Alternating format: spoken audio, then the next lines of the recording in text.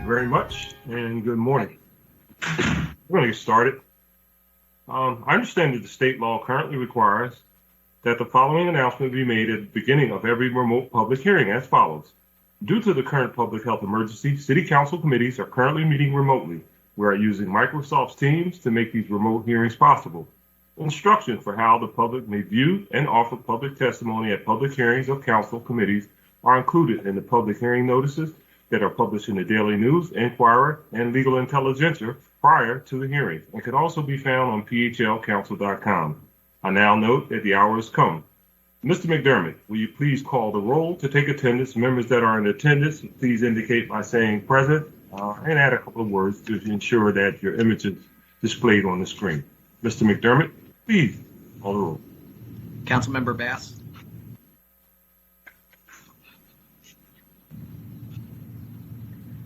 Councilmember Brooks.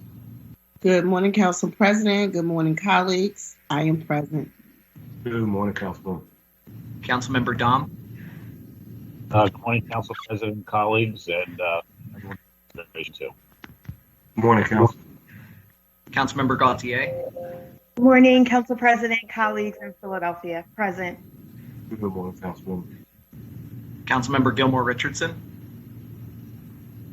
Good morning, Council President. Good morning, colleagues, and good morning, Philadelphia. Good morning, Councilwoman. Councilmember Green. Good morning, Council President. Good morning, Council staff. Good morning, colleagues. Good morning, City of Philadelphia. Good morning, Councilman. Councilmember Gim. Good morning, Council President. Good morning, colleagues. I am present. Good morning, Councilwoman. Councilmember Heenan. Good morning, Council President, and good morning, colleagues. Good morning, Councilman. Councilmember Johnson. Good morning, Council President. Good morning, colleagues. Good morning, Councilman. Councilmember Jones. Good morning, Mr. President. Good morning, colleagues. Good morning, viewing public. Good morning, Councilman. Councilmember O'Neill. Good morning, everyone. Good morning, Councilman. Councilmember O. Good morning, Council President. Good morning, colleagues. I am present. Good morning, Councilman. Councilmember Parker. Good morning, Mr. President and colleagues. Good morning, Councilwoman. Councilmember Quinones Sanchez. Good morning, Council President. Good morning, colleagues. Good morning, Councilwoman. Councilmember Squilla. Good morning, Council President and colleagues. Present. Good morning, Councilman. And Councilmember Thomas. Good morning, Council President. Good morning, colleagues. Good morning to the listening public. Good morning, Councilman, and good morning to all. We've established a quorum, so we're going to get started. This is the public hearing of the committee. I apologize, Mr. President. This is Councilwoman Bass. I'm present as well. Sure. Thank you. Let the record. Thank you. Bass is also present. This is the public hearing of the committee of the whole regarding bills number 210320, 210321, 210322, 210323, 210324, and resolution number 210336. Mr. McDermott, please read the titles of the bills and resolution.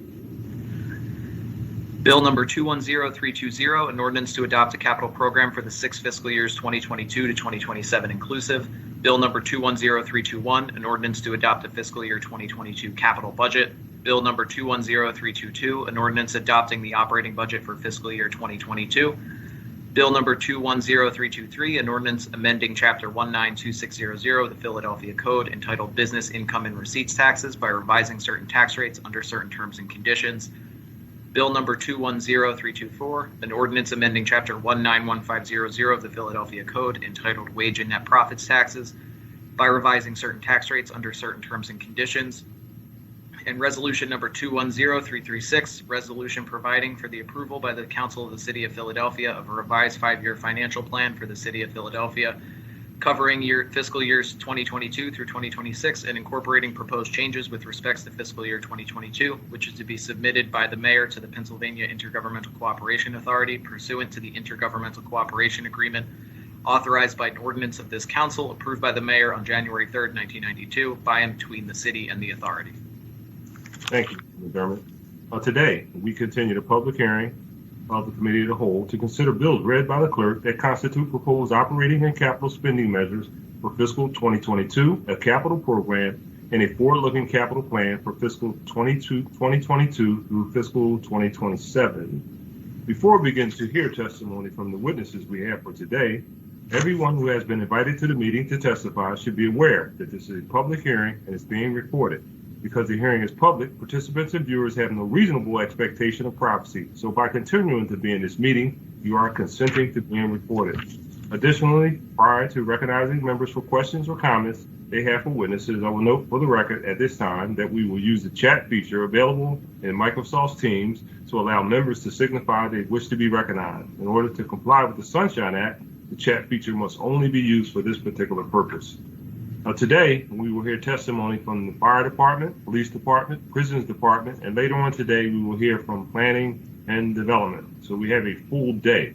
While we have grouped departments during the course of this truncated budget process, given these particular departments, and I guess you can say where we are in today's world, we're going to do a little different. We're going to ask the commissioner to give her testimony for police, and we're going to ask the fire department to give their testimony, and then we're going to have prisoners give their testimony, and we will ask those commissioners individually questions on their particular testimony. And I know there's a lot of questions of very specific nature for each one of those particular departments.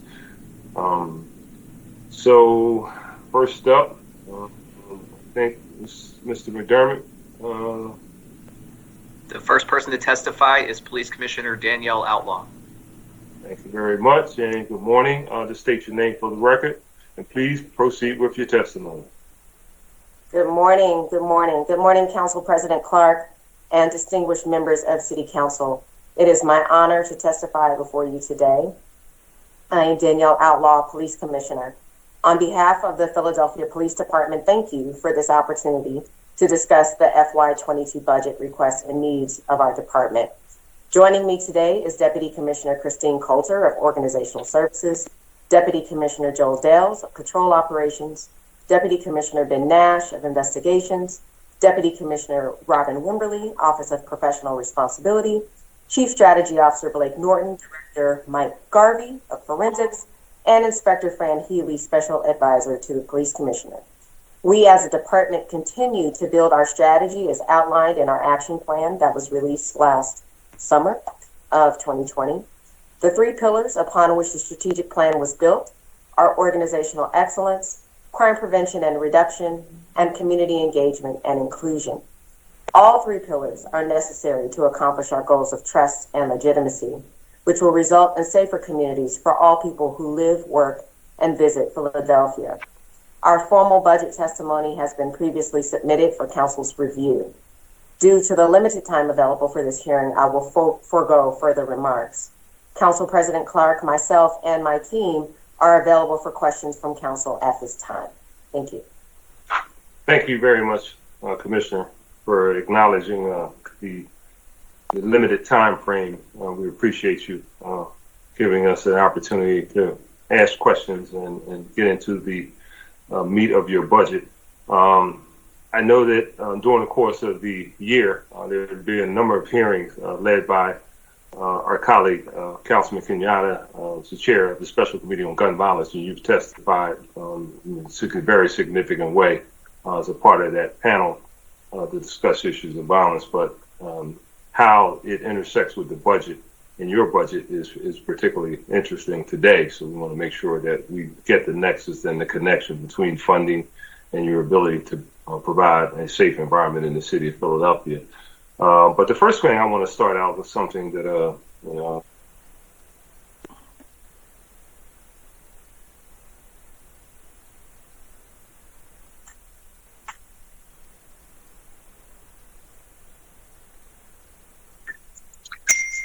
I think you might have froze. Am I good? Am I back? Hey, you're back. All right. Commissioner, you didn't have anything to do with that, did you? Huh? I know you got friends in high places. I got a guy. All right, here. All right. Yeah, this whole issue around residency, this is something that we've been talking about for a long, long time. First and foremost, under a prior mayor, there was a contract negotiated. It is always my belief that the issue with respect to the ability to move outside of the city after a 5-year tenure in the police department was a part of a deal that was cut, or some arrangement. I'm not going to use the term deal, an arrangement that police would agree to take furloughs. And I think that was a part of the attempt to get furloughs enacted on District Council 33 and other members of the government. That part didn't work, but the bottom line is police are able to move out of the city after 5 years.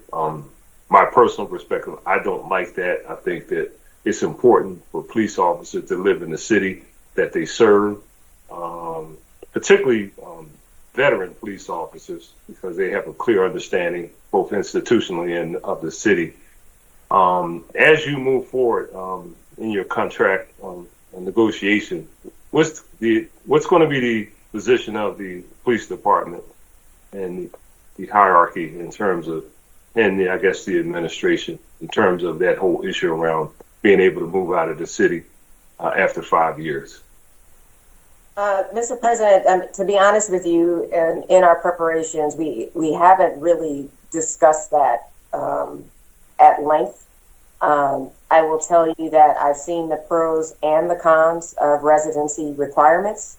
If we wanted to start with the cons, it can be a con on the front end, but there are also benefits, the benefits that you mentioned with holding on to that institutional knowledge and having people from the community actually working in the department. But then the counter to that is, we spend so much time here in the city. You can also gain a lot of that institutional knowledge from our time here, and there's other ways to accomplish, I think, what we're trying to accomplish by not requiring people to live here. So I think that's something that we need to have further discussion around, but we're certainly open for that conversation. Well, let's have that discussion right now. I don't understand. You referenced pros and cons. What's the pro? Maybe I didn't hear you correctly. What's the pro for? Because we might not be in the same place with the same number of pros.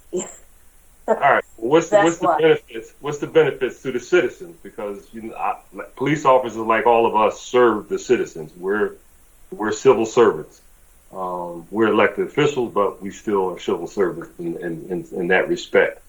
So what's the benefits of a police officer no longer living in the city of Philadelphia, other than the benefit to that particular police officer? Because it's not about the police officer. It's not about me, you. It's about the citizen. Is there a benefit to that? Well, I think it's both, right? I think it is both. There has to be some consideration of the public servant because we have to consider balance of our well-being as well, right? We have to be able to unplug and turn it off at some point. And a lot of folks will argue that the ability to live outside of the city allows them to unplug and disconnect and not have to maybe at some point have a concern for their safety, if there is one, by having any potential interaction with some of the individuals that we may interact with during the course of our duty. So there's an argument there, but there definitely can be benefits. I'm actually kind of surprised at your response to this question. This is, from my perspective, it was kind of a softball, but I'm glad you're being frank and honest. No, I'm being frank in the sense that, it's really an individual, in my opinion, since you're asking, I appreciate your asking, it really depends on the individual officer. I've always lived in the city where I've worked, but that's my personal choice. But there have been arguments, for and against, for individuals who want to live outside of the city so they can be able to unplug. We put a lot of hours into our time here, sometimes 14, 16, 18 hours. And it doesn't mean because we live outside of the city, we're not connected to the city or that we care any less to the city. We're public servants. We are servant leaders. That's what we do. And because we don't live here doesn't mean that we don't have the ability to, again, have those connections. That's why in the academy, when our new recruits come in, we make sure we give them tours of the city and we bring them to some volunteer organizations. We do walking tours so they do have that connectivity, and we make sure that they have the opportunity to connect with community outside of just enforcement activities. So it's not just having interactions in an enforcement way. So I think there are other ways to get there. But it really is, different depending on who you speak to. They'll give you a different perspective around it. Yeah. It's probably not the best audience to have that perspective. And again, I appreciate you being honest. Sure. We, as elected officials, we don't get the opportunity to unplug, so to speak. I mean, we got to live here. We got to knock on your door, and you better answer and respond. I mean, it's just, that's the way it is. But I think that's the difference between elected officials, though, right? That's elected officials as opposed to appointed public servants. I think there's a difference there. Yeah, I agree. Yeah, we're up for our job every 4 years. Right. Civil servants, they get to be there until they retire. I disagree with you, and I appreciate your perspective, but I just think that your ability to understand, and to live in the city, you're vested. I mean, this whole unplugged thing, I just don't quite understand. Nobody's saying that you should live in this sector that you patrol. I understand all that, right? But this is a big city. And if it's okay for you the first 5 years to live in the city, I don't know why you shouldn't be okay outside of the city for the remaining tenure of duty. I'm kind of frankly speaking, extremely surprised at your response, but again, appreciate it. All right, well, that leads me to my next question. Again, gravel residency. We passed the law resident prior to you becoming a member of the police department, because we saw over the years the police department demographically it did not reflect the population of the city of Philadelphia. We saw individuals coming to the police department from other counties that clearly had no as related with communities, the environment. We saw people applying for the police department. They were completing tours in the military. You have to be a little concerned about somebody coming from an extremely violent environment coming to a civilian population in the city of Philadelphia and putting in a uniform. That's a different thing. Where are we with this whole residency issue? And I want to ask you about this issue around cutoff time. And, I've gotten a lot of inquiries about people saying the process and the whole 9 yards and why was I down for being a police officer because of the council, because that's where we're getting. And I don't run for that. I've had that position clear for a long time. So where are we at with this whole residency requirement? Turn that over to Commissioner Wade to answer that. Yes. So to the residency issue that we're having with our recruitment, we had some people that were in the pipeline prior to the change. So we have a list that was established in January of 2020 and another list that was established in June 2020. Then it changed, I believe, in November. So those people are caught in the middle because it has changed already in the process. It received the list till February of 2021. As we started to process them, we're working in the new under new rules, but when they applied when that rule didn't exist. So that's the problem that we have.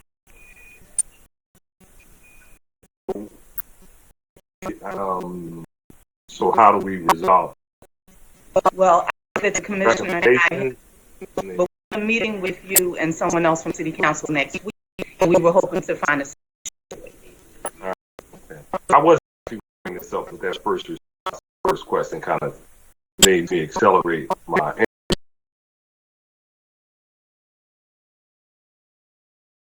But the bottom line is that the classes coming out of the academy clearly do not reflect the demographics of the city of Philadelphia. As it relates to the other side of this whole residence issue, not just the law, can you tell me what we're doing to recruit city residents and particularly residents of color in the police department? Yes.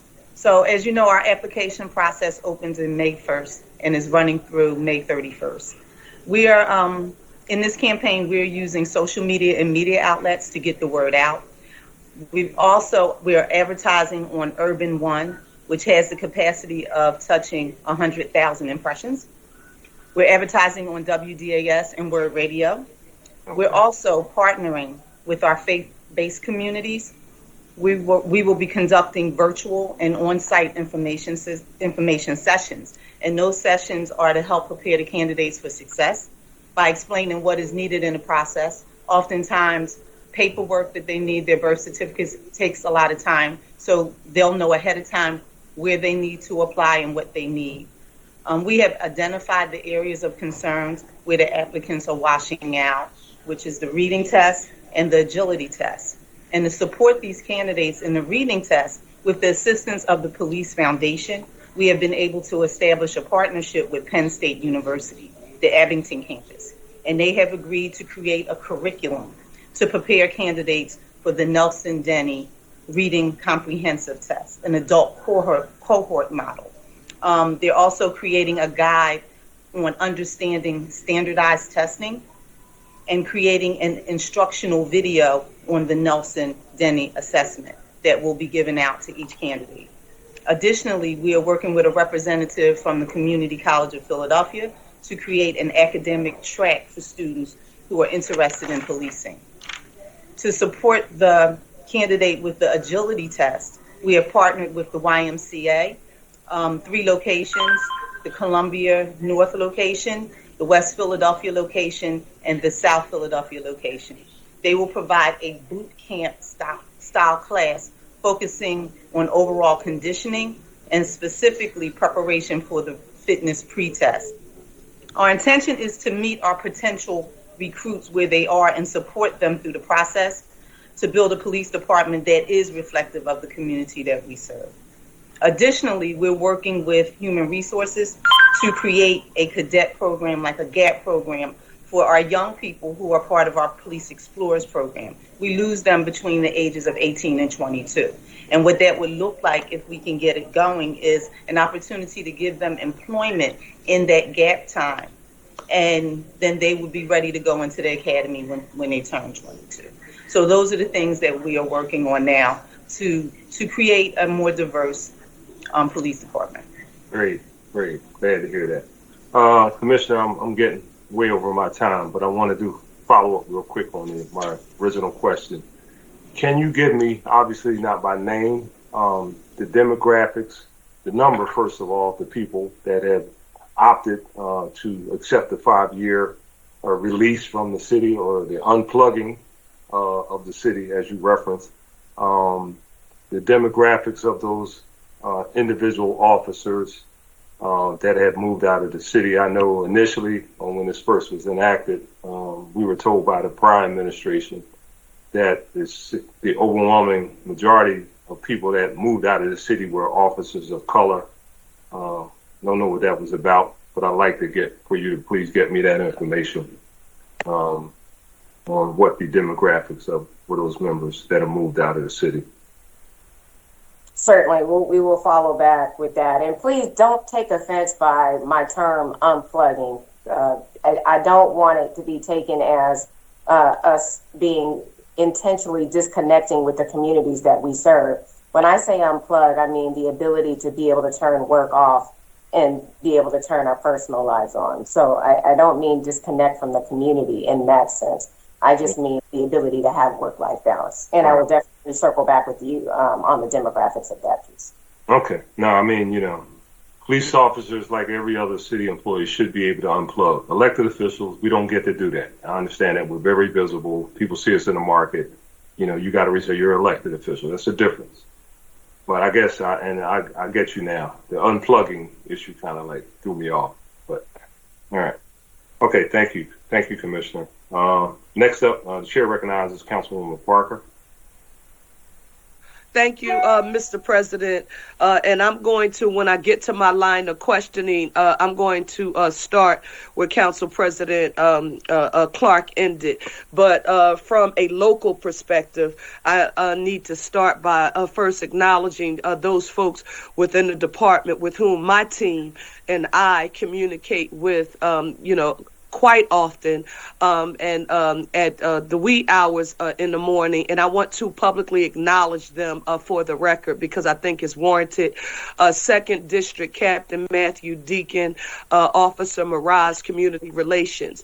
In the 14th, my Captain Nicholas Smith, Sergeant Bennis, our abandoned vehicle removal. Thank you, Sergeant. And Dennis Smith, who is the community relations officer.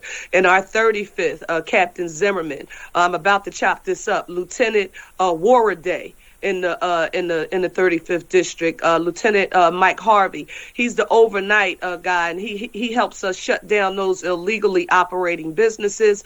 Officer Hoppy, we couldn't function without you. He does our CRO, and particularly down at Broad Nounty, he's been helpful. Northwest inspectors, Deshaun Buford and Jerome Thomas, Ransom, Joe Dales, and Fleming. He was my former captain in the 14th, and you still are one of our go-to people. Thank you, Fleming. Laverne Van, who helps us with abandoned vehicles as well. Lieutenant Christopher Lance, Maisha Massey, Mr. President, she's been one of the people who has been communicating with us about that residency issue when we start getting all of those emails and calls that you reference. And then Sergeant Pauly, who organized this civilian police academy that I didn't even know existed. But Heather Pierce, my chief of staff, is going through it right now and said that it has been very helpful. With that being said, let me just, Mr. President, I look forward to our meeting so that we can walk through this process. And also just want to state for the record that I reject the narrative that the legislative action by this council to establish residency requirements is in any way, shape, or form hindering the police department from hiring. I just want to note that for the record, because the one part of this that we have not put on the record, and we'll walk through it when we meet, is that option for a waiver. And if there was any time that council clearly, particularly for those who were even in the pipeline, that we would have been understanding of that process, it is now. In addition to that, let me just state this. It makes good economic sense for the city of Philadelphia, for people who are being paid by the city of Philadelphia to own a home in the city of Philadelphia, pay real estate taxes here. And so I'm just looking forward to that meeting. With that being said, Commish, walk me through. On page 9, it says that one of your strategic goals is to continue to deploy body-worn cameras with the annual goal of 800 additional cameras to be deployed. My question to you, Commissioner, is that my goal is I want every officer who is patrolling streets in the city of Philadelphia to have a body-worn camera on at all times that is on. Are we now at that level where you can affirmatively state that every officer patrolling the streets of Philadelphia is, 1, wearing a body-worn camera, and 2, I would also like each and every one of them to be employed with a taser. So can you give me an update on both of those?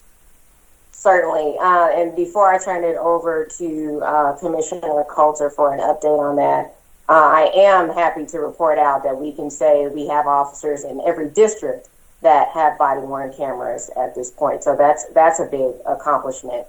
We are not yet at the point where everyone has tasers. But Commissioner Coulter, you want to share some information first on where we are with body-worn cameras, and then on tasers and what we need in order to have everyone equipped with tasers.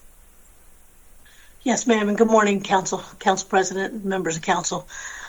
We are aggressively rolling out body-worn cameras. We are in every division, moving forward in all of the districts that we can. The 6th and the 9th will be done as soon as we move into the new building because they're relocating and there's construction the 15th. but we have a goal of getting every single district outfitted by the end of 2021, which is December, this upcoming December. So we also have them in our support operations units of civil affairs, Center City District, South Street folks, University City District. So we are moving them out as quickly as we can. The biggest hindrance, even with the great support of public property and OIT, is our infrastructure. A lot of our buildings take a lot of work to get that connectivity that's there. So we are making progress. With regards to tasers, we are still working to get funding for tasers for every police officer that's in patrol. More than half of them do have it. We have over 3,000 who are CIT trained, but we still have a ways to go to get those additional probably 1,600 of patrol officers outfitted with tasers as well. Let me just state for the record, Commission and Deputy Commissioner Coulter, if you have this before we finish, because I want one more question I have to get in before my time's up. I would just like to know, one, the number of officers who are patrolling our streets, and I know you have them in terms of shifts, but even on shifts, you should be able to tell us we know we'll have X number of officers that are patrolling the streets, and out of that X number has body-worn cameras, and those who don't. And if you could just forward that information to the Office of the Council President, that would be extremely helpful. And again, I do want to ensure that all of the officers who are patrolling the streets also have tasers. So I just wanted to get that on the record. Commissioner, I want to go back to this recruitment, and I want to thank Wimberly for walking us through all of the tools that you are using now in an effort to make sure that you are reaching out to the Black community and Black and Brown communities in particular. With that being said, I want you to tell me, Commissioner Outlaw, what are the greatest barriers to entry in terms of diversifying the police force and getting more to join? I know we worked on the credit history, and we know that is state law, but we also were pleased to work with you in terms of having the flexibility. Checking could simply mean just looking, right? But we shouldn't use that as a barrier to access it. So I know we've addressed that. But what is the barrier to entry now? Is it the background check? Is it the psychological exam or the oral exam? And with that being said, tell me who's giving the exam, particularly the firms that are doing the psychological exams, because when we think of the Derek Chauvin trial, people were saying, how could someone like that with that sort of thinking and history pass the psychological exam to actually even become a part of the department? So can you give us a response to that? Yeah, I would think one of the biggest things in breaking down our processes, and Commissioner Wimberly can tell you a little bit more about this, one is messaging for us and meeting people where they were and getting the message out to folks that, one, we were recruiting when the cycles were reopening. So that was the first thing that we realized that we needed to be more diligent in those areas. The need to partner with some of our local academic institutions is key, because we found that we were losing a lot of people at the reading test portion. So that was important. Also partnering with local, organizations like the Y. We're losing people on the physical agility test. That's key. But then also, as it relates to certain portions in the background, and me speaking with my predecessors of the past, learning that there was an appeal process at some point, and me having to take a deep dive and asking, well, what was the highest signature if someone wasn't selected, or learning that they weren't qualified? What is now the highest signature? It comes up to the executive level, but what was the highest signature if someone wasn't selected? Why am I hearing about candidates from back in the day that are now police officers in other agencies? Why did we not select them? Is there a way for someone to appeal if they're told that they weren't selected for a vague reason? Is there a way to go back and revisit this? So these are things that that we're putting systems in place now to ensure that there's consistency. But again, I use the example of someone that might have been fortunate enough to have a dean in their high school, meaning that they may have come from means or a different background, or if experienced things as a juvenile that may have been expunged because they had the means to expunge these things, versus someone who didn't have the means to expunge something that they did when they messed up when they were a kid, that follows them forever, might find its way into a background, and they don't have the same opportunity to become a police officer. These are things that need to come out in an appeal process if this process exists. Commish, when we think about that psychological exam in particular, talk to us about who the firms are we employ to come in and conduct the psychological exam, and talk about the demographics of the people who are giving the psychological exam. Sure. Commissioner Wimberly, you want to talk about that a little bit more? I know we contract those out. Commissioner, I'll take that if you don't mind. We do contract it out because it's not full-time work. We have, I believe, 5 psychologists now. 40% qualify under the women and minority category. So we're 5 people who do it. That's what they do full-time, and then they work for us as a contractor. Annually picked up to do those. Like in the last year, we didn't have contracts because of COVID. They weren't working, but that's the current status of it. And we're consistently having our head psychologist looking to recruit people who are women and people of color to make sure that we have that balance and to make sure that the testing is fair. In fact, 2 years ago, they put in a separate version of the MMPI that was designed just for police officers to make sure that we were getting at candidates that would pass. And we don't have a large failure rate when it comes to psychs. It's usually when people get to that part of the process, the majority of the candidates do fail. And so far, we haven't seen any racial disparity in the numbers of passers and failures with regards to the psych. But it's something that we're mindful of and something that we continue to use. And if we at every point identified somebody that was not, delivering fairly that service, we would look to replace them and, get somebody new contracted in. Thank you so much, Deputy Commissioner. And I know my time's almost up. The last thing I want to do, Deputy, is Wimberly, listen, I want to make sure, and I appreciate you talking about the why, you talking about Penn State. Thank you for finally advertising on Black radio, particularly Radio 1 and WDAS and WURD, because, Mr. President, it's like, folks are taking a page out of our book and what we've done via New Normal and the COVID messages. You've got to go where the people are listening, Power 99.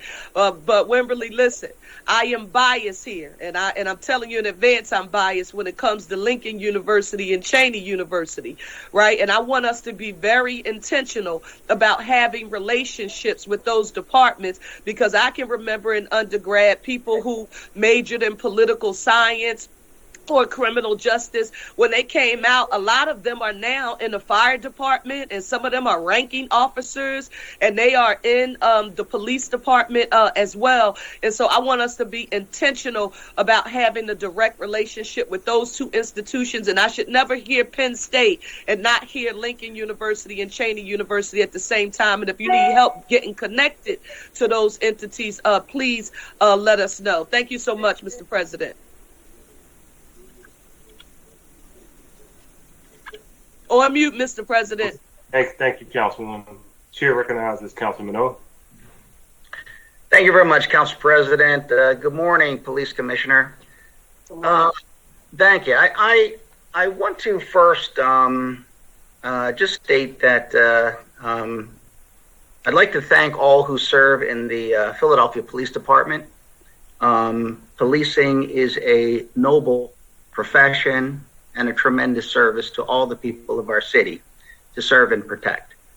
I think first, I am very concerned that across our city, especially for people who live in high crime neighborhoods, people who cannot leave their homes with their children for fear of stray bullets, who are afraid when their kids go out to play basketball that they might not come home, for people who are afraid to stand waiting for a bus. They are desperately seeking answers from our city, and one of the answers has got to be policing. Good quality, intelligent, and purposeful policing. People want to know that our city cares, and a way to show that we care is by making sure that when kids are playing, there are uniformed police officers. When people are out walking around in neighborhoods that are fraught with gunfire, that there are police officers there to assure people that they are safe. How are we doing in deploying our police to the communities who, number one, want them, and number two, desperately need them?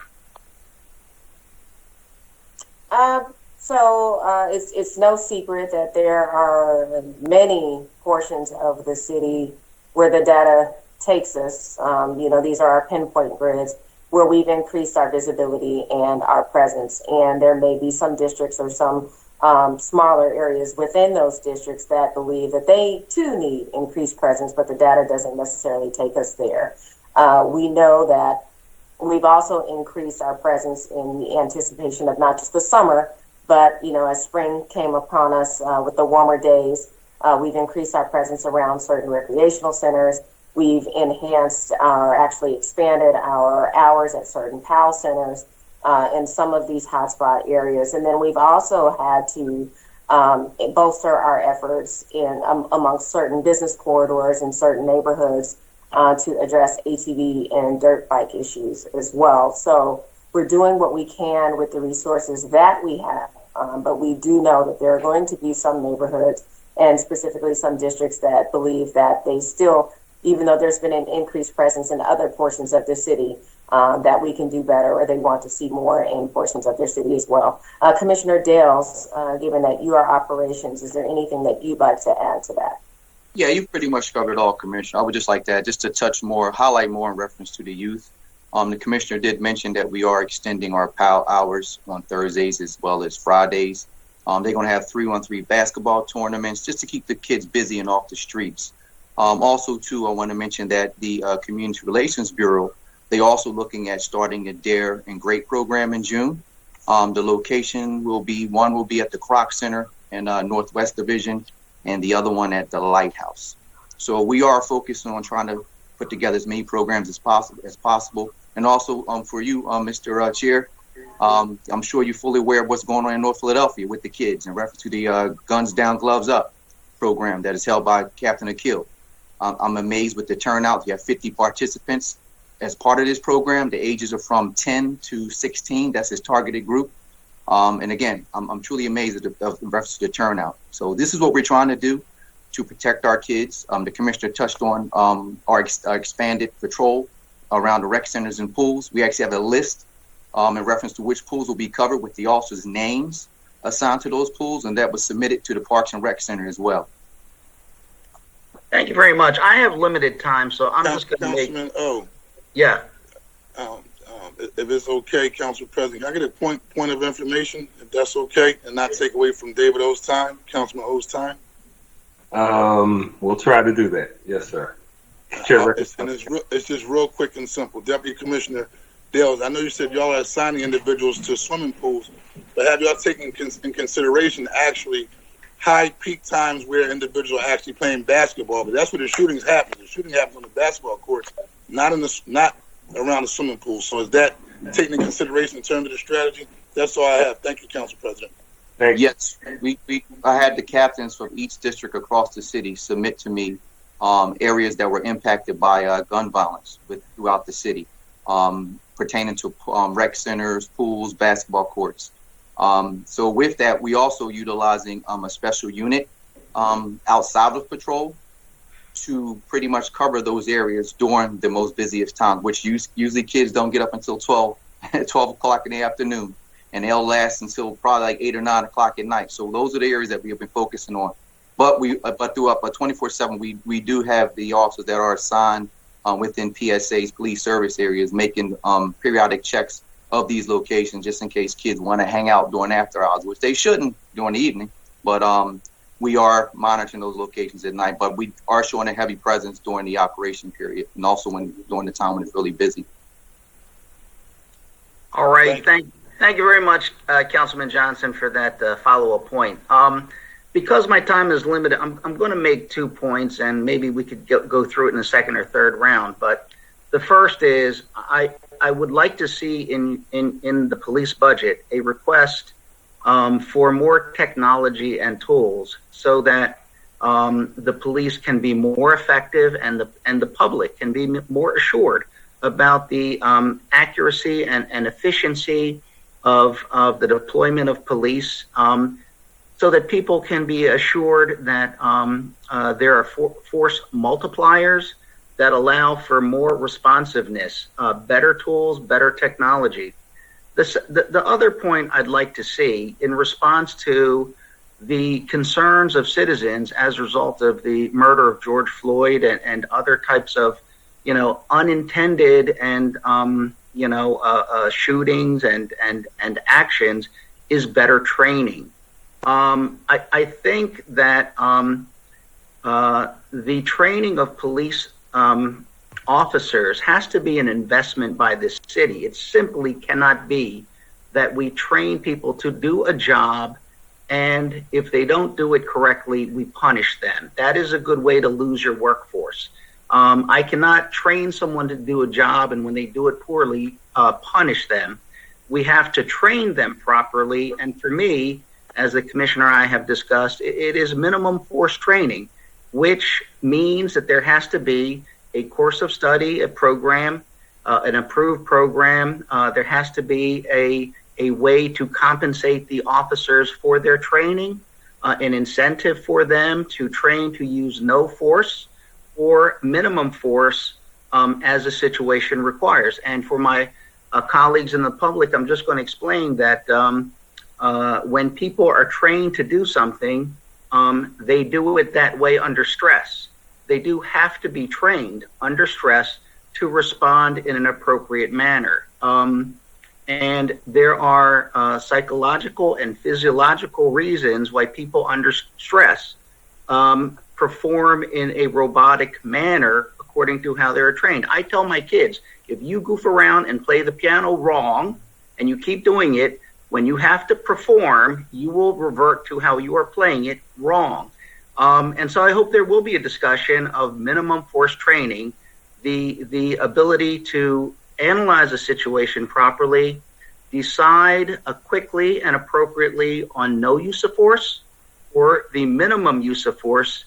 There is always the important training of lethal force. And so I'd like to see that balanced.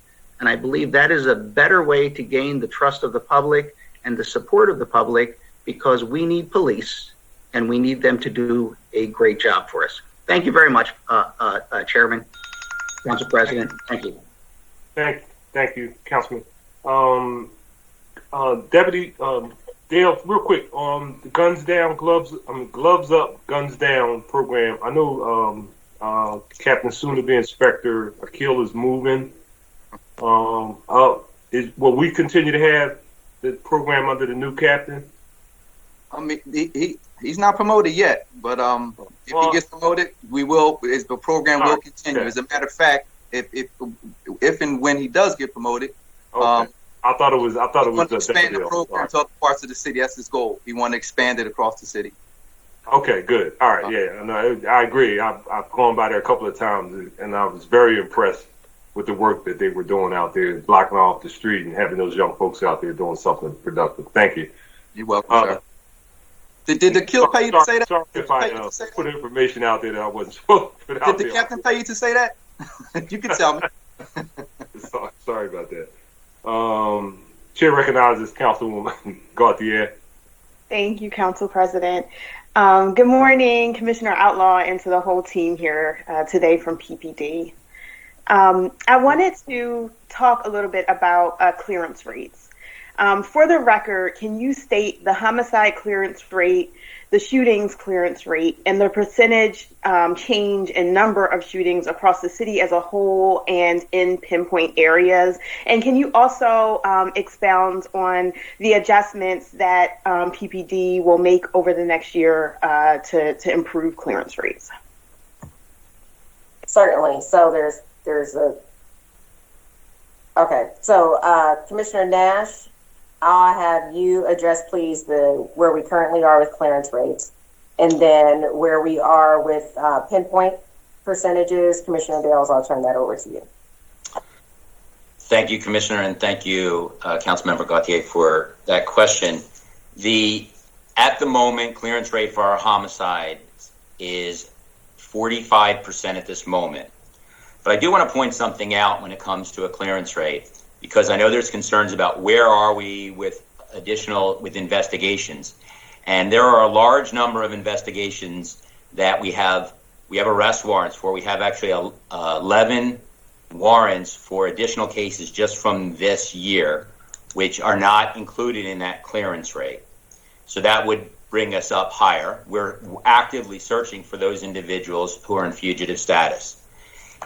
Regarding the clearances for our non-fatal shootings, we have a similar situation. Unfortunately, that is traditionally a lower number. At the moment, our clearance rate stands for cleared by arrest at 13%.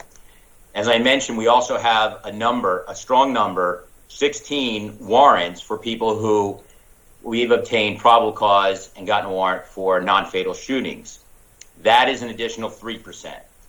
And I don't want you to think it's a yes or a no scenario. We have a lot of cases where we are close, whether it is because we're waiting for results from search warrants that might be from technology phone requests or video reviews, or we've got great video and we haven't been able to identify the individual, but we know that we will. We have at least 20 additional cases that we have really strong direction in our non-fatal shooting, and we have more than 50 cases in our homicides where the video, the technology is leading us in the direction towards an arrest. So while the clearances are never as high as we'd like to see them, we're moving in a positive and in a strong direction. And regarding the specifics on exactly where we are with Pinpoint, I know that Deputy Joel tracks that very closely and has that. I don't have that specific breakdown. So in reference to the Pinpoint grids, we are down by 9% this week. This was a rough week for us, but I will say prior to that, since January, we have been in double digits in reference to our decrease in homicides within our Pinpoint zones. As far as the shootings as a whole, which includes non-fatals, we are up by 3%, which is a small percentage in comparison to last year. So that's where we are with the stats pertaining to Pinpoint. Thank you. And then Commissioner Nash, overall, strategy-wise, what has your shop done under your direction to do something different to address how we investigate with either the resources that we need, the resources that we have? What have we done to be creative there? Can you share that? Well, I think that the biggest thing is something that every member of council may recall I've spoken about a lot. We are putting people into the technology portion to do the follow-up work that is so critical. And I can give you a recent example of how critical, real quick. Last week, there was a young man that was gunned down multiple times during the day. He was holding on to an infant child. And had it not been for the cameras that were recovered that identified the individual stalking our victim, and had it not been for the follow-up work where we tracked down the person returning to a car, we would not have been able to identify a suspect. That work is tedious, and it involves hours and hours of first going through and obtaining video, and then following through and watching the video and identifying the people. So the technology that we're doing is critical. We are having more of our individual investigators trained through a partnership that we have with the Secret Service, and a lot of that training has to do with the work that we do on cell phones. Today's cell phones are critically important in allowing us to identify individuals that are at the scene. Along with the technology, overall, we're providing updated training methods. We've had a review by the Police Executive Research Forum. We're following their recommendations as closely as possible, and we're really emphasizing everything that we can to bring these cases in and provide justice for the families. Thank you. We need to be doing everything we can to avoid another Walter Wallace Jr. Tragedy. As Councilmember O just touched on in his line of questioning. One related training initiative that PPD has been working on is getting more officers CIT trained. How many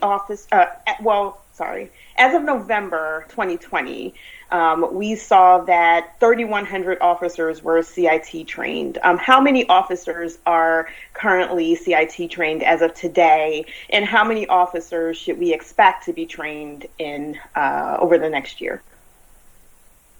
Very good question. Fran Healy? Sure. Councilwoman, with respect to the CIT, we have continuously and intentionally always had classes since 2007. So we've kept those classes up.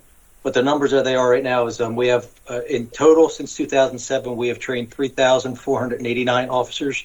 Of those, some have retired and some have left the job. So we have currently active 2,756 officers, and that'll be as of the end of next week. We have a class of CIT officers going in next week. So that'll be the total number of active officers on the job that have CIT training. Okay, and then how many do we expect to train over the next year? We do on average between 8 and 9 classes per year with about, we used to do prior to COVID, 35 officers. With the COVID, we've cut those in numbers in half just because of the room restrictions. But once those restrictions are lifted, we'll up the classes to 35 again, on average. Okay, so we're pretty much opening back up, so we should expect those. Yeah, we get back on track. Have these officers, and also just so you know, we also open the class up. We have several spots open for outside agencies that want to participate as well. Penn, University of Penn, Temple, and some other state and local agencies. We also include them in due to the value of the training. Thank you. Councilwoman, if I could just add to that as well. Once we get classes back into the academy, all the recruits are trained, and they will be issued tasers. So it will increase our numbers exponentially as we move through that next class. Thank you very much. Thank you, Council President. Thank you, Councilwoman. Chair recognizes Councilwoman Gimm. Thank you very much, Council President, and good morning, everybody. First of all, I want to thank and acknowledge the work that the police department has done in ensuring that 100% of the rape kits are now being tested. I think that's a very important statistic, and one that many people in the community have been working for a long time towards. So I just want to acknowledge that work moving forward. A number of my questions right now are going to focus in on the work that the police department has done to improve responses since the Walter Wallace Jr. shooting as well. And I wanted to actually focus in on police dispatch. So one of the questions I had is whether there are police supervisors who are working overtime in police dispatch right now in the call rooms. Councilwoman Christine Culver. Hi, how are you? Good morning. We do have supervisors when anytime there's a gap in shifts, we would have a supervisor covering as well. The primary call takers are our trained dispatchers. There are times that supervisors have to jump on straight or overtime when we have consistent overrings. But we cover shifts to make sure that it's always supervised. So there should always be somebody in that call room working. If there aren't, they would be hired to cover that shift. Like if somebody called out sick or somebody was injured on the tour before, to ensure that there's coverage. And police supervisors, are they solely usually assigned only to the 911 call room, or do they normally have other duties besides the dispatch? They have other duties in police radio, but the ones who are assigned to the call room, that should be their duty for the day. You know what I mean? But there's times that they may be over in mobile communications, they may be setting up training, they may be doing recruit class training, but not the ones that should always be supervision in the room 24 hours a day. I mean, one of the reasons why I ask is, and I'm not as familiar with all the direct operations and assignments, but the urgency of making sure that people are deployed out into the field. I think that's what we want to make sure of, that as many people are out as can be, and that we're concentrating and ensuring that the 911 dispatch unit is civilian led and hired, and so we want to make sure that that's covered. The police aren't asking, the department is not asking for an increase to expand the police dispatchers right now. And I know there's been a lot of concerns because as the calls have been coming in, and we are short, and we are frequently short, why the department didn't ask for an increase in this area. Nothing. We did ask for an increase of 75 and it was granted. It's part of one of the MDO's initiatives, so it fell under their budget. So in addition to filling our vacancies, we were awarded or asking for this contract that you will be voting to approve. There's 75 additional dispatchers, plus bringing us back to our authorized strength, which will be over 100 more people working in that capacity. Okay, so they're under MDO. They're under MDO, yes, ma'am.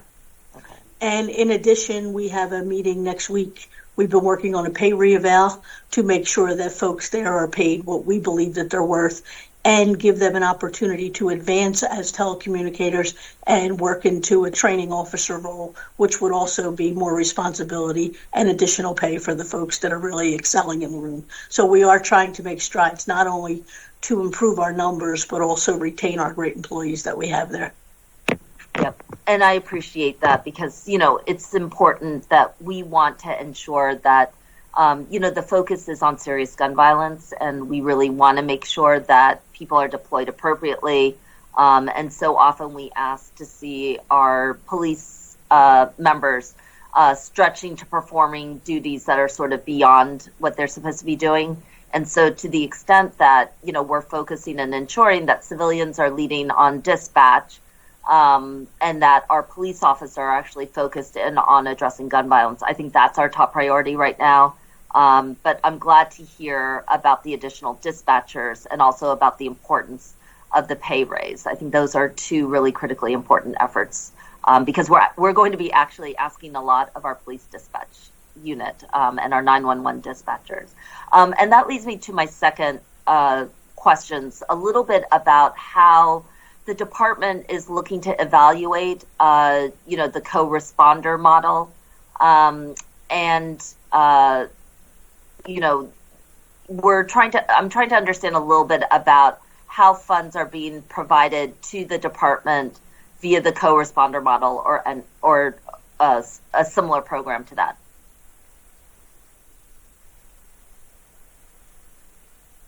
Councilman, I'll step in. It's Fran Healy. As to the funds, we in the department have absorbed a lot of the activity that we're doing relative to the co-responder model within our existing budget. I'm not aware of any specific funds being directed to us. More so, the funds are through Department of Behavioral Health. They're hiring the civilian co-responders that are responding with my officers, and a lot of those type of resources were directed in that fashion. So from a financial perspective, I think it's more the DPH IDS side of the house, more so than police at this point. One of the questions is that during the under the MDO budget, it allocates about $460,000 for additional equipment and vehicles. Is that correct? I don't have it in front of me, but I believe that sounds to be correct, yes. I believe that's correct. They had to provide additional vehicles for the co-responders, working police and the co-responders from DBH together in vehicles. So I believe they provided additional vehicles and some equipment for the folks that are jointly being used by both entities, but because I believe it came through the fleet budget under a police request. Okay. I guess, so and I was wondering if, Mr. Healy, if you could maybe explain how you imagine the co-responder model to actually be working. So when 911 receives the call and there's indication that there might need to be a co-responder, what's your understanding from the police department's perspective, or this could be for our commissioner as well, what's your understanding from the police department's perspective about who gets dispatched and when? Yes, just so you understand, the co-responder model is a comprehensive program with a lot of pieces, much like a puzzle that we were putting together. Part of that is working collaboratively with Department of Behavioral Health and putting together we have a mental health clinician, a navigator in the police radio from DBH. We put them in September, I believe. We implement the CERT team. We call them crisis intervention response teams, which are the co-responder teams. DBH has their mobile emergency teams, which are completely civilian responses. And then they also have the crisis line in police radio. So what we're looking to do is collaborate and come together so we're using all the resources between our both agencies effectively. So the issue is with the commissioner actually pushing us in August, I believe, July or August, we wanted to develop a mental health script. So what we need to do is capture the information as, what is a crisis-related call. And in Philadelphia, we use the word crisis rather broadly because anybody can be in crisis. It's not just a mental health issue. It's that response that they get is usually how the outcome comes to be. So we're trying to do, we have a mental health script we implemented. So what happened is we're using that, and a lot of those calls, if anybody flags that somebody's in crisis or has mental health issues, we're identifying the CIT officers, which we have over 2,700 of them that can respond as a two-person team. That's how that's working right now.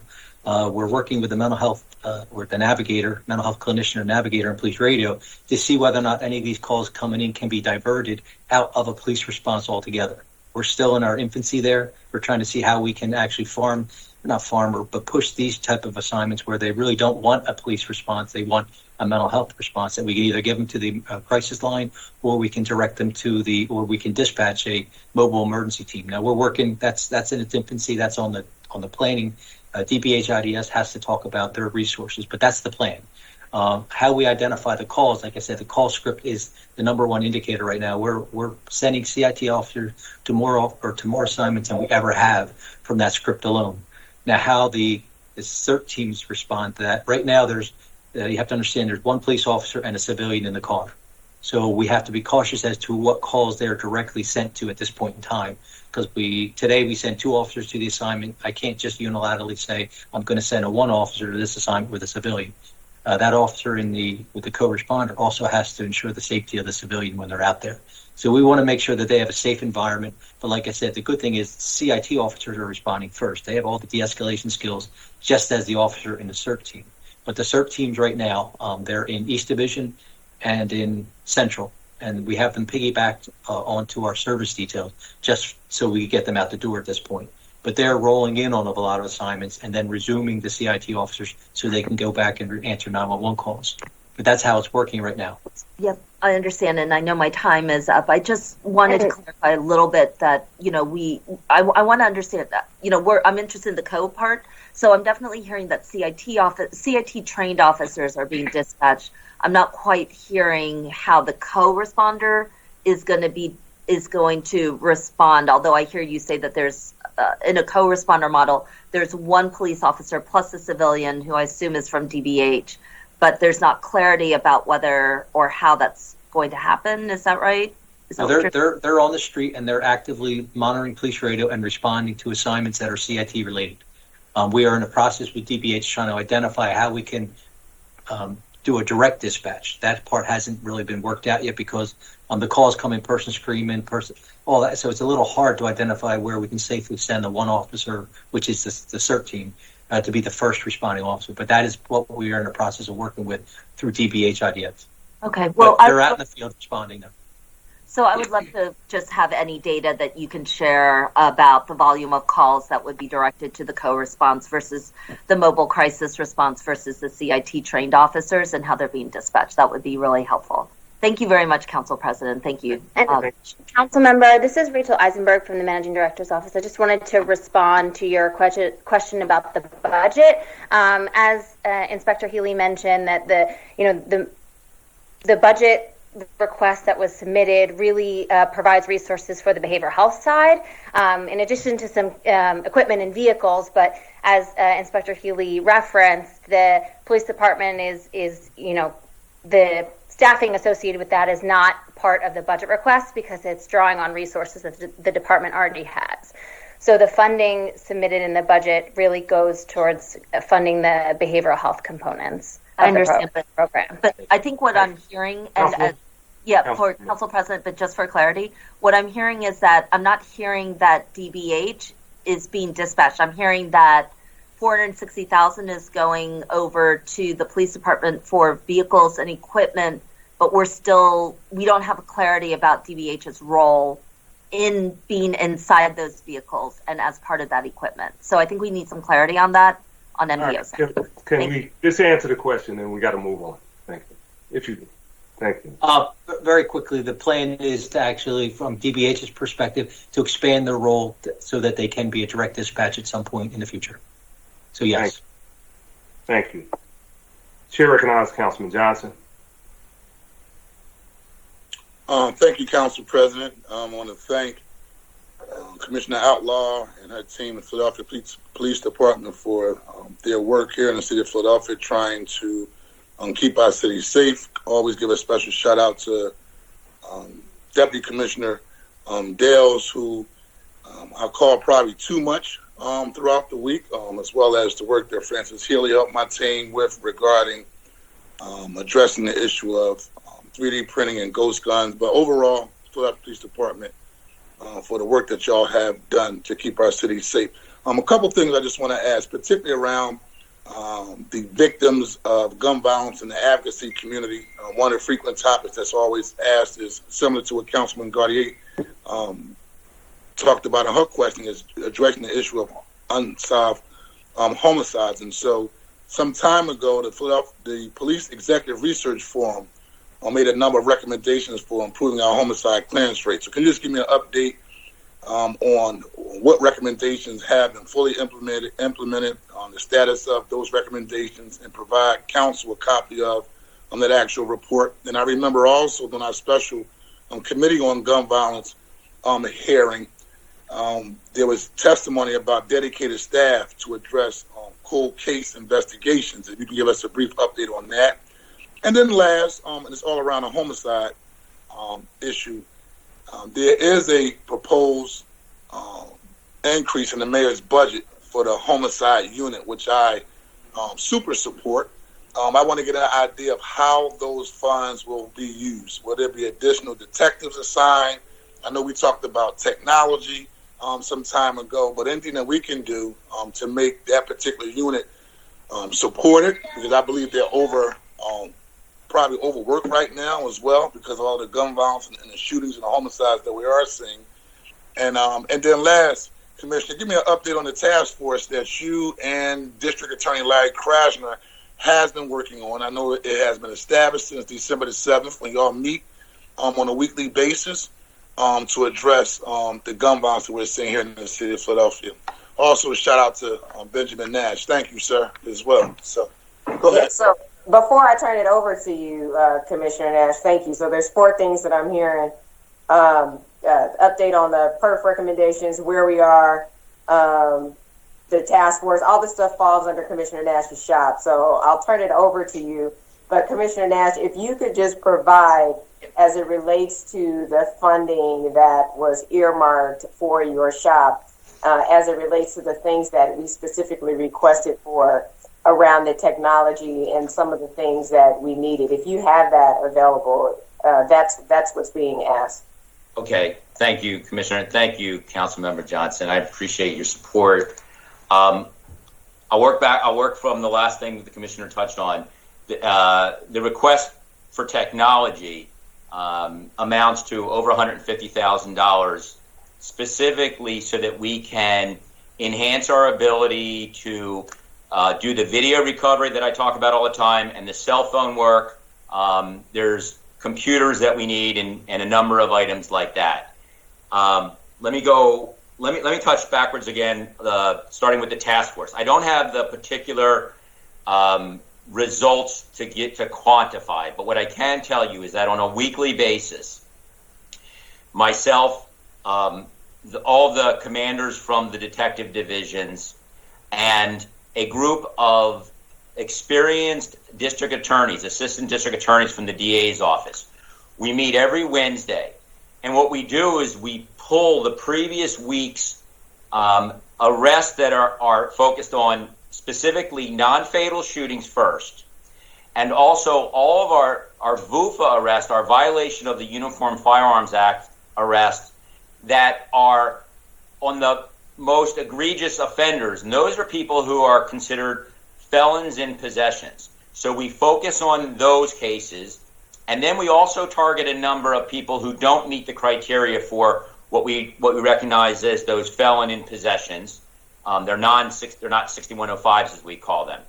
It amounts to between 45 to 70 cases on any given week that we identify on Monday, and then the DAs break those down into groups of 5 to 10 per DA, and they review each and every one of those cases, and they look at them for where are they. They basically status them before they even get to a preliminary hearing. The goal is that we recognize previously we've had issues where cases were going to court, and there may be things like DNA evidence was required, and I know the district attorney has referenced that oftentimes.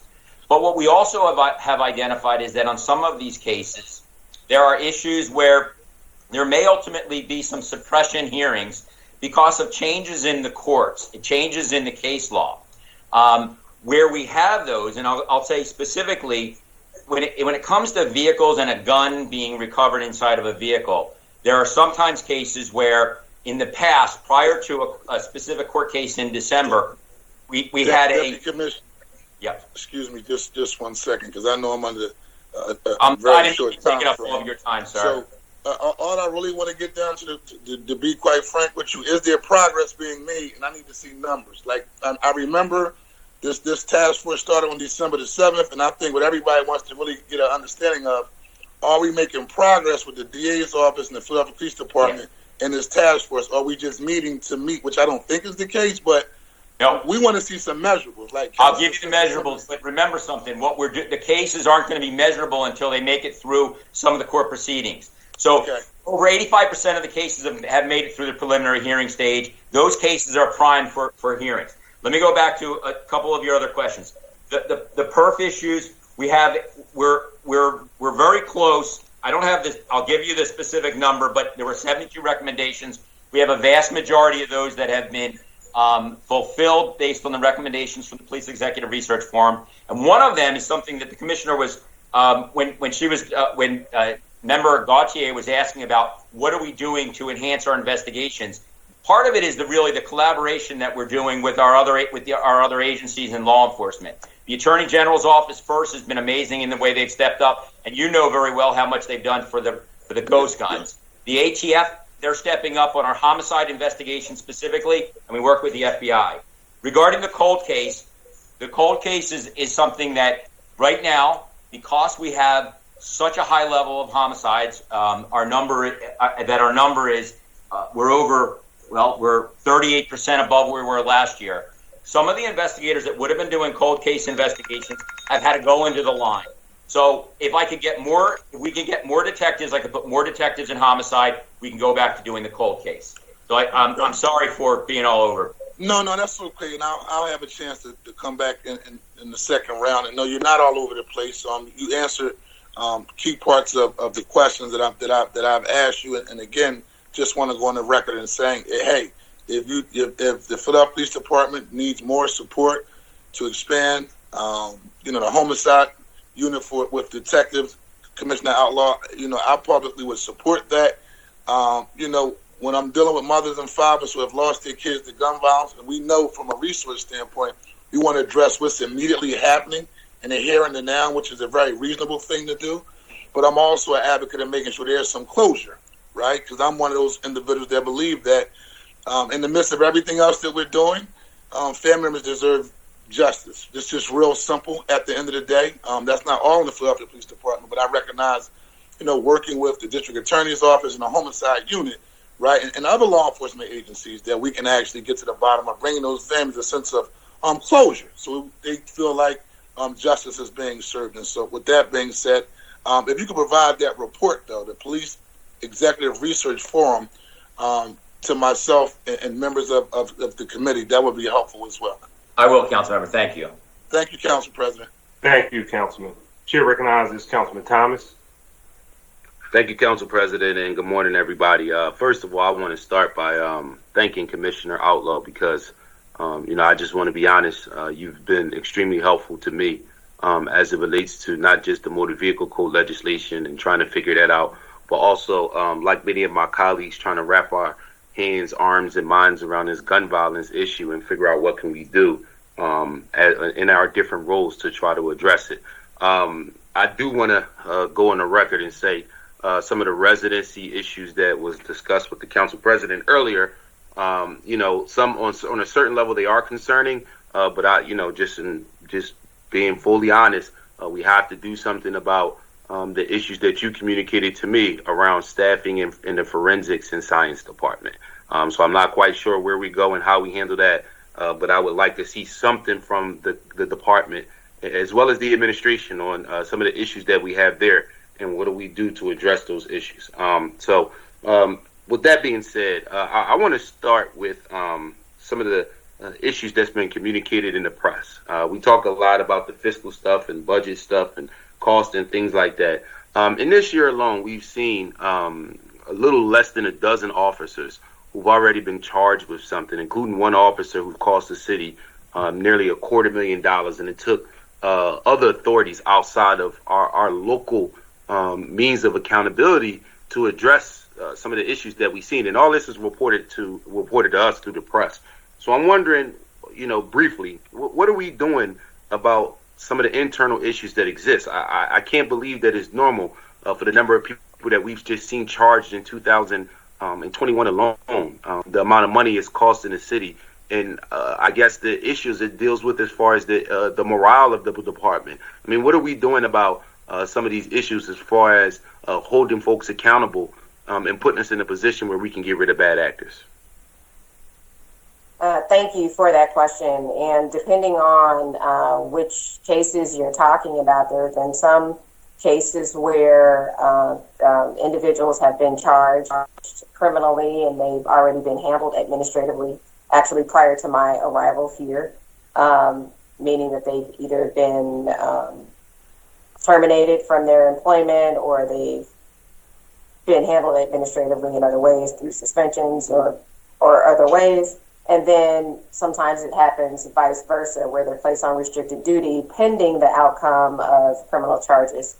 So sometimes these things can take time. The purpose of me wanting to build stronger systems of accountability, specifically an early intervention system, is to avoid exactly what you're talking about, is to identify risk before it turns into something years down the road. An early intervention system is not just data and software good. Ultimately, it's a program. And it's not just to identify potential risk or the bad, but it's also to identify the positive and replicate that throughout the organization. Commissioner, I'm sorry, just real quick for clarity. So, I mean, I think when Council President talked a little bit about the residency stuff, I think that when you look at people's intentions, as well as when you look at some of the issues that we've seen internally prior to your arrival around recruitment, I think that those things are just not things that we can just kind of, easily just talk about as far as replication or training our way out of it. Well, when you look at the recruitment stuff, we've seen some of the issues with previous people in charge of recruitment. I know my office have inquired about that. We've gotten some responses around that. Like, what have you and your team done differently now around recruitment so that we can put ourselves in a position where, I think that we have to be honest around these conversations as far as the issues that officers are facing and the money that is costing the city. So what are we doing different around recruitment so that we can ensure that some of these issues don't exist as far as our foot patrol police, as well as the disconnect that we see in a lot of different neighborhoods? It's not just recruitment, though. I mean, I appreciate you mentioning that. So we have to be intentional about who we have in these seats. So there's new leadership in recruitment now as we speak. Again, going back to my point about ensuring that there's an appeals process, it's not just recruitment, though, right? Who do we have assigned to training? Who do we have assigned to internal affairs? Who do we have assigned in these very key positions that are the gatekeepers of accountability? But the reason why I was starting to talk about an early intervention system is because that's a key accountability structure, so that we're identifying these individuals, regardless if they're officers or supervisors, anything. We identify smoke before there's fire, so we're very mindful of who we're promoting, who we're putting in these seats, who we are exposing our new recruits to, who are our field training officers. So we have processes in place, so we're not learning about it for the first time after the 5th, 6th, 7th, or 8th incident.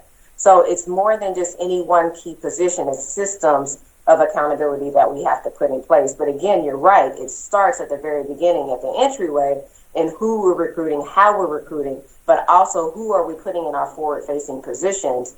So we're mirroring the images and the reputation that we want to ensure that we have.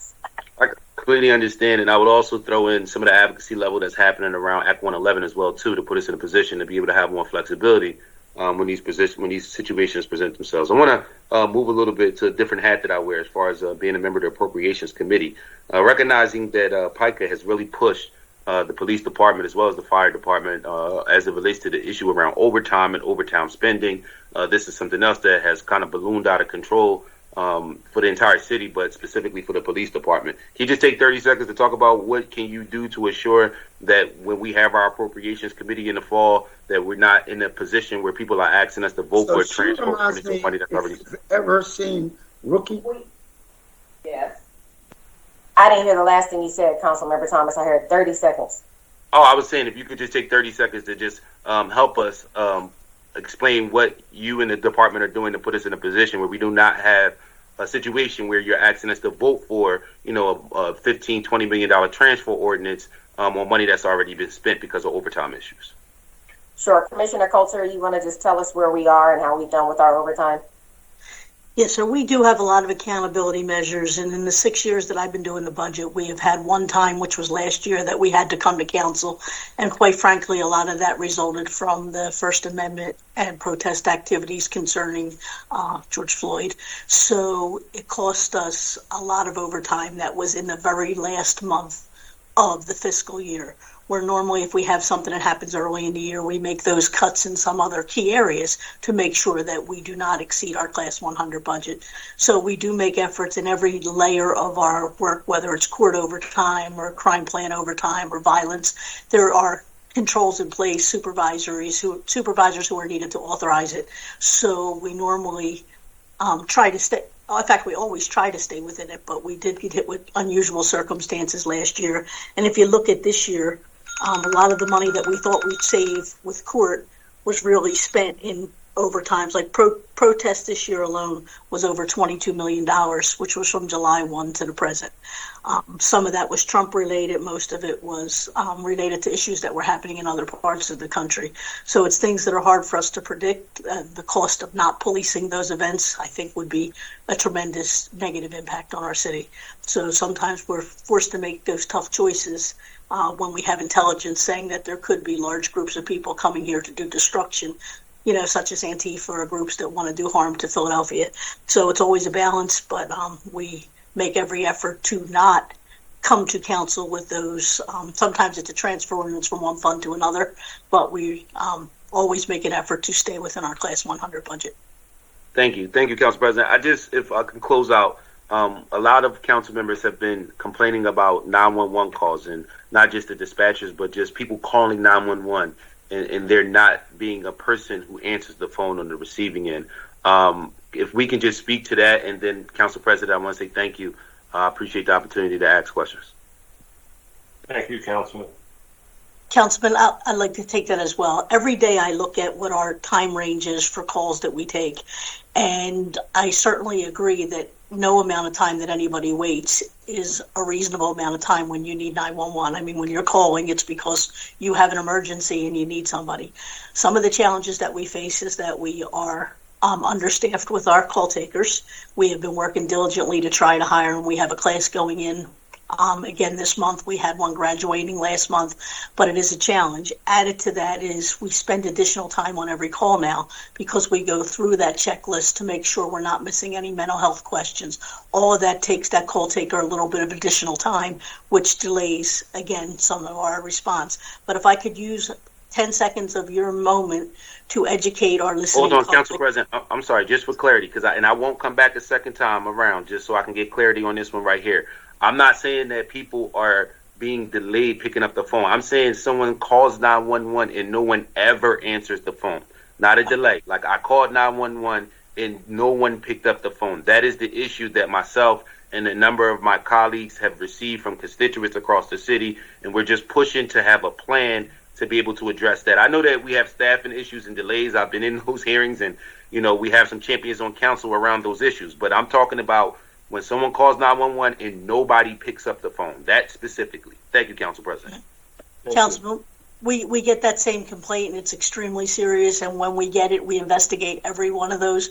But what we would ask our public to do is never hang up, because what happens if they call and they listen for 5 or 6 rings and nobody answers the phone, they hang up and start over and get pushed to the back again and again and again. They tell us, I hung up 5 times and called back. We need folks to stay on the line, and we need to do a much better job. We have an overring protocol. Supervisors are supposed to jump on the line, administrative personnel, but some days we have such an increase because we break it down by 4-hour tours. There's some days where we have 8,000 or 9,000 calls in that day, which is considerably up from where we were this time last year, which was about 5,000 calls. So it is a challenge. And during the tumultuous situations, the First Amendment protests, the George Floyd protests, we had like 18,000 calls in a day. So yes, there were calls that got unanswered. We're working diligently to make sure that never happens to any of our citizens. Thank you, Councilman and Deputy. Just before we're done with our budget process, if you could just give us a brief written strategy on ensuring that we are going to make improvements on that. This yes, as sir. a part of your overall narrative. That would be one of the things that I know a lot of people would like to see, what the game plan is for improving our ability to respond. I know folks, we hear, we get it too. They say they call our office and we don't respond. We got to figure it out. We cannot have people, the citizens, not being able to get in touch with us in one way, shape, or form. But thank you, Commissioner. Thank you, Councilman. Chair recognizes Councilman Jones. Thank you, Mr. President, and thank you, Commissioner. I want to follow the line of compliment that Member Parker did for her captains, and shout out my captains, Captain McKeever of the 19th, Captain Ginaldi in the 39th, Captain of the 5th, Captain Jones, and in the 14th, Captain Smith, who do a good job as best they can to deal with difficult circumstances in my district. And so I want to thank you and your team also, because I've gotten some insight back behind the scenes, whether at the Real-Time Crime Center, that you guys actually do have a strategy, and that you are, within the tools that you have, trying your best to implement an anti-crime, anti-gun violence strategy. And to get that kind of insight helps in the perspective of how you are doing. So you have my support, and no one is perfect, but we're better than we often were. And so thank you for that. My question, first question, is to deal with the Citizens Police Oversight Commission that, God willing, we will pass into existence, and get your perspective on how we will interact with your department and you and your staff.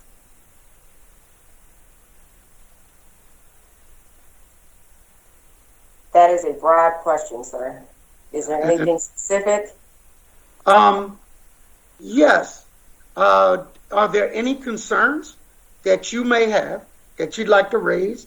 We have our hearings start Monday, but I think in light of all that has happened, from George Floyd to Wallace, that this is a timely commission, that we have to do some work to establish the trust of the citizenry, that there is a process where complaints will be timely reviewed. And I think this is a point in history, a point in time where we, as a city, take advantage of it.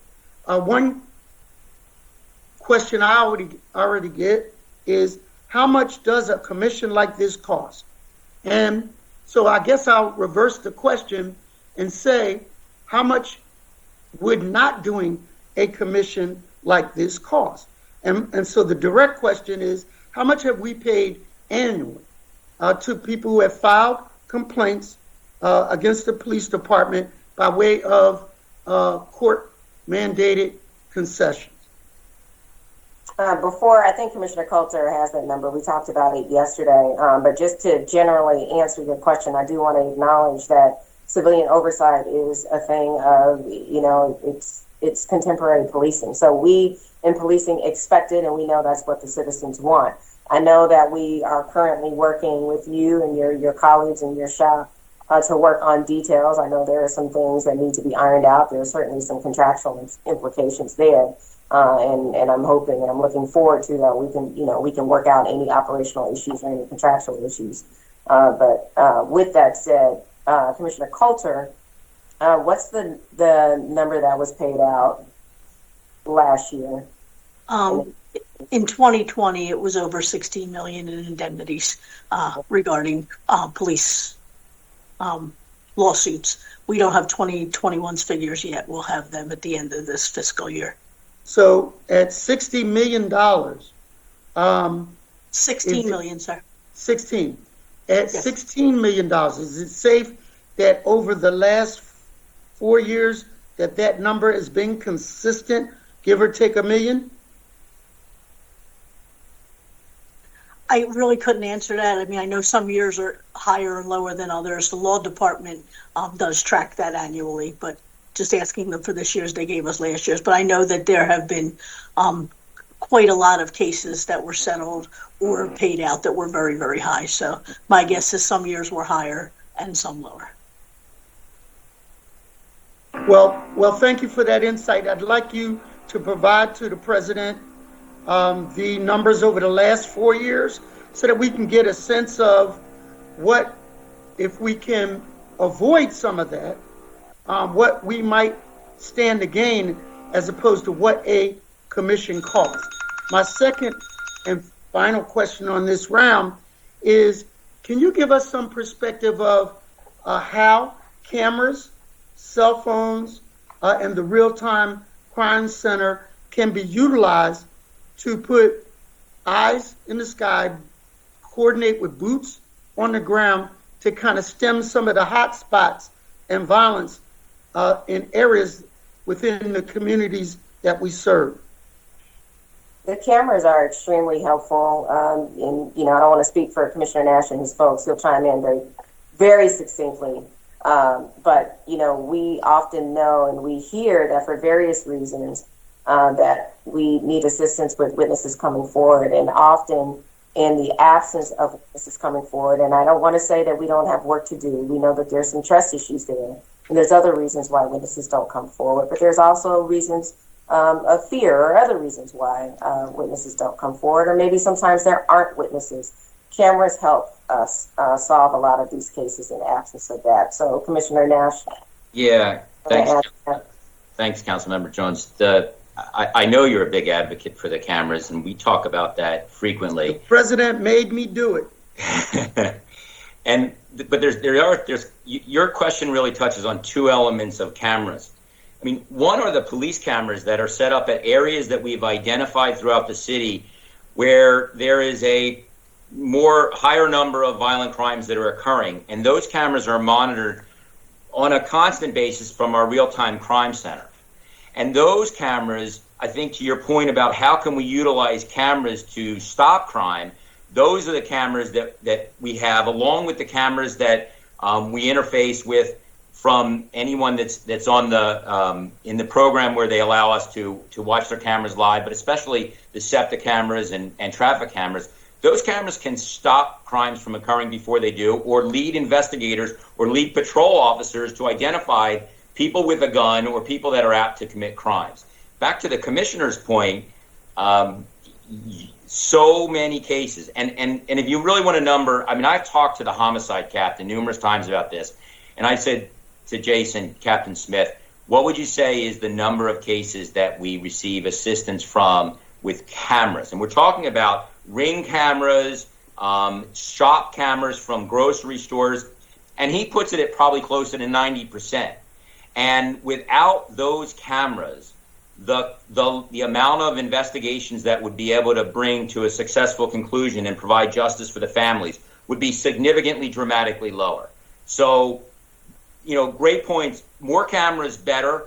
Enhance. And one of the things that we get frustrated about is sometimes these cameras, they're in there are more modern cameras that are more expensive, but they require a higher level of streaming ability, and they can capture 360 degrees of what's going on at a corner. And if those could be employed, and those are added costs, and they're infrastructure costs as well, we could do better at watching things before they happen to prevent them, but also to help our investigation. So I appreciate you injecting how important cameras are. That's the technology that we really rely on, along with the cell phones. Thank you. So President Clark was forward thinking when he drugged me to Baltimore, Camden, everywhere they had the program. And I think of that point, Mr. President, when they apprehended the accused in the murder of Zamir Jones, 7-year-old, sitting on his porch. The image was captured by a camera, and a lot of people did not want to, because of the dangerous nature of the shootout, didn't want to come forward, but cameras didn't lie. And so I think about that forward thinking, Mr. President, and thank you for it. Thank you. Thank you, Councilman. And hopefully we can expand that strategy very soon. Chair recognizes Councilwoman Canona Sanchez. Good morning, Commissioner, and good morning. And let me just add to the choir, when asked what part of being in City Council I did not expect, having served as a council aide, I did not expect as a district council to have such a heavy reliance on the police department and the relationship with the captains, many who I now call my friends. So I also, want to acknowledge, all of the captains, but in particular Walker, Rodriguez, and Rosario, who are in one of the highest crime points and always available at any time to address the community issues. So I greatly appreciate them. I'm going to ask you a macro question. Having served previously on the Police Oversight Board, and I'll talk a little bit about the report after this,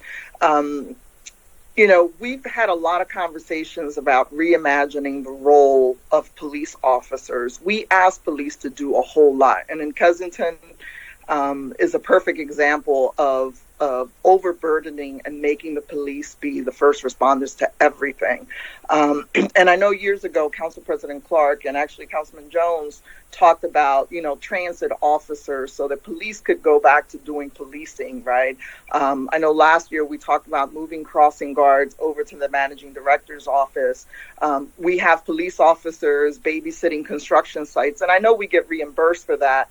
But, looking at the police role, what are the conversations going on about, what we ask police to do versus what should be the role of police department happening within the department? Well, there's conversations being had on a couple different levels, and thank you for the question. Good morning. Internally, we are looking to identify or seeking to identify wherever there's redundancies, right? Where are there roles or responsibilities where we currently have police officers doing work that maybe someone else could be doing that isn't sworn? Now, obviously, that needs to be negotiated through the FOP. That is contractual. But what are those tasks and assignments that can possibly put more boots on the ground or more sworn presence out in the field where we need them? And then I think the larger conversation has been had through our steering committees, through the pathways, the reform subcommittees, and through the managing director's office and the mayor's office, with just overall, how should we be working as a police department to provide service to the community? What should our role be as it relates to, policing with the unsheltered population, specifically in the Kensington communities or downtown? What's our role as it relates to enforcing encampment? When should we partner? When should we step in? How should we be utilized when protests or encampments are now protest encampments versus truly an encampment for something else? So there are conversations being had. Obviously, again, like I said, a lot of these things have to be negotiated. But when we started having these conversations last summer, almost a year ago, about reimagining public safety, I think we have to continue on with this and really put our feet to the fire and be willing to put action behind our words and be willing to do this, because this is where we'll see a lot of budget savings and a lot of cost savings. Where are the conversations around having more non-sworn eyes and ears on the ground, where we're representatives of the police department, but maybe more visibility in our communities where people continue to be feel safe knowing that there's police department presence, but they're not necessarily a badge and a gun. So again, these conversations are being had. I look forward to having more of these conversations with those of you. But this is where we start to see a lot of the cost savings in the future as well. Yeah, we're interested, in that conversation. I think it's very important. I think the expectation is, the police has to respond to everything, and we have to change that. And that's a cultural change that we all want to be and all should be part of. So thank you for that. So under Commissioner Ramsey, he asked the Justice Department to come in. There was an extensive report written, a police oversight board that was established. Before the end of this budget process, I'd like your department, for the record, to submit what are the updates as it relates to, I think it was like 170 recommendations. A lot of it goes to some of the questions around training, de-escalation. I think it's important, because those were based on national best practices, that we update ourselves, right? We often say if it's not measured, it's not being managed around that, because I think that's a great document, and I shared that with Councilmember Jones. As the police oversight, the civilian commissions establish itself, people need to know how much work has been done around reviewing protocols, challenges, and opportunities. So if we could have that submitted before the end of the budget session, I think it would be important.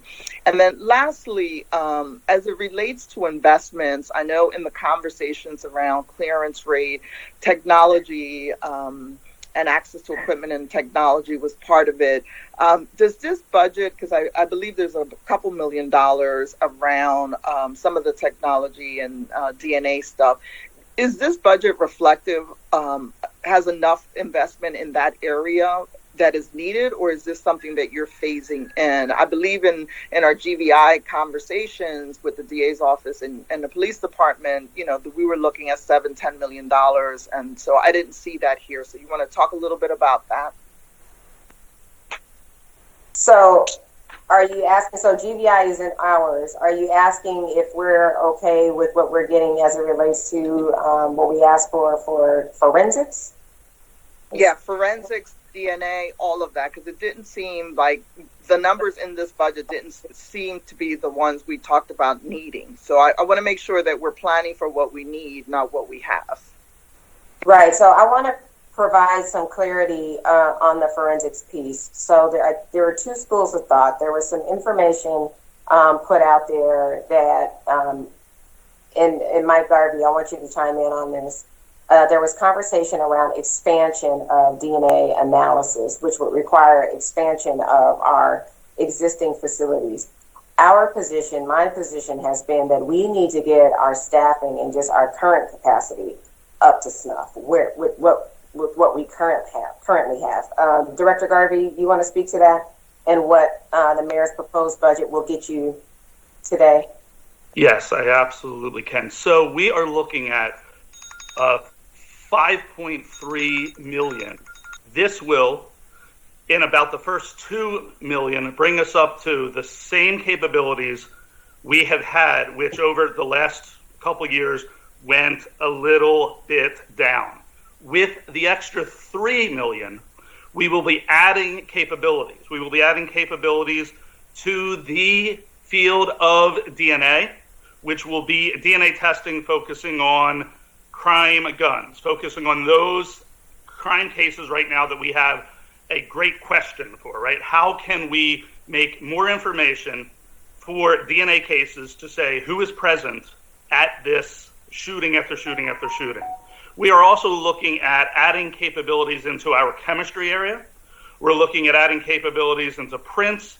We're also making major add-ons to digital evidence. This is the cell phone capabilities where when our other folks cannot extract information out of a phone, these most serious phones, They will be transferred over to us. This will add capabilities that up until now we have never had.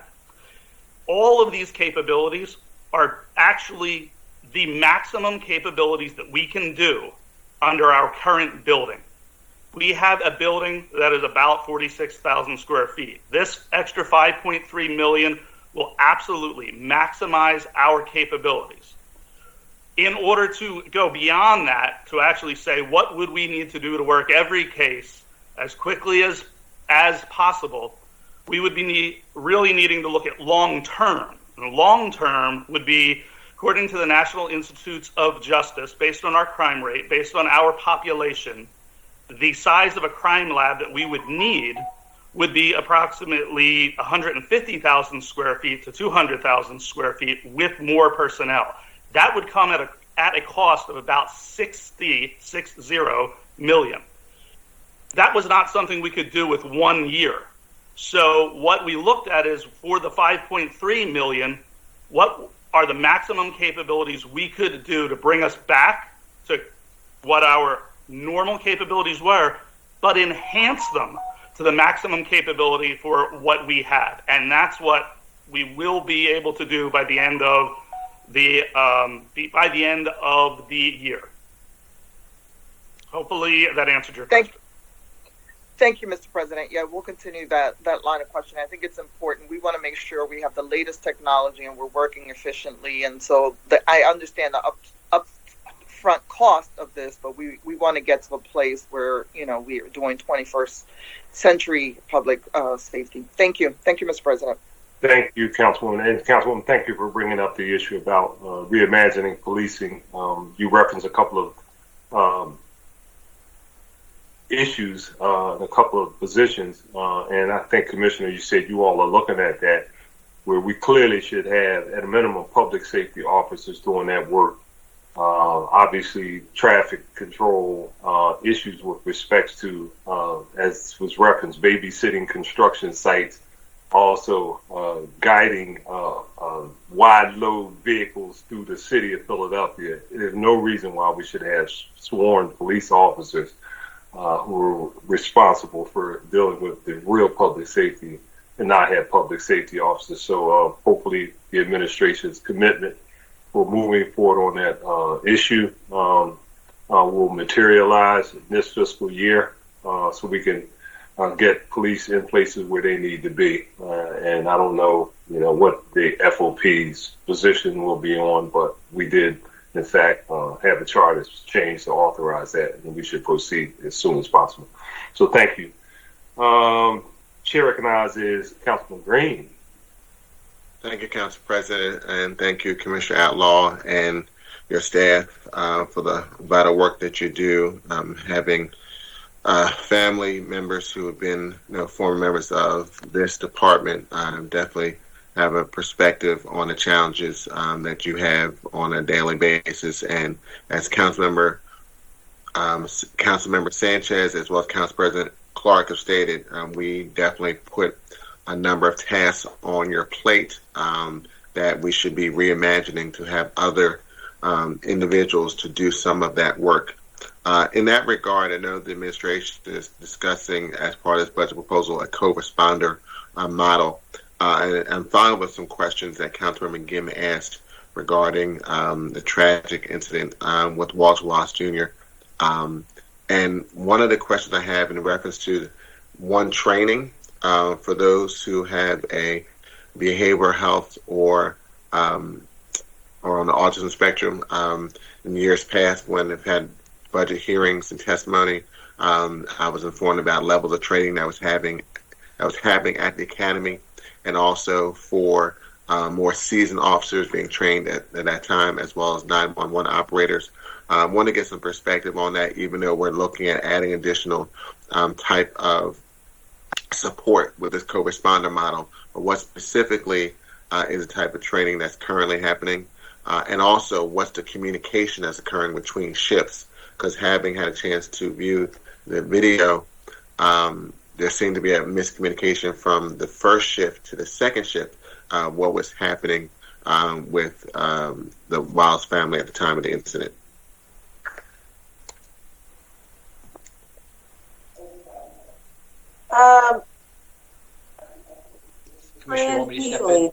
Yes, please. I'll try to address as many questions as I can. The academy training is mandated by the state, which has an entire module on mental health as well as people in crisis. That's including autistic individuals. So it's a very broad-based. In recent years, we started actually, in addition to that, putting our rookie officers through what's called mental health first aid.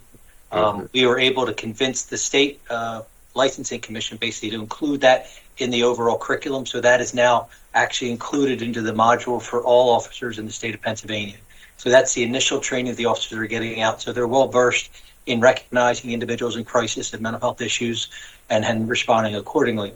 When they get into the field, we have a volunteer program, which is a CIT program. And I know some people mandate, they think it should be everybody. I can honestly say we've never had a shortage of volunteers. I have at least 35 officers volunteering for every class. So we've never had a shortage where we've actually had to compel anybody. But the notion of this volunteer class actually works well because everybody in the class wants to be there. They want to help. That's a 40-hour training block, which is heavily laden with scenario-based training with people that have actually been in crisis with situations that actually turned out poorly. So these are people that come in, they're not police officers. These are all outside individuals and individuals that are actually in some form of recovery. So it really has a dramatic impact on the officers doing the scenario training. We've recently started the co-responder officers. Now, I'm not going to lie, we don't have a cadre, we have 4, and it's a pilot model. But for those officers, we actually provided them an additional 80-hour training, 2 weeks of training. And that was really important because we wanted to actually get the officers and the civilian working together. This is a cultural change in the department. So the behavioral health, the CIT coordinator that works between us and DVH actually helped develop the 80-hour curriculum and worked with our reality-based training to develop scenarios specific to co-responder incidents. And we've taken, obviously, the Walter Wallace incident. We've taken incidents from around the country, and they've incorporated it in the scenarios. So the goal there was to make sure that the police officer and the civilian could actually work as a team, learn as a team in a very safe environment before we put them on the street. So that's why we actually made that training 80 hours rather than just an additional 40. They already have the basic training. We wanted to really get them working on how to interact with each other on scene. How one can step forward, one can step back, one can take over the scene. So that was very successful. So the officers were very happy with the training. Did I answer all your questions? I think I... Yeah, and I have some additional questions, and the dovetails on technology. There's been a number of issues that we've been dealing with over the past year. ATV enforcement has been an issue. We've had multiple conversations with Deputy Commissioner Dales. We've participated in a number of town halls, as well as when we talked about the Walter Wallace situation and tasers in reference to equipment for the police department. Can you give some perspective on the idea of additional equipment like drones that can help in reference to ATV enforcement, as well as tasers, so we don't have some of the issues like we had with Mr. Wallace? So as it relates to tasers, do you need a cost? If you could just say what your current number of tasers that you have. I'm sorry. If you can give the number of officers that actually have tasers and what you're planning for this year and how many more that need to be trained and deployed. And then the idea of other type of technology like drones that can help with ATVs. Sure. Commissioner Coulter, do you want to cover the tasers piece? And we might have to get back to you on the drones. Yes. And as she's getting ready, I know that University of Pennsylvania has used drones in part of their public safety perspective. I've had a conversation with Deputy Commissioner Dales, and I think Ann Papa George from University of Pennsylvania could be helpful in that regard. Yes, Councilman, with regards to officers with tasers, we have over 2,600 officers carrying them now on all 3 shifts and officers assigned to every district. It is our plan to, as we get additional tasers, as we're working through this budget process, to get them into every single patrol officer's hands, uniform officers' hands, and with the hopes of backing all of that up with CIT training as well, like, but to get them the tasers first. In addition, every person that graduates from the police academy is issued a taser even prior to them getting to CIT training. So whatever that number is that we get through the academy this year will also add to our number of officers carrying tasers. And real quick, what's the time period to have all officers with tasers and trained? By what date? The time period is when we have them available to us. I don't have budget-wise when we'll have those additional tasers, but when that happens, we already had the taser folks on the ground with our training people working up the curriculum to get it done. It's a one-day training, so we should be able to accomplish that. I would say optimistically 3 or 4 months from when the tasers arrive, everybody should have a taser and be patrolling with it. Right, I understand, but just from a projection perspective over a 5-year plan, can you say what year do you think you would hope to have the full complement of police officers trained with tasers? We would want to have that this year. The deal that we're hoping to have is that they're going to provide all of the tasers to us in year 1 and hopefully find a way to pay for them over a 5-year period. So if we get them all up front, which is 4,500 tasers to replace those that are going to be obsolete as well as the new ones, by the end of this calendar year, everybody will have a taser on the street if we have it within like 4 months of the end of the year. Okay. And I just have one last 4,500. question. And one last question, my time is up. Could you give me some perspective on the benefits of the acoustic gun protection versus shot spotter? Shot spotter, from my understanding, is more of just sound, where the acoustic gunshot protection has sound and also video, which from my understanding is a better perspective, because with shot spotter, it just follows wherever it hears the sound, whereas the acoustic gunshot protection actually has camera, so it can actually go to where the sound is and get better information.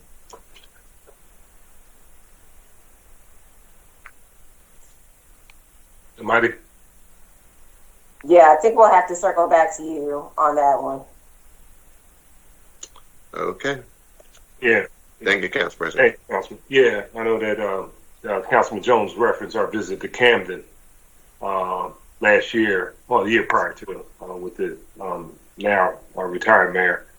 They had some real serious technology, not only the sound, but the cameras following the actual individual, and they showed a couple of scenarios where it worked to a T, so I'll look forward to that. Just want to, for a point of clarity, with respect to tasers, there is a bill that has been introduced in council.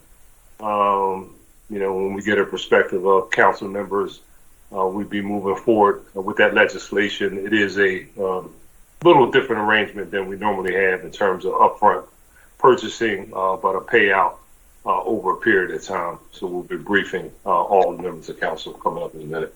And thank you, Council President, for that point of information. And also to follow up as another point of information, I wanted to provide that to Councilmember Jones when he was talking earlier about cameras. I know in other cities, like for example in Detroit, they have Project Greenlight. When I had reached out to one of my colleagues who is past president Democrat and his officials, and he gave us some perspective of how that could be used here in the city of Philadelphia. And I know I've talked with some officers, and they've also brought up Project Greenlight. So maybe that's a conversation for a future round. Absolutely. Thank you. Thank you, Councilman.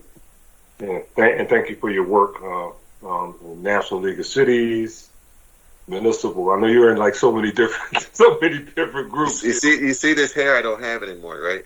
And this gray I got now. So you always bring good information to the table, and we really appreciate that.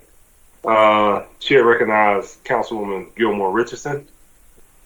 Thank you. Thank you so much, Council President, and thank you, Commissioner Outlaw, and to your team, and a special thanks to Deputy Commissioner Dales for all of your help and assistance over the past few months. I wanted to go back to the conversation around recruitment and first thanking the Police Explorers Cadet Program for participating in our 2021 apprenticeship guidebook that we released in December of 2020. And we have the information in the guidebook relative to the minimum qualifications for the Police Explorer program, the application process, what applicants need to succeed, the hourly wages, which we know it's a volunteer service hour program.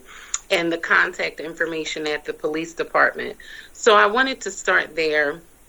Because we know that the Police Explorers Cadet Program can be utilized as a recruiting tool for the department to engage young people in a career in law enforcement, and particularly as we continue to talk about this whole issue around residency. And Commissioner Outlaw, I believe I heard you talk about your interactions very early on in your life with a police officer who exposed you to a career in law enforcement. So I wanted to first ask about the cadet program, sort of where it is in process post-COVID or as a result of COVID, and what your plans are for the program moving forward, but also around the Explorers program. And we talked about this at length yesterday with the school district and community college around dual pathway programs around post-secondary readiness for young people. Is the police department in conversation with the district and or CCP around a dual enrollment program to get in candidates from Philadelphia to our police academy? I'll start there and then I'll continue with my additional questions. Thank you. I'll start with Commissioner Wimberly on just where we are with our exploration of the GAP program, the cadet program, and then maybe tee it over to Commissioner Coulter, because we did have our training folks begin communications with CCP on looking at that secondary piece. Commissioner Wimberly? Yes. In reference to the GAP program, we are in conversation with Human Resources to find a way to fund it. So exactly what it would be for those 3 years, because they can apply at 21 and a half to get them into the police academy. And that would help them, because where we lose them is if they cannot go in at 18, then they have to work, they're going to military, and we wind up losing them. So we're still in conversation, but the conversation is flowing. But we don't have anything solidified at this point.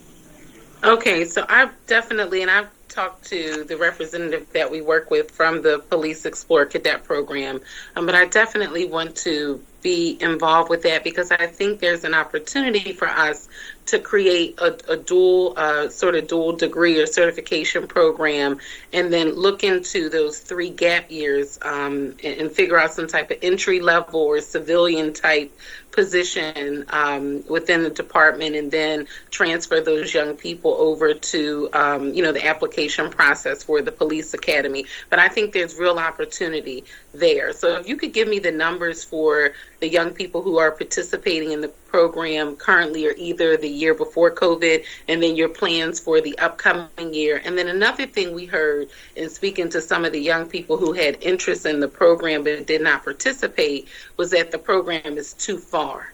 So is there a way to bring it down from, off a state road and bring it more into the city, or have dual locations, one on state road and in another location? So currently, the main location is State Road, and we have decentralized it into divisions. However, what we realize is the children in the divisions don't receive the full opportunities as the children up at the academy, up on State Road. So what the conversation is to find a way to have transportation for them, because it works better if everybody is receiving the same training and the same information.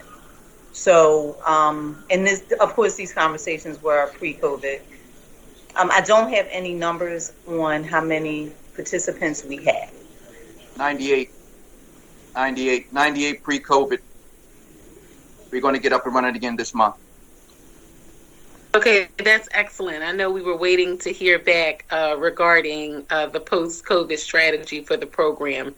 So we'll look forward to continuing to get that information out to the young people. Also wanted to get on the record relative to the report we received around an analysis of shootings involving juveniles in the city of Philadelphia. My office had requested information from the DIVIC, and what we found from our analysis, and you can help me out here, Commissioner, is that juveniles are most likely to be shot in the evening and night hours, with 58% of shootings occurring occurring between the hours of 6 p.m. and midnight for our young people who are 18 and under. So would you all just briefly talk about what your interactions are with young people relative to the current curfew that's on the books in the city of Philadelphia? And then I'll go into my questions around how you all are thinking about curfew in general for juveniles, knowing that we already have a curfew law on the books. And remembering and thinking back to former Mayor Street's curfew center model, where we had social services and other support that could be offered to young people if they were found outside of those curfew hours. So if you could also talk about how your offices currently handle children they see outside after curfew, and if curfew centers would be a useful option for the city to help keep our children and our neighborhoods safe. Sure. I'm going to take this over to Commissioner Dales, but before I do that, I just want to put my 2 cents in and say, curfews, and as from our standpoint, enforcement of curfews we think are helpful if there's something outside or in addition to the enforcement action. Us picking them up and putting them in a patrol car and just leaving them there without services or without any other warm touch point to follow up on or to complement that isn't helpful for us, for sure, right? It doesn't do anything to help our relationship without someone on the back end to find out why they're out during these hours or to offer them the services that they need once they do find that out. So there has to be something to complement that. But Commissioner Dales, you want to speak to what we are doing, again, on our end as far as partnership with those who are offering programming and our increased presence in those areas with those who do. Yes, how are you, Councilwoman? And thanks again for giving me kudos. I appreciate that. And your grandmom's doing well. So real quick, so in reference to the curfew enforcements, the captains in their respective districts, they are instructing their officers to enforce the curfew laws within their districts. The most busiest districts, I will say, the top of the chart is the 18th Police District. They're leading the city as far as curfew violations are concerned. And the hours you mentioned, you're really close. Between 10 p.m. and 2 a.m. is when these curfew violations are occurring throughout the week. And believe it or not, the most busiest days of the week is Wednesdays, Thursdays, and Sundays, which means Saturday into Sunday. So those are our busiest nights when juveniles are out on the streets. I can tell you the top 4 districts throughout the city: the 18th, the 12th, the 7th district, and the 6th police district so far in reference to curfews. In reference to the curfew centers, we are working on that. I believe there's a meeting coming up. We're working with the Department of, with DHS. We're working with them and also the MDO's office. So we will be meeting with you. I believe it's next week, is it? Yep. So we'll be meeting next week to go more in details about the centers. I know we have 2 locations we want to throw out there, but we'll talk about that next week. But I'm for it. And again, it's not about finding the parents. This here is about providing resources. So that's what I like about this program that you're working on. Council President, if I may very quickly respond to that. Yeah, sure. Great. Okay. Very quickly, thank you again, Deputy Commissioner Dales, and to the MDO and Cynthia Figueroa, and I see Vanessa Garrett-Harley on my screen as well. I just wanted to say thank you because, to your point, the current bill that's on the books around curfew has a model where it has a fine structure for parents. So what we're trying to do is change that and offer social services and assistance to the young people that may be picked up as a result of a curfew violation, so that their interaction is not only with a law enforcement official, but that we are connecting them to a social service, but also changing that fine structure model. So I wanted to get that on the record around the need for us to help connect young people and their families to services, but also understand that it's real important for us to get young people off the street after a certain hour. It's just not safe for them to be out after a certain hour without, some type of parental oversight. It's just not safe based on the data that we have received from the DIVIC and the analysis of shootings involving juveniles in the city of Philadelphia. So I will come back on the second round, Council President, but I just wanted to get that on the record. Thank you very much. Thank you, Councilwoman. Chair recognizes Councilman Dom. Thank you, Council President, and good afternoon, Commissioner. And I have two questions. First, wanted to thank you and your department for all the work you've been doing. It's not easy, and I really appreciate it. So I just wanted to put that on the record and thank you for everything and your whole department.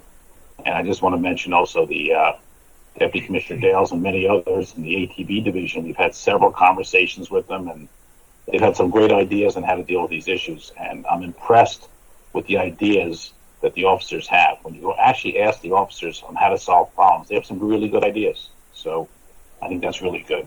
So I have three quick questions for you. And one is a kind of a continuation. I think my colleague, Councilmember Kathy Gilmore Richardson, started this line of questioning at our fiscal stability hearing back at the end of March. And so the question is basically, we know the police department budget is more than 90% salaries and personnel costs. I think the last time we got an update, the police department had about 6,100 sworn officers. Can you give us an idea how many of those officers are currently not eligible or fit for duty and patrol as of today? Commissioner, would you like to take this? Sure. Good afternoon, Councilman. Check the clock. We have our current number is 6,085 officers that are on our payroll. We have of that number about 920 that are not eligible for any kind of street work. They're either limited duty or no duty based on injuries or other types of leave of absence. So we have in the area of 5,000 officers, 5,000 sworn personnel. Now, of that, they're not all police officers. You have to take out, 600 detectives, commanders, supervisors. So the number's really somewhat closer to about 4,400 officers available over 3 shifts for street duty. And how many vacancies right now in the police department? We have 244. Okay. And the police officers that are not able to be out there on the street, I assume they're doing desk work or other types of work in the office? The ones that are limited duty and restricted duty, yes. There are some who are no duty based on the severity of their injuries, and they're not in play at all. That's a number of about 400. Wow. Okay. Thank you very much. My next question is kind of piggybacking on Councilmember Derek Green's comments, which I thought were very interesting. And Commissioner, I think in March of this year, I think it was in Oakland, California, I think where you grew up, the law enforcement people, the police, used drones responding to ShotSpotter reports of a shooting. And the news accounts there said within 1 hour, the police arrested 7 people and recovered 7 guns. It was from the 1100 block of 60th Avenue, the article said. So drones tied to the ShotSpotter, as Councilman Green mentioned, may be another tool in our arsenal that we could use. It might lead to more arrests and convictions for gun violence, really plaguing the city. I know other cities are using these drones to track also illegal ATVs, and I know that's been a big issue in the city. I know that my colleagues, Councilmember Squirrell and Councilmember Green, have been working on this. Has there been any discussions to really utilize these drones in a bigger way to help us get these things under control? Not at this level that I'm aware of. We are certainly a fan of technology. I don't know if it was day 2 or 3 or 4, definitely before COVID hit, but I think the first time I'd ever walked in the council chambers upon my arrival here, I made very clear that I was a proponent for the use of technology. Anything that can be used as a force multiplier, meaning in the sense that can be used to bolster our eyes and ears, to enhance our response, or to even have observation capabilities to where we don't have to put a body there, is a plus for us. It's definitely an added benefit. Now, we know that there are some people that might have something to say around the use of drones, and we'd have to have some conversation around that, around privacy issues. But we're definitely proponents for the use of that because there's definitely some safety benefits around that as well, and can also enhance or improve our response times. I mean, I think we should entertain a proposal. If someone could put together a proposal and give it to this council, we should look at that proposal. Because if this can be a really great tool, as some of my colleagues believe, and so do I, it's something we should utilize. Let me go to the next question, which is actually pretty current. It was in today's Inquirer. The Inquirer reported that the Fraternal Order of Police, Lodge Number 5, reported 3,562 members that have been vaccinated, a little more than half the force. For months, though, these employees have been eligible for vaccines. So my question is, what's stopping them from getting the vaccine, our safety workers? Is it vaccine hesitancy or is it accessibility for the vaccine? Commissioner Coulter. Yes, Councilman, it's not accessibility, and they're the numbers that were vaccinated through law enforcement health benefits in conjunction with the police department in the city. There are other people who got them at other places that we could not track, and they have not submitted to us that they received it. So I'm sure the number's closer to over 4,000. As we mentioned in our previous numbers, we have 500 officers that aren't currently working, and as the rollout came about, it was for frontline workers initially. So there are folks that are still getting them in other places by choice. We have moved on to do family members and included a lot of other city workers as well, like Department of Public Property, Sheriff's Office, anybody that wanted to get it. So it certainly wasn't availability. The city provided us enough vaccines, and LEHB was willing to administer them to our folks.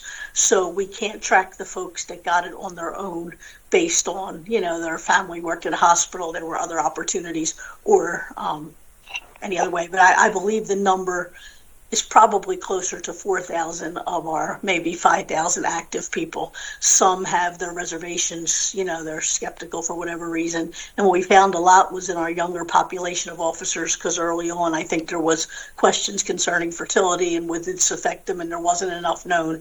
I do believe through education, though, as more is known and you're seeing all the people who got the vaccines showing up for work, in good shape, that I believe that we will continue to get more people who want to be vaccinated and get done. So you're saying that really 80% of the force out there is vaccinated right now? Close to it, yes. Okay, well, that's good. That's better than the numbers I was seeing, so that's good. I don't have any further questions. Thank you for everything. Thank you, Council President. Thank you. Thank you, Councilman. Chair recognizes Councilwoman Brooks. Thank you, Council President. I have several questions, like my colleagues, about the proposed co-responder pilot program and the related crisis intervention team training, known as CIT. Could you share more about DBHIDS's provided CIT training and whether it would override some of the training that officers learn in the academy, particularly training around how officers should respond when an individual in crisis has a weapon? Specifically, is my understanding that officers are trained to perceive threats from what may be called erratic behavior, but in all likelihood, the behavior is more related to the crisis the individual is experiencing. And how are CIT trained officers taught to perceive these erratic behaviors from an individual who may be in possession of a weapon? Staff Inspector. Yes. With respect to your question, ma'am, the whole notion of the CIT training is awareness, officer awareness, the ability to identify individuals in crisis. And as I mentioned before, the crisis can be much larger than mental health. It's not an us versus them. We can all be in crisis. The sooner these officers can identify a crisis-related call, oftentimes the training that we get through CIT does not conflict or override any other training. This is augments what we have. So it works in combination with all the other training at the academy, use of force, use of deadly force. It all comes into play. A lot of the situations when you deal with someone in crisis is the officers oftentimes rush in because they are in a different frame of mind. They're responding to a crime in progress, or they believe they're responding to a crime in progress, and they run into situations that then oftentimes find themselves having to use force to kind of honestly get out of the situation. The CIT program allows them to slow down, recognize what they have, and then take the time. That's the key to these incidents is really time. The officers are taught to slow down, respond to the situation. Erratic behavior is anticipated. We go through a lot of scenario training. So when they walk up on scene, the behavior is not foreign to them. They recognize it, they understand, and oftentimes they can shift gears. I use that in the training, the term shifting gears from crime fighter to social worker. It's really what we do. We're out there to help people. So the ability of the officer to shift gears faster is what CIT is about, and we do that through the awareness training and the scenarios. So regardless of whether they have a weapon or not have a weapon, an individual just standing around with a weapon, I mean, that's a whole different issue than an officer being attacked by that person. So we're trying to make sure that the officers don't overreact and actually don't escalate situations, and that's really the heart and soul of the CIT program. So specifically, does the CIT training address the use of lethal force in mental health circumstances? Specifically, are the CIT trained officers instructed not to use firearm when responding to individuals with mental health? The answer to that question is no. I mean, because that's an absolute that we can't provide in training. The issue is we're trying to avoid situations from escalating where officers don't have to use any force. But the issue is there's in no training that I'm aware of do you say the officer's not allowed to use a firearm. If the officer objectively believes that he's being attacked and he has to use force to protect himself or others or herself from others, I mean, that's still on the table. Our goal here is to avoid those encounters through the training and de-escalation. Like I said, bad things happen sometimes, but we want to do our best to mitigate and kind of eliminate as many of those from happening as a result of the police. We want to make sure that we're not causing the incident, and actually whatever happens in spite of us and all our good efforts. We want to make sure we go and have that extra level of de-escalation available. But our goal here is to avoid those type of encounters. And historically in policing, many times police officers have gotten on scene, not been able to shift gears fast enough, and have actually unintentionally escalated situations. So we've been very, very successful in avoiding a lot of that stuff from happening through the training and education that the officers are getting. Okay, so when a firearm is used, it's my understanding the police academy training encourages officers to target an individual's torso in order to incapacitate. During the CIT training, are officers trained to override firearms training taught at the academy? The answer to that question is no. Okay, thank you for that. My next question is, I want to understand the training funding piece. Commissioner Healy said the department has been provided CIT training to officers since 2007, right? So the $800,000 to DBI-HIDS for CIT training, that's for an additional 80 hours of CIT training on top of what has already been provided by the academy. And if we have been providing CIT training since 2007, why were CIT trained officers not dispatched to the home of Walter Wallace on October 26th, given that we've never had a shortage of CIT volunteer officers? Yeah, well, I'll answer that question first. As to the money and DBHIDS, I really can't answer that question. I'm happy to follow up for you. But as to the Walter Wallace incident, prior to that tragedy occurring, Commissioner Outlaw had actually mandated that we put together a mental health script because we have all these assets out there. We have CIT officers out there, and we are in the process through the MDO's Office of Criminal Justice with DBH working together to try to consolidate and make sure we maximize all our resources, make sure we're working on the same page. And that's really what the whole co-responder model is. It's not just one aspect. It's many, many pieces of a larger puzzle. But that call script that we're now using is pulling information out of the callers. So a lot of times, a lot of people when they call, but they may not mention anything about a mental health issue or somebody in crisis. Just say, my family member's acting out and I don't know what's wrong with him. He's just going off. Well, that will be dispatched, as a person screaming or just a disturbance. Now what we're doing is we're getting additional information that we've never had before, thanks to this script that we're now pushing out to the officer. So if it says, listen, does the individual have any mental health issues or any crisis? Once that's happening, we're automatically now sending CIT officers. So that's a huge benefit in and of itself. If we do nothing else, we now are getting CIT officers on scene to those calls that they need them the most because of the mental health script alone. So just to add on that, what difference can we expect to see from the CIT trained officers in FY22 rather than what we've seen in the past? Well, I don't think you're going to see anything different. What happened is they're making a lot of these incidents really become non-incidents, quite frankly. They're able to de-escalate them and manage them, either get the people the services they need. Part of the CIT program is not just the de-escalation component, but it's to connect the individual with the services so they actually don't end up in crisis again. And that's where CIT is like a bridge between two worlds.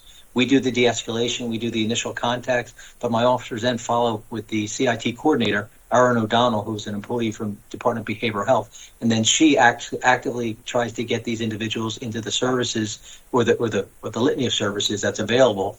So the officers don't really have to worry about that. Their job is to de-escalate, deal with individuals, and then then they can follow up with Erin O'Donnell, the CIT coordinator, to see how people are doing, see if they need any more assistance or do anything on the follow-up. So it's like a bridge between two worlds, CIT. It's not just a police program. It's really a citywide DBH/PPD program. Okay. Thank you so much. You're welcome.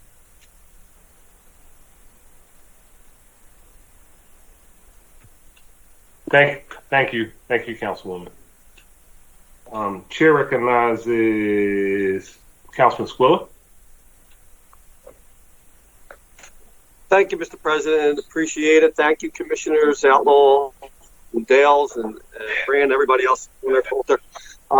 We appreciate all your help and responsiveness. Obviously, these are trying times, but it's important that we all work together to resolve them. Real quick, I just want to piggyback, and it sounds like you are going to get a resolution on the recruitment as far as the people who pre-applied before the rules have changed. So I'll let that go until after your meetings to see. Hopefully, that'll be shared with the council to see how that is going to be handled in the future. That should help with at least the people who had applied before the change was made. But also, as you mentioned, how we're recruiting in the city of Philadelphia, and I know you mentioned working with other agencies. Is there other advertisements? I heard one on maybe it was KYW or one of the radio stations looking for that. Are you doing any other print media or other opportunities for advertising as far as recruitment? Yes. Yes. So we've been on Fox 29. Channel 6 has had us on as well. In addition to Urban One, we're using our faith-based communities. So 2 Sundays ago, Pastor Waller at Enon, it was part of this announcements on his virtual platform, which had over 1,000 people on it. So we are actually getting the word out. Okay, good. Also, I know we try to share stuff as we receive it as council. Maybe council could help with that also. If you want to share any PDFs or stuff that you think we could help with, that would be great. Thank you. On 911, and I know we talked about I'm not going to talk about the non-answering or the delayed answering, but what I was going to talk about is we understand that there's an added procedures as we go across 911 with questions that we ask the callers, which is great about mental health and making sure that we're getting the proper information before we send them.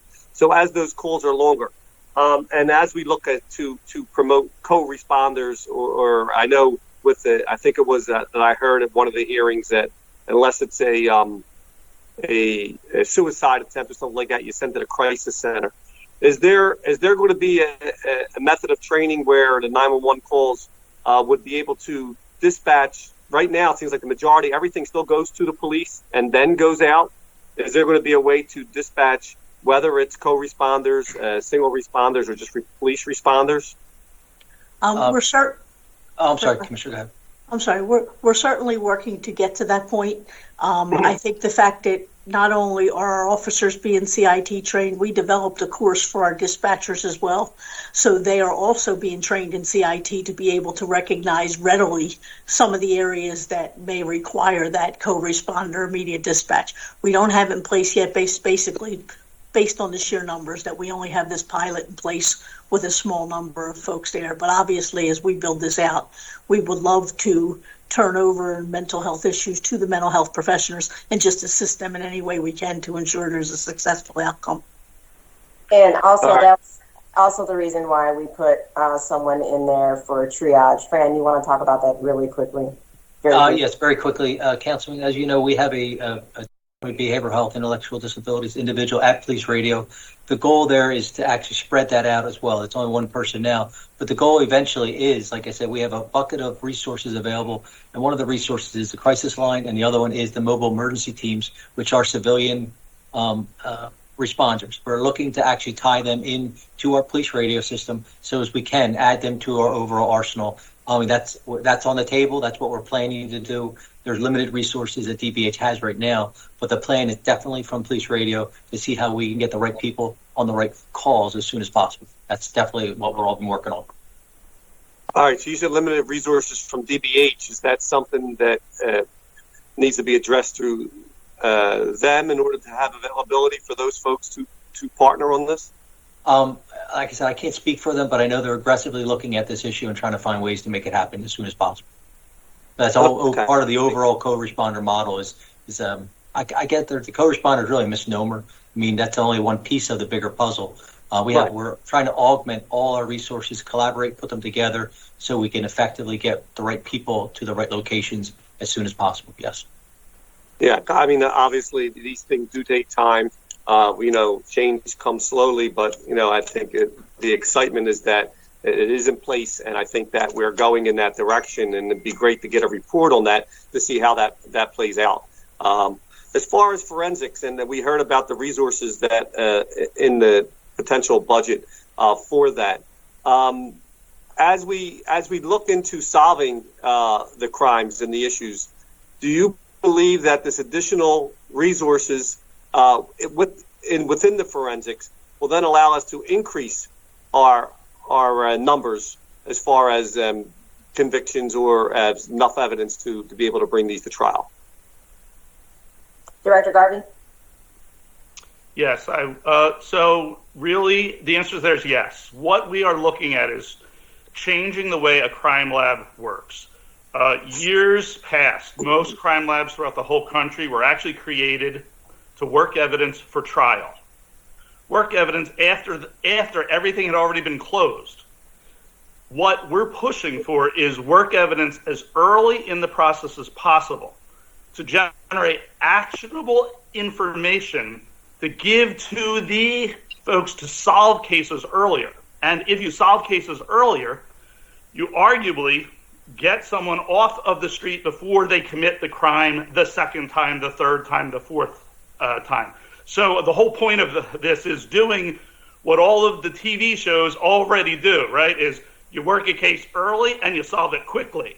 But we need to do that in the real world. And rather than working one case at a time in 43 minutes without commercials solving it, we're looking at thousands of cases every year, hundreds of thousands of items every year. But we know every time we've changed our processes to work forensic evidence quickly, to turn information over quickly, it solves more cases, which is one of the second parts of what we are doing. Isn't just processing evidence, but it's also purchasing the correct IT that we need to put the forensic data into so that it can be searched, so that it can be screened, so that we can see links that otherwise people may not see. It's great if we pull information off of a cell phone. But if we're not comparing it to the other cell phones that we pull information off of, maybe we miss a connection between people that might be shooting at, one group shooting at group B and group B wanting to shoot at group A. If we start using intelligence to look at that forensic information, we may very well prevent a shooting. So it's using the forensic evidence, but then it's also using it as a form of intelligence to drive cases forward, to solve crime, but also to actually prevent it. What would be the timeline to be able to have this technology available? So currently right now, some of that technology we are looking at, which is in the $5.3 million that we are looking at for the upcoming year, we would be looking at going through the process to actually, purchase it, put it on the site. So usually the overall process for us purchasing something and putting it online takes anywhere between 3 months to 1 year, all depending on how quickly we can actually purchase it. All right, because I think this would also help with accountability and also with evidence of not being clear, and it also will help as the case follows through. So I'm going to come back because I have some other questions, and I'll ask them in round two. So thank you, Council President. You're muted, Council President. Thank you, Councilman. Chair recognizes Councilwoman Bass. Good afternoon. Good afternoon, Council President, and good afternoon, Commissioner, and to you and to your entire crew. I want to just give a brief shout out for your level of responsiveness. Whenever we reach out, you always reach back directly, and I really do appreciate that. And also to our captains, Captain Smith, Zimmerman, and Ginaldi, and the 14th, 35th, and 39th, who do just an outstanding job, along with all of their crew. And of course to Deputy Commissioners Dales, Wimberly, and Fran Healy, who we work with on many things. All three of them we worked with on many things in the past. I just really want to give them a shout out, and not just them, but really all of the folks who work with them to make Philadelphia, a better place. And this is not easy work. We certainly do understand that. If it was easy, as I said yesterday to the school district, if this was something that was easy to do, it would already be done, and we wouldn't even be having these conversations. But, I think it's the role of City Council really to be supportive and to find out exactly what all departments need so that they can do their jobs effectively. And that's what we want to do for the police department as well. So regarding cameras, I just wanted to, and forgive me if some of these questions are redundant, but that's what happens when you're at the back of the line for questions. But you mentioned the use of cameras throughout the city to track gun violence. And I'm wondering if you could give us an update on cameras. How do we, on the one hand, how do we get more cameras into the neighborhood, but at the second time not make people feel that they're under surveillance, if you will?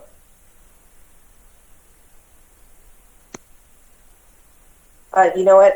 We're going to have to circle back unless Commissioner Coulter, you want to touch on that on the technology piece. Some of you may know that we don't have technology doesn't fall under us; it falls under OIT. So we'll have to circle back on any technology questions if that's okay.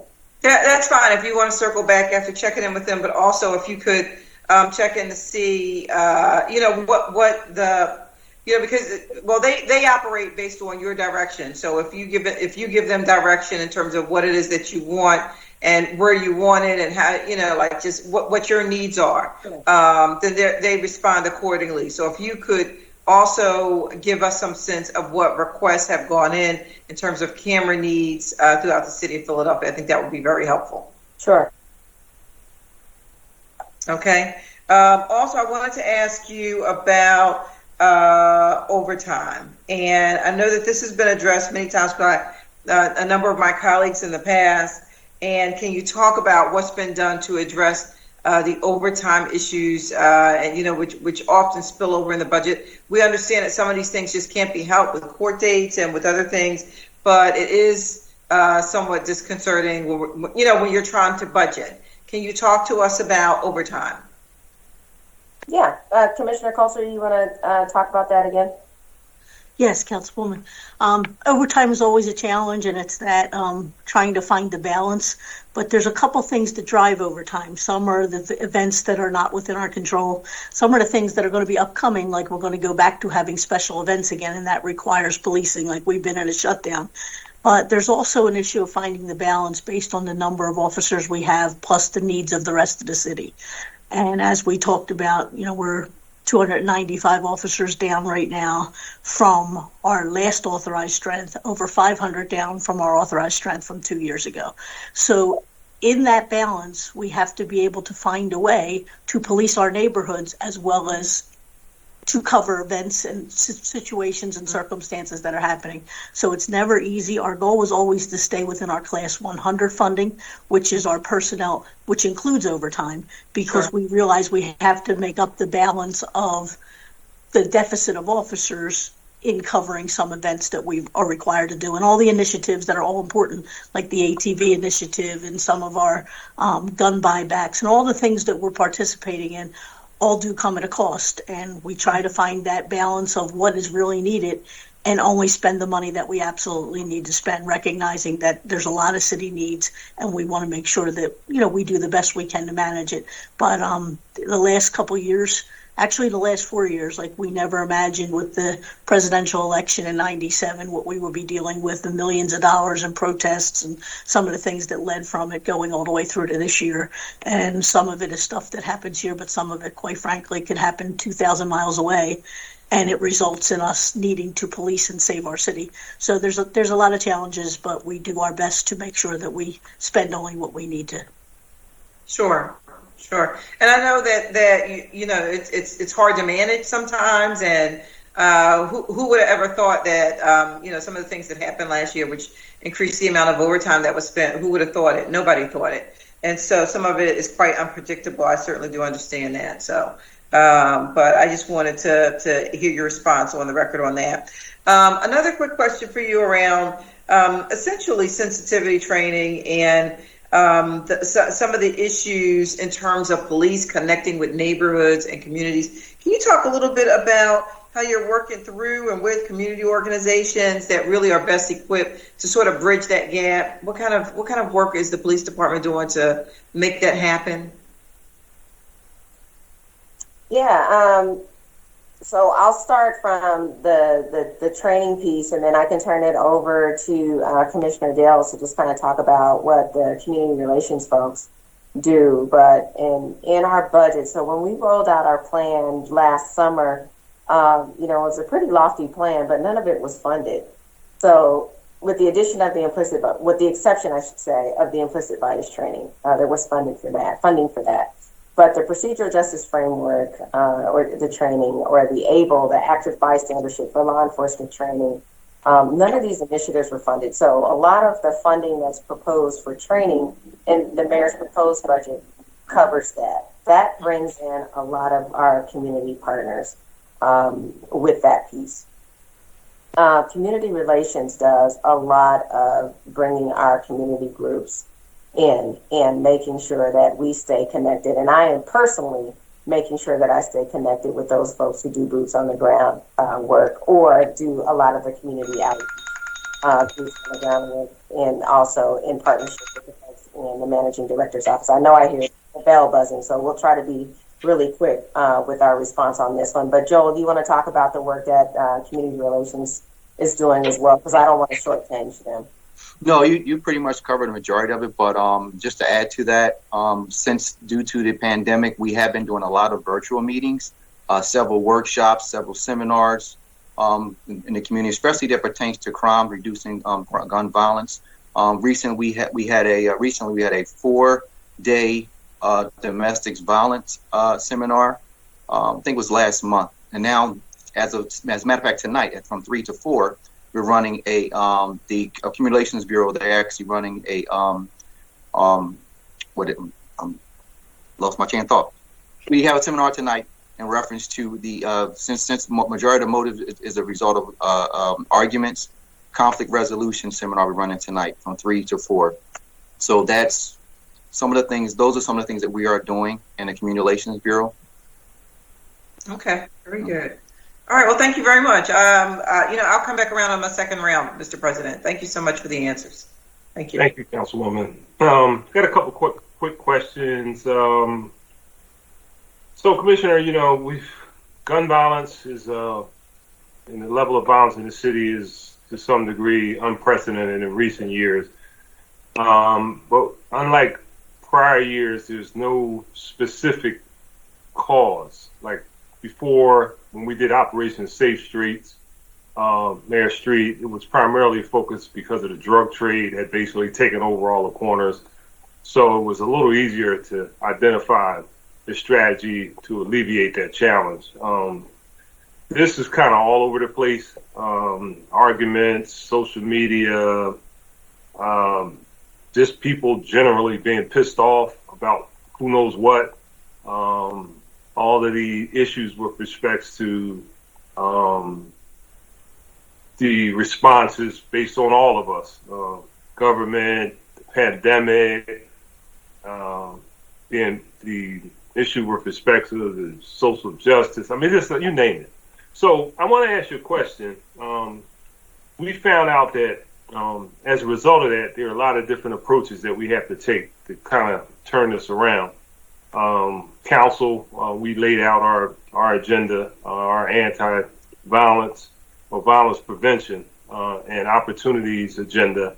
We are not sworn police officers, we're sworn politicians, so we try to stay in our lane as it relates to providing resources.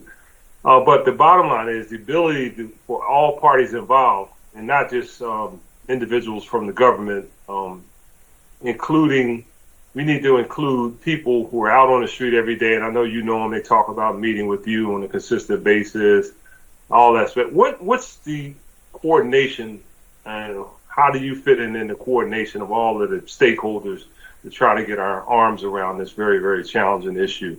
And, you know, I know you're involved in some way, shape, or form, but are you involved, or do you take a lead position as the quote-unquote traditionally the first responders on the government side in terms of setting a direction that who should be in the room? Last week, we had the Commerce Director, and we suggested that he be in the conversation because for those that want to actually get a job or start a business, he should be a quick key part of that. Just can you tell me, like, how you fit in, and how have you been able to work with the coordination, and to what degree, and your any recommendations on how we should all proceed on all of it? You're on mute, Commissioner. I just gave the best answer, and you missed it because I was muted. Say it again. No, what I said was you're absolutely right. There's no one driver in this. And we're finding, those of us in law enforcement are finding that gone are the days where you can be good at one thing, right? We're specialists in many, making us more of generals, and we have a lot of plates that we are balancing in the air. With that said, we do know that because there are a lot of social determinants that are driving what we've seen, but we also know social media beefs are driving what we're seeing. Narcotics was driving and is still driving a lot of what we're seeing, even though it's not as much as in the top 5 as it was in 2020, because we've stepped up our efforts as it relates to that. We know that domestic violence was driving a lot of what we were seeing, which is why Commissioner Dales mentioned our efforts around that. We knew a lot of what was happening out in the East Division was driving a lot what we saw citywide, which is why us opening the Kensington Police District at the beginning of the year was helpful. But with that said, it has to be comprehensive. We meet on a weekly basis, we being PPD, in our tactical meetings with other city stakeholders. And our district captains actually meet with the other city stakeholders and go over the priorities of their districts to bring them in for that very reason and say, look, this is the priorities of our district. This is where we need your help. So there is that level of coordination and communication. So that is happening on a regular basis. We also meet on a weekly basis, as I've shared before, with our other partners in law enforcement on the local, state, and federal levels on a weekly basis, so we can ensure that there's data sharing and we discuss any overlap in, or any resource needs. That's happening. We are collaborating, again, with our federal partners where there's gaps in our resource needs. We've announced several initiatives with ATF, also through the U.S. Attorney's Office. So that those things are happening. We do have a seat at the table. We have a very vocal seat at the table. Commissioner Dales, is there anything that you want to chime in on? Yeah, I just want to also add that we also work hand in hand with the MDO's office, Erica, every week as well. They meet with the captains, and we talk about the environmental problem as well. What's conducive to crime? They've been doing a great job with various agencies across the city, like abandoned properties, abandoned autos, getting jobs, things of that nature. So we work hand in hand with them as well. But the commissioner, she pretty much covered the law enforcement portion of it and how we partner with other agencies and police departments. And our university police, can't leave them out. We work with them. We work with SEPTA as well. What's your relationship with stakeholders outside of the government? but they sometimes could be, we found in our conversations on the resource side, they can actually have a much better sense of intel.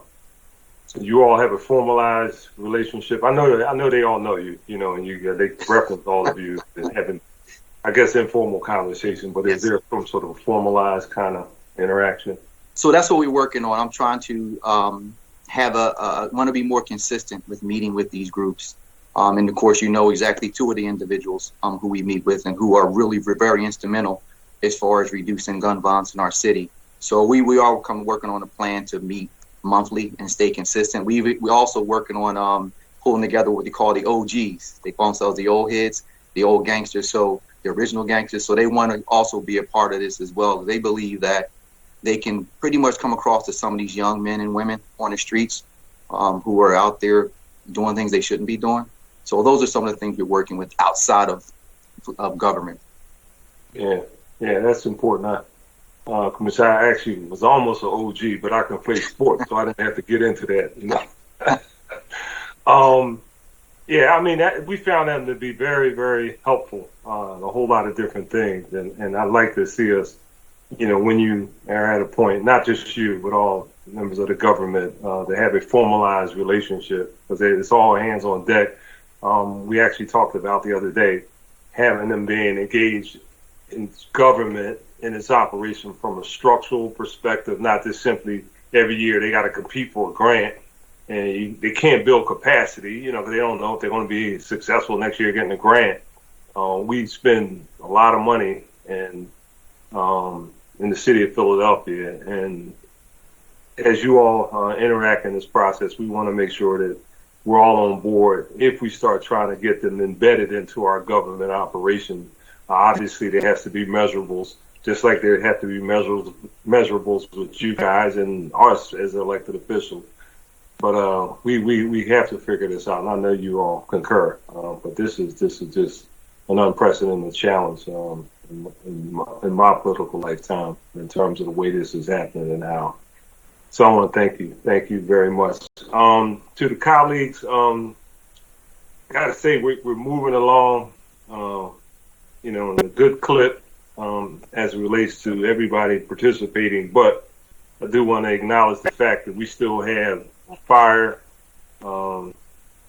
prisons, and we have the Office of Housing, Planning and Development, all those other issues. So can I ask you all on the second round?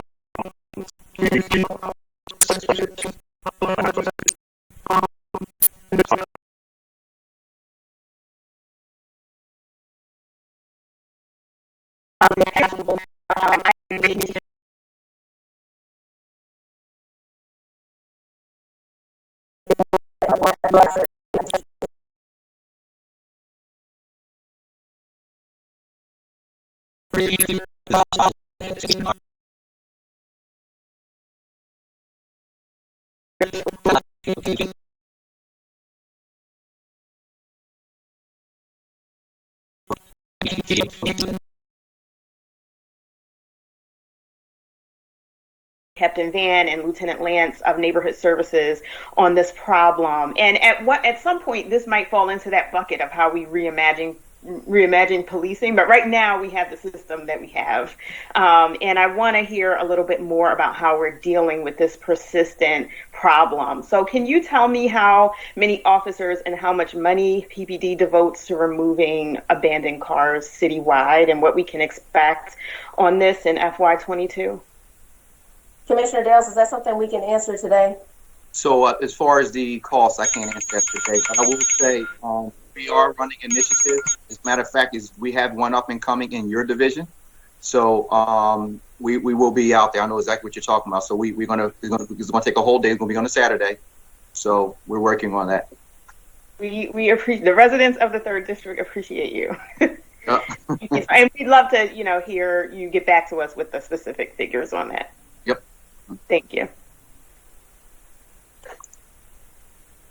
Yeah, Councilwoman, that is in fact one of the issues that was discussed during the course of the public safety officers. And I don't know how anybody can reasonably suggest that you need to have a sworn police officer write a violation on an abandoned vehicle as opposed to a public safety officer, and that is a state. I think it was the state regulation issue, but we are working and trying to get that changed so we can have people in the appropriate thing. But I'm glad you brought that up. But that is, again, one of those issues that people see, people complain about, rightfully so, and people expect us to get it done. They don't care where the police, public safety officers, they see their council person, and that's who they want to get the car removed. So thank you, Councilwoman, for that. Chair recognizes Councilwoman Parker. Thank you, Mr. President. I want to go back to Commissioner, the issue of the 911 call dispatchers. Pre-pandemic, I met with a group of the dispatchers from the 9th Councilmatic District. That meeting actually resulted in a hearing, and actually it was probably the last normal in-person hearing here in City Council. It was held on March the 11th. Councilmember Jones and I held the joint hearing regarding the hiring, staffing, and retention challenges for the 911 Unified Call Center and the impact that these challenges were having on the health and well-being of the 911 dispatchers. Now, Deputy Commissioner Coulter, I just want to make sure that I had your responses for the record. You did note that you all are hiring 75 more dispatchers. Well, am I accurate in that number that you gave? Yes, that was the additional dispatchers on top of what our previous authorized strength was. So yes, 75, plus we have a vacancy of about 40 right now with classes going in. But you're correct with that number. That was budgeted in this cycle under the managing director, and that it's a project that's near and dear to both of us.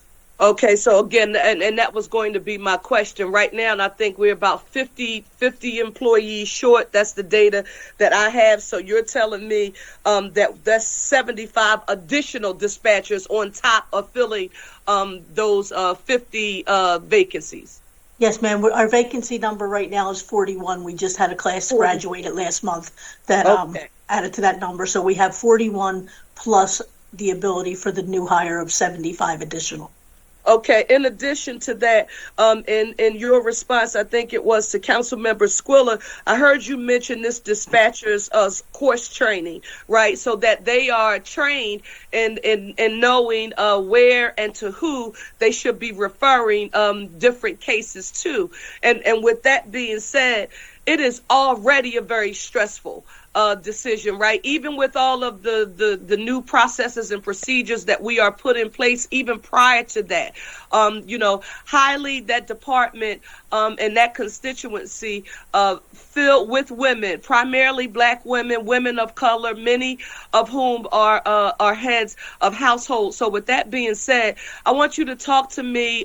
You said you were requesting like a pay appeal. I want you to tell me about that. And then I want you to tell me about, we know that the supervisors, from time to time, they go down and do some work if someone calls out. I heard Commissioner Outlaw mentioning that, but the supervisors are getting paid about $65 an hour for overtime, but the dispatchers are making approximately $21 an hour. So I want you to, let's talk to me about, parity and equity as it relates to their pay, particularly with additional responsibilities. Absolutely. And yes, all the things that you said are things that we heard at the last hearing. We've been working. One of the positive changes is they had asked for the police schedule. They didn't believe that the schedule that they worked well for them.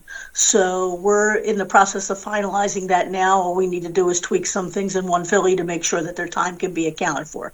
We went to Central Personnel and made the request that we do a pay evaluation. We did comparables from other cities to say that we felt that our people were being underpaid, and it seems to be the agreement moving forward. We were able to show that that's correct.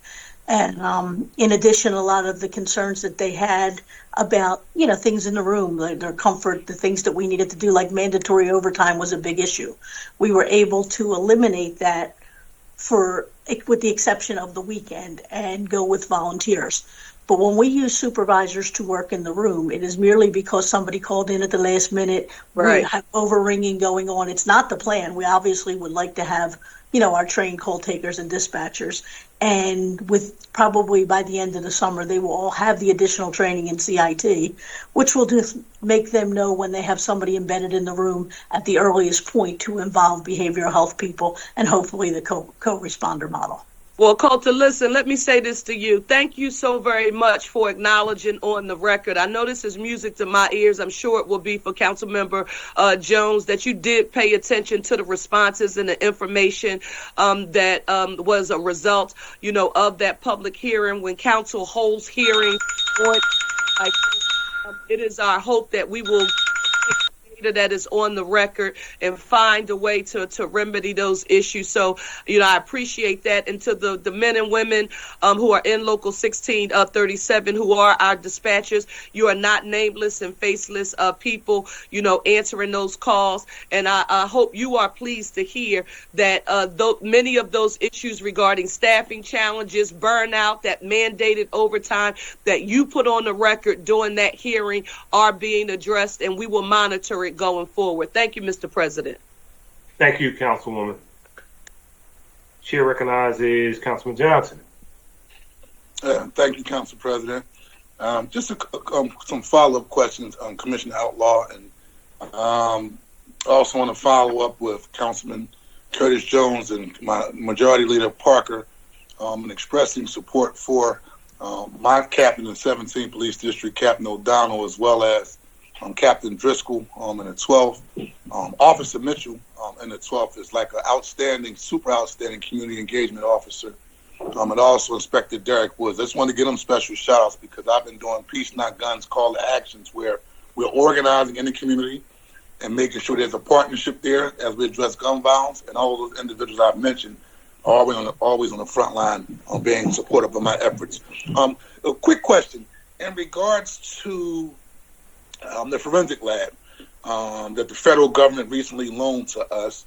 How can, I know it's a temporary situation, but how can we be supportive and lobbying long-term efforts with the feds as it relates to the particular forensic lab which they recently lent us?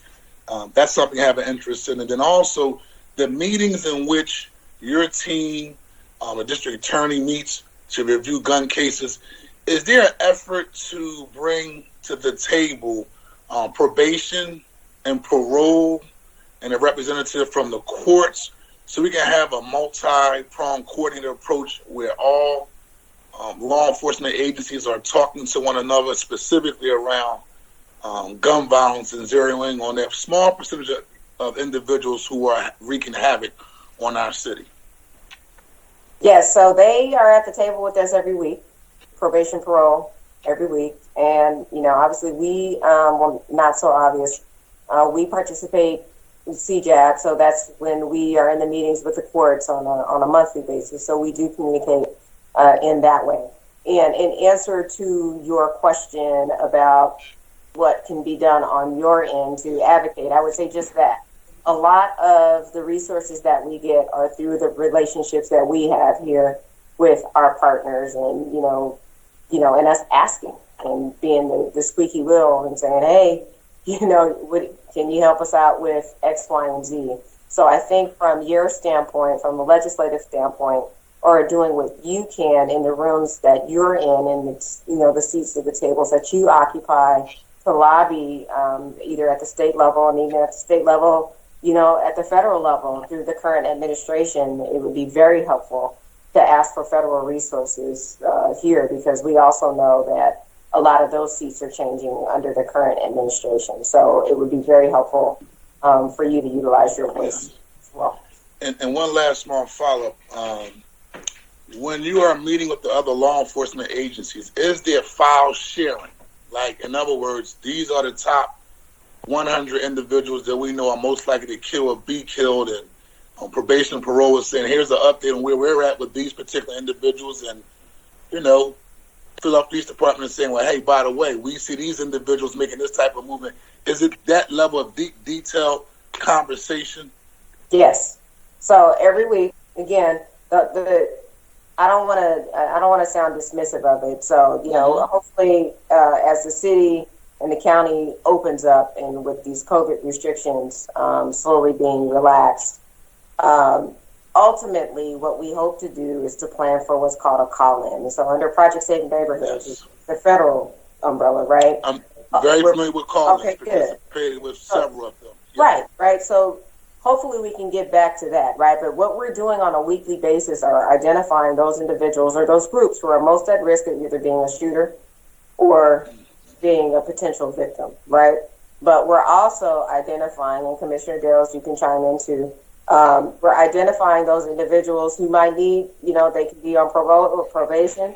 You're like, hey, and this person is on monitoring, they need to be on monitoring, but something needs to be done. There needs to be some form of intervention. And if nothing happens right now today, something is going to happen on people. So that's exactly what's happening. That's why it's so significant to have all these people in the room at the same time on a weekly basis. So we're not letting this information just lag out there. So we're getting real-time information. And I'm going to get this last quick question there.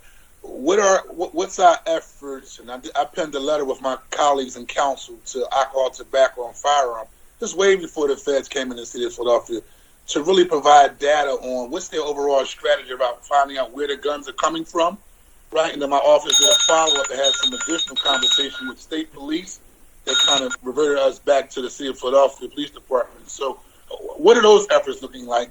Because one of your individuals mentioned this in a press conference the other day. I don't remember the officer's name, but I kind of agree with him. Like, I've never seen this many guns in the streets of Philadelphia since I've been doing this for at least over the last 20 or 25 years. And we talk about ghost guns, but that's just half of it, right?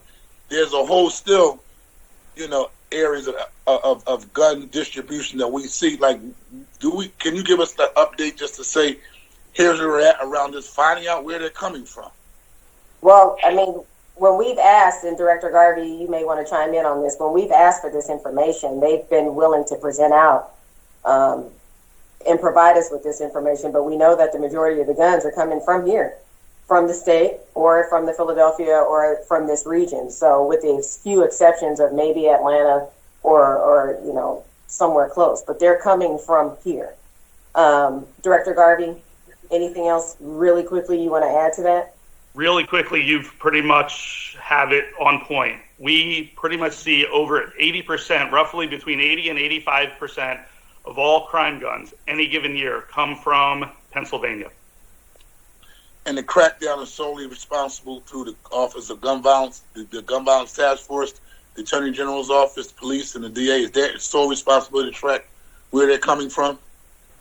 So we trace every crime gun that comes in, right, gets traced. So a tracing goes back to where is the first point of sale, telling us where was that gun first sold. From that point, it is then you have to search through all the paper records, because Congress does not permit any sale past the first sale. We can't keep it in a computer to search. So when a trace goes to the ATF, they have to manually search, transfer to transfer to transfer to transfer.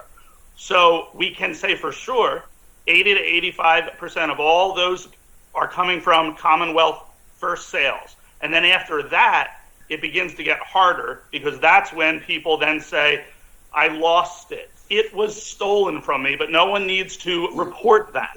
So that's where figuring out where it left the legal market to the illegal market becomes a little harder. And that's where all the collaborations come into play to try to figure that out.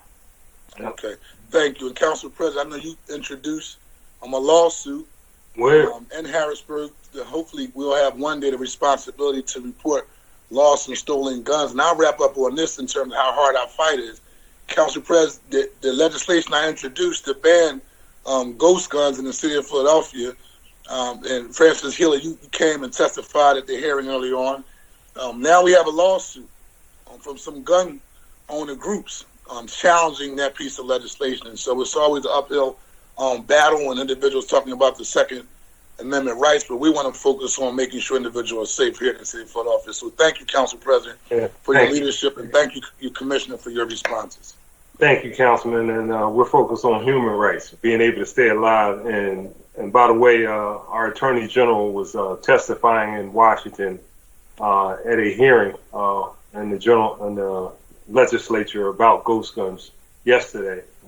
Did a pretty good job. So hopefully we'll be in a position to enact that. Chair recognizes Councilman Jones. Thank you, Mr. President. I want to take a moment to thank all my colleagues for great questions. I keep coming up with questions. I have to tear up the sheet because they are on top of public safety, and I appreciate it.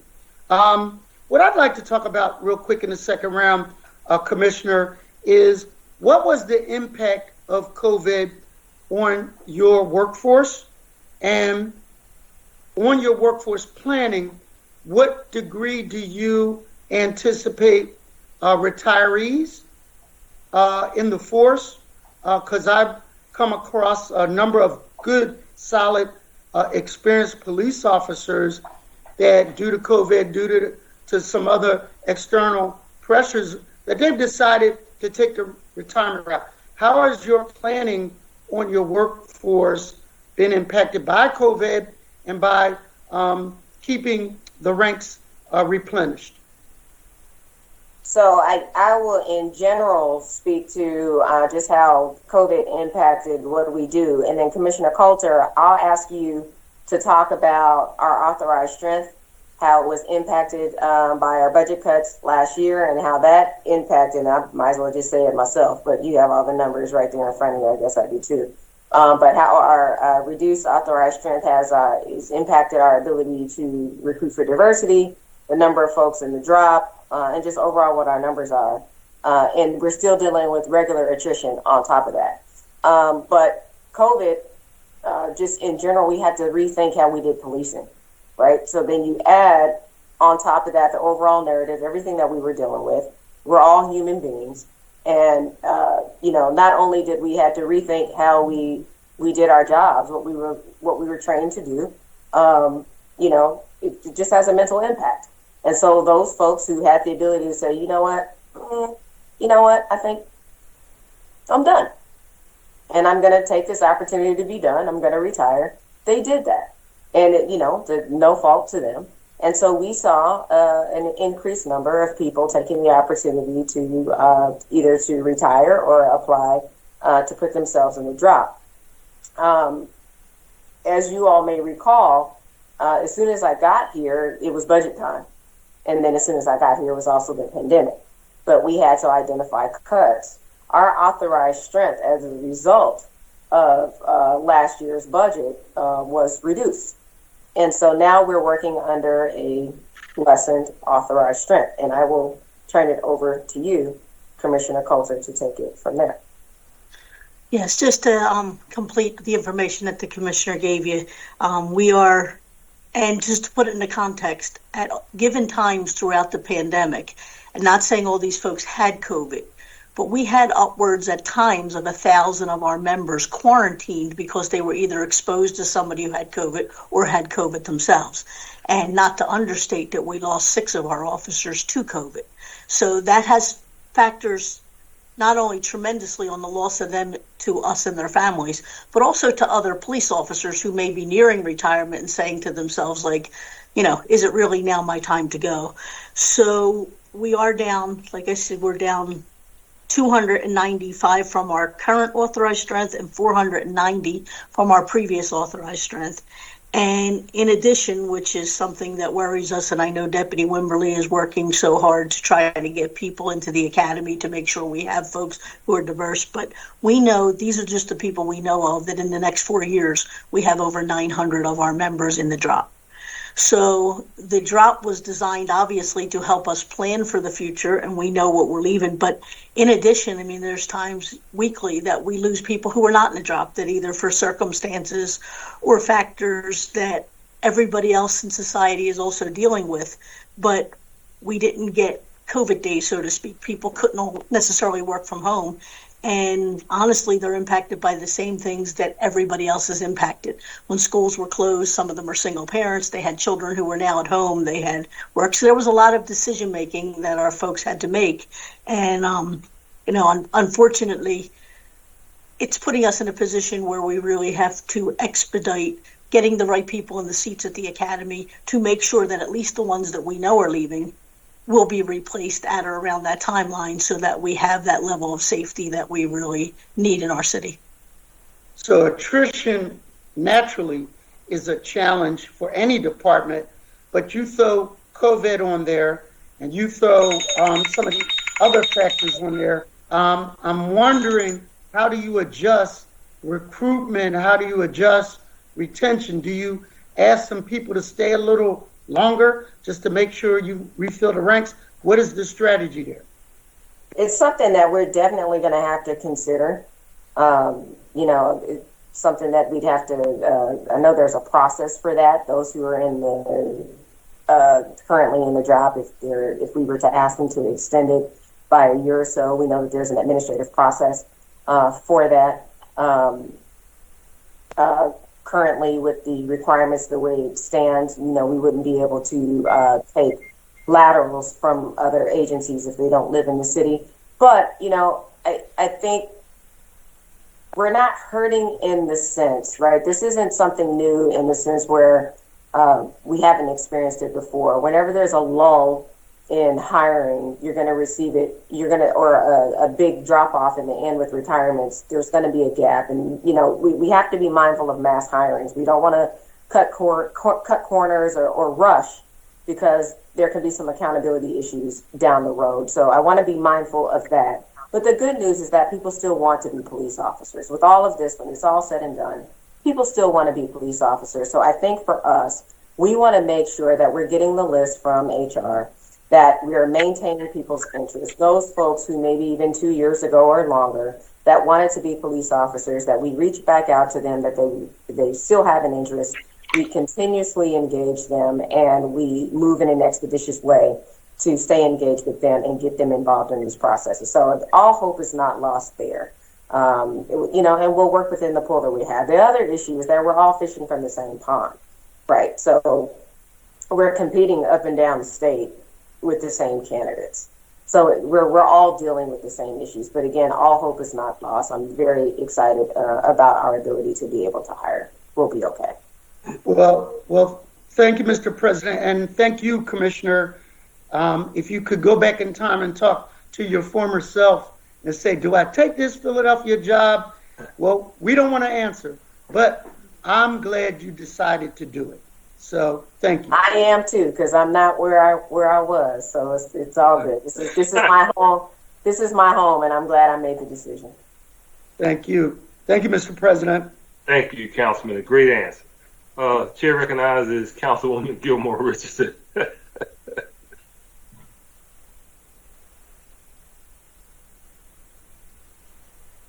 Councilwoman? Mr. President? Yeah. Yes, no, I'm good, okay? I'm not going to come back on the second round. I'm going to submit my questions. Yeah, thank you very, very much. Thank you, Councilwoman. Chair recognizes Councilman O. Thank you very much, Council President. I just wanted to get your thoughts on this, Police Commissioner. And as we deal with the violence in this city, what are your thoughts about curfews? Curfews for young people, curfews for, that's a pretty broad question. I don't know the answer. I think that's to be determined. Basically, I know there is a lot of concern about the evening and the night where there is violence. There are, shootings and murders. If we do curfews, does it apply to adults? Does it apply to young people? Mr. President, point of information, Councilmember O. Yep. Mr. President? Chair recognizes Councilwoman Gilmore Richardson. Yes, I just wanted to, Mr. President, for a point of information regarding the curfews, to thank my colleague, Councilmember O, for highlighting the need for increased, ability to determine, particularly around young people, for us to determine when they should, be off of the streets. But I wanted to highlight that I am currently working with Deputy Commissioner Dales in the Office of Children and Families and the Department of Human Services around tweaking the curfew bill that we have on the books. So I just wanted to highlight that for the record. And please allow Councilmember O the remainder of his time, Council President. Thank you. Thank you, Council Member. Thank you for looking out for a colleague. Councilman O, please proceed. So it is being tweaked and the bill is being worked on. I'm thinking about our current situation with what happened over the summer. There were a lot of restrictions, and in the current environment of policing, where the police appear to be reluctant in some cases to make arrests. Is it a situation where, in other words, how is the curfew enforced? That's enforced by police, is it not?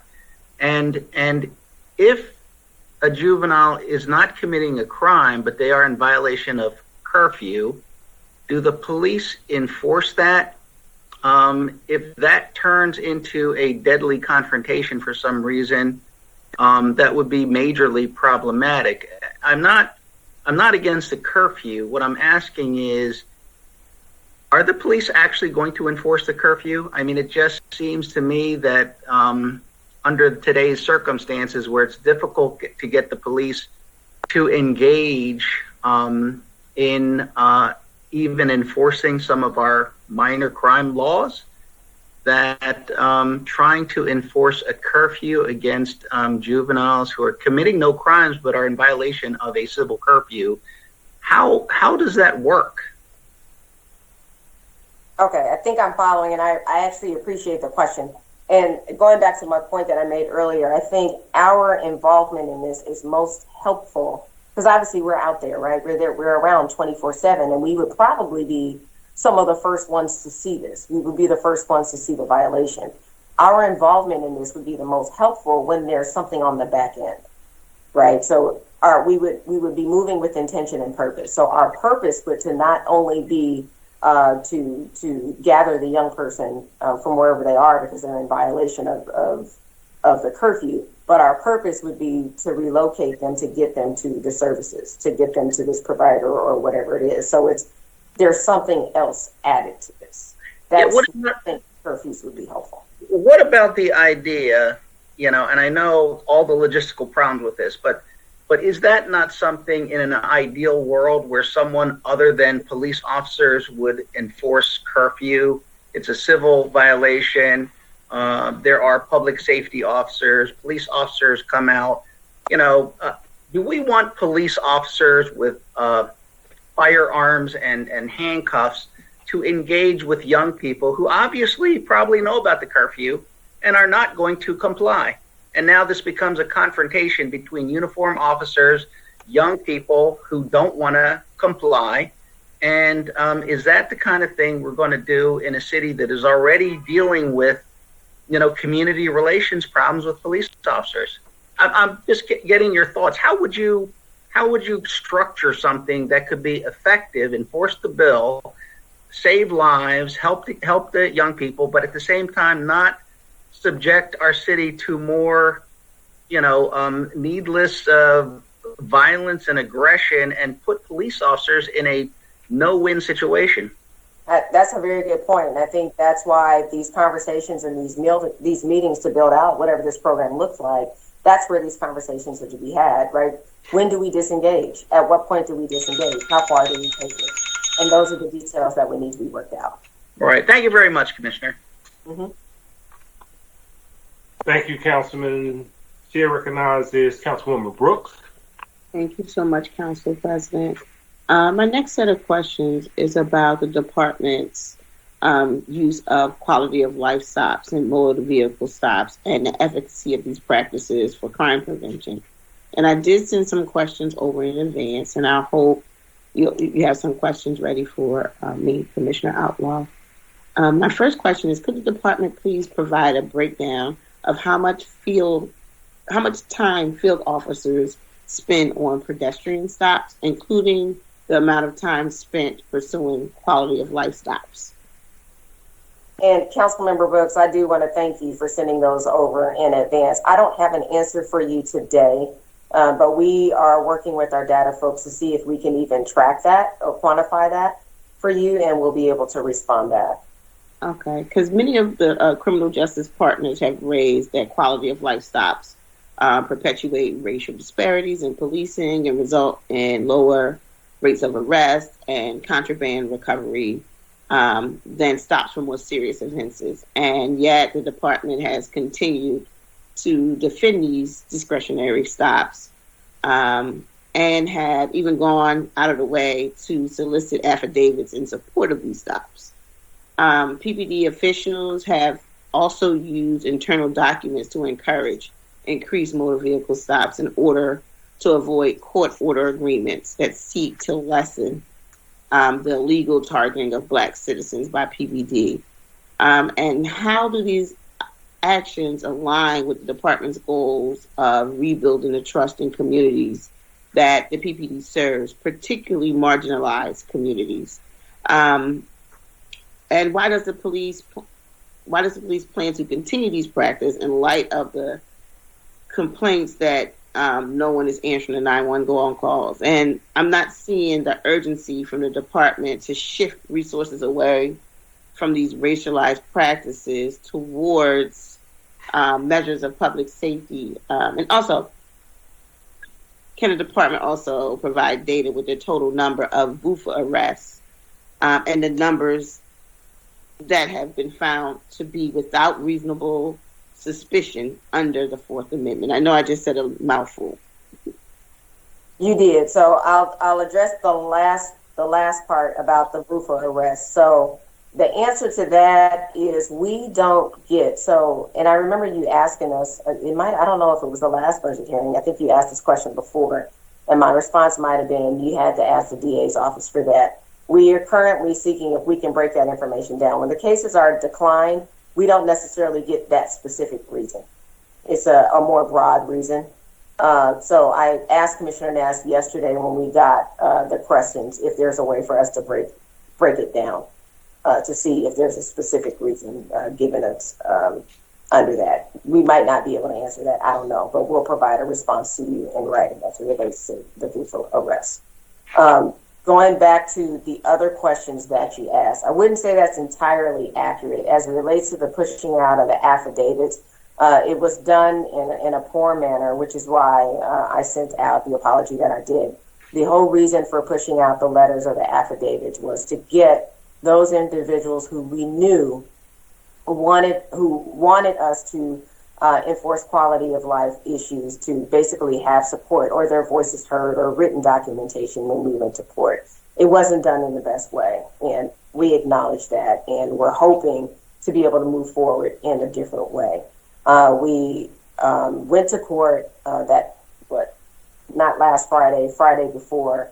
We are hoping to push out a pilot of some sort. We all want to get to the same outcome. We recognize that there are some quality of life offenses that don't necessarily lead to crimes, right? We don't want to utilize all of our time and deploy all of our resources where we don't need to, recognizing that the data shows that there are disparities in our outcomes. We recognize that. So we want to get to the same outcomes and we want to reduce the disparities. So we are working to identify one in the district, identify a methodology for a pilot project, work on training, work on an internal and external messaging so we can figure out the best way to reduce the disparities and get there. So our efforts, I believe, will align with the intended outcomes of the community because we want to get there as well. So hopefully that addresses what you're saying, but you'll see that we want to partner in these efforts. We're not as far apart on these issues as I think the community thinks we are. You're muted, ma'am. I do have a few more questions about the early intervention system, and I'm out of time. But Councilwoman, go ahead, because you're actually the last one. So. Okay. this system is offering called the Early Warning Intervention System. What is this system designed to prevent, and what are examples of behaviors that would be considered early warnings? Let me just go through the whole list, and then maybe you can just give me one answer. And what are some examples of positive corrective behaviors that will be provided to officers identified by the early intervention system? Some examples of negative corrective measures that will be provided, and what types of information is collected to identify officers who will be provided with corrective measures. Will the department make the data produced from this available to the public or to the MDO? And like, who in the MDO's office will be reviewing this personnel data? When I was looking at the system, the educator in me made me think of PBIS. And I know it's a bad example when we talk about the school or prison pipeline, but there are accountability measures that are very clear. And I just want a little bit more clarity around this EIS system. Sure. So I'll start with the last piece again, mainly because it was the last thing that I heard.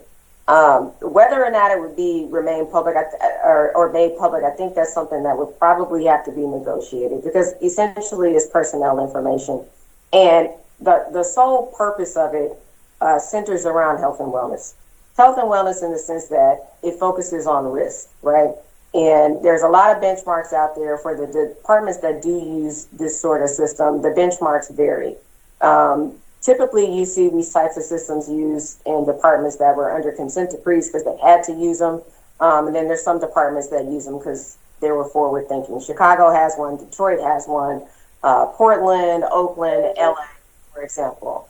Benchmarks may include use of force to arrest ratios, use of force to complaint. You might compare sick leave to overtime, those sorts of things. You want to identify risk before it turns into that. We've all seen the officer, for example, that's had 6 or 7 use of force incidents or critical incidents, and they show up on the news, and you have the journalist who does the legwork for you and says, once the name is released, this officer has been involved in 6 or 7 officer-involved shootings. Why was nothing done, right? Because there was no system in place to identify the risk, or maybe they might have done something early on in their career. It might have been a whole bunch of complaints or lower level uses of force, and there was no intervention early on. Then it might be something positive, right? I used to hear, because ultimately what we're doing is building a program. It's based off of this system. It's not just having some software to track the information. It's also creating a risk management program, just like CompStat. If you're familiar with CompStat, we have data that we use where the district commanders are responsible for reporting to the executive leadership out on what's going on in their district. And they have to say, hey, I noticed this was going on. Here's what I did about it. Same thing would be used with this information in this system. District commanders would have to say, you know what? I noticed I had some problem folks in my district. Here's what I did about it. They have to be proactive about it. We would also include stop data in here. So the issues that we're talking about with recovery, stop data around, X amount of officers made this many stops, they made this many searches, and the recovery rates were low. It's really up to us what we include as benchmarks. But what I used to hear was, well, this person had a high use of force to arrest ratio because, they work these hours, or they're a younger squad, or they work a busy part of the city, and that's why their numbers are so high. And I, in turn, on the other side of the table will say, well, when you compare this squad of folks to the same people who work the same time but with different days off, they actually don't have any complaints. They have the same number of arrests. You went on mute, Commissioner, I think. Oh, shoot, I don't know what you said. The last thing you heard me say, I'm sorry. But what I was saying was, when I sat across the table and said, you can also compare the same type, you can compare squad to squad, right?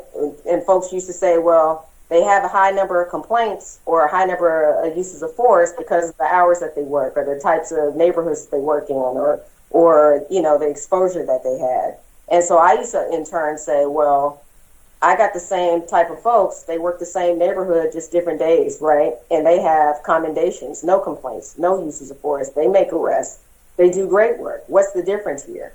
And so these systems, or this system, would allow you to look upward and say, well, maybe it's the supervisor. Or if it's not the supervisor, maybe it's structural, maybe it's the policies, whatever it is. So that's how you identify the positive and say, well, this group of people is doing a lot of great work. What is it that they're doing? How can we replicate that? Is it training that they're getting? Is it the type of supervision that they're getting? How can we replicate that throughout the department? So anyway, it's allowing us to identify good or maybe risk at the early stages, the individual levels, the squad levels, the organizational level. We can intervene early if we need to through mentoring, coaching, discipline, training, monitoring, supervision, whatever it is, early on before it turns into something big, or we can identify something good. You went on mute again. I think I should stop talking. I didn't touch anything, but hopefully you got the gist of it. That's what an EIS is. But essentially, you turn it into a program. So where now people have access and they can hold themselves accountable, because I can go into this system and see what my stats are looking like. And I can compare myself to what my peers look like. How many times can someone be in this system before they are identified as problematic? So that's the thing, right? So when you set up to these benchmarks, there's thresholds. And depending on what it is, you reach a certain threshold, then now that pings a unit or someone or a reviewer that now has to go in and do a review of all of their things. And so now they're either going to be on monitoring or intervention. There has to be some intervention in place. So this is bigger than just, again, the system. It's a program that says now we have to fix this person because they've reached a threshold. Either they no longer should be here, or the great work that they've done has caused us to reach in and say, hey, you need to be commended and incentivized for the work that you're doing. Okay. Thank you, Commissioner. You're welcome.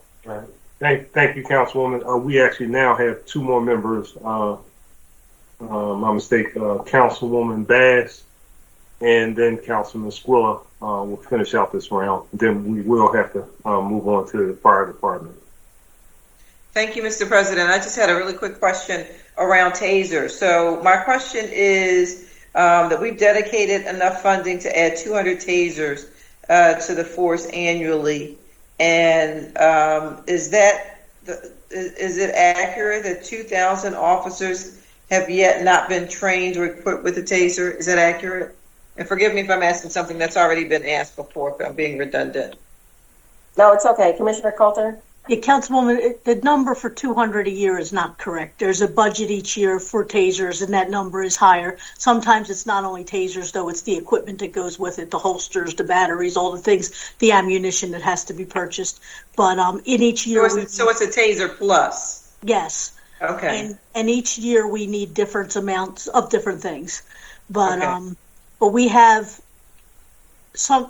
trained over 3,000 officers with tasers, but some of those officers have retired over the years because the program's been going on long. So we continue to train with the goal of getting 4,500 people, which is our uniform patrol component. Obviously, our plainclothes folks and detectives and stuff. Some of them use them for different circumstances, like we have them available at the PDU, the police detention unit, in the event that you had somebody that was, in a crisis that you couldn't control any other way. Hopefully you have those other negotiating skills, because those folks get trained in CIT as well. But it's designed this year with the budget request. It's really that 5-year request for the supply in 1 year.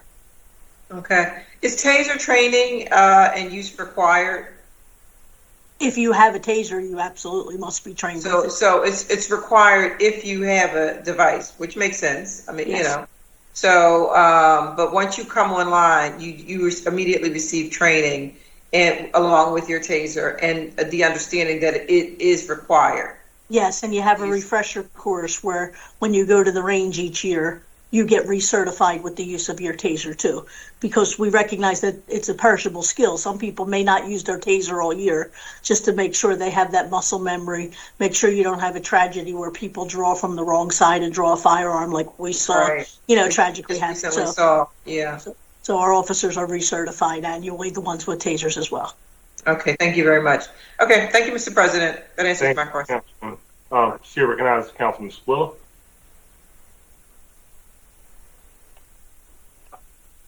Thank you, Council President. And real quick, one last thing too. I just wanted to give a shout out to the commissioner and Commissioner Dales and all the team for meeting with us endlessly on the ATVs.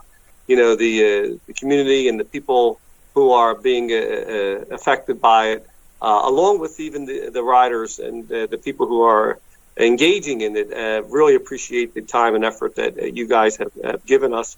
And, I know we're still at work at this, and the collaboration that you have done has been really appreciated. So I just wanted to say that before we let you guys go and leave on a positive note. So thank you very much. Thank you. Thank you, sir. To all the members of the PPD, thank you, Commissioner, Deputy Commissioners, tech support, whomever. Thank you all very much for your testimony. Please be aware we do have 2 days of callback, so there may be something that comes up between now and then where you may be asked to come back and clarify or add additional testimony. Thank you. Thank you all very much, and you all be safe. Thank you. Thank you. Next up, we have Fire Commissioner Adam Thiel. Commissioner, are you on? I am. You are? Okay. All right. Thank you. You ready for your testimony? Yes, sir. Okay. You can just proceed. State your name for the record, obviously, and proceed with your testimony, Commissioner. Good afternoon, President Clark and members of City Council. I am Adam Thiel, Fire Commissioner and Director of the Office of Emergency Management. I am pleased to provide testimony on the Philadelphia Fire Department's Fiscal Year 2022 operating budget as proposed.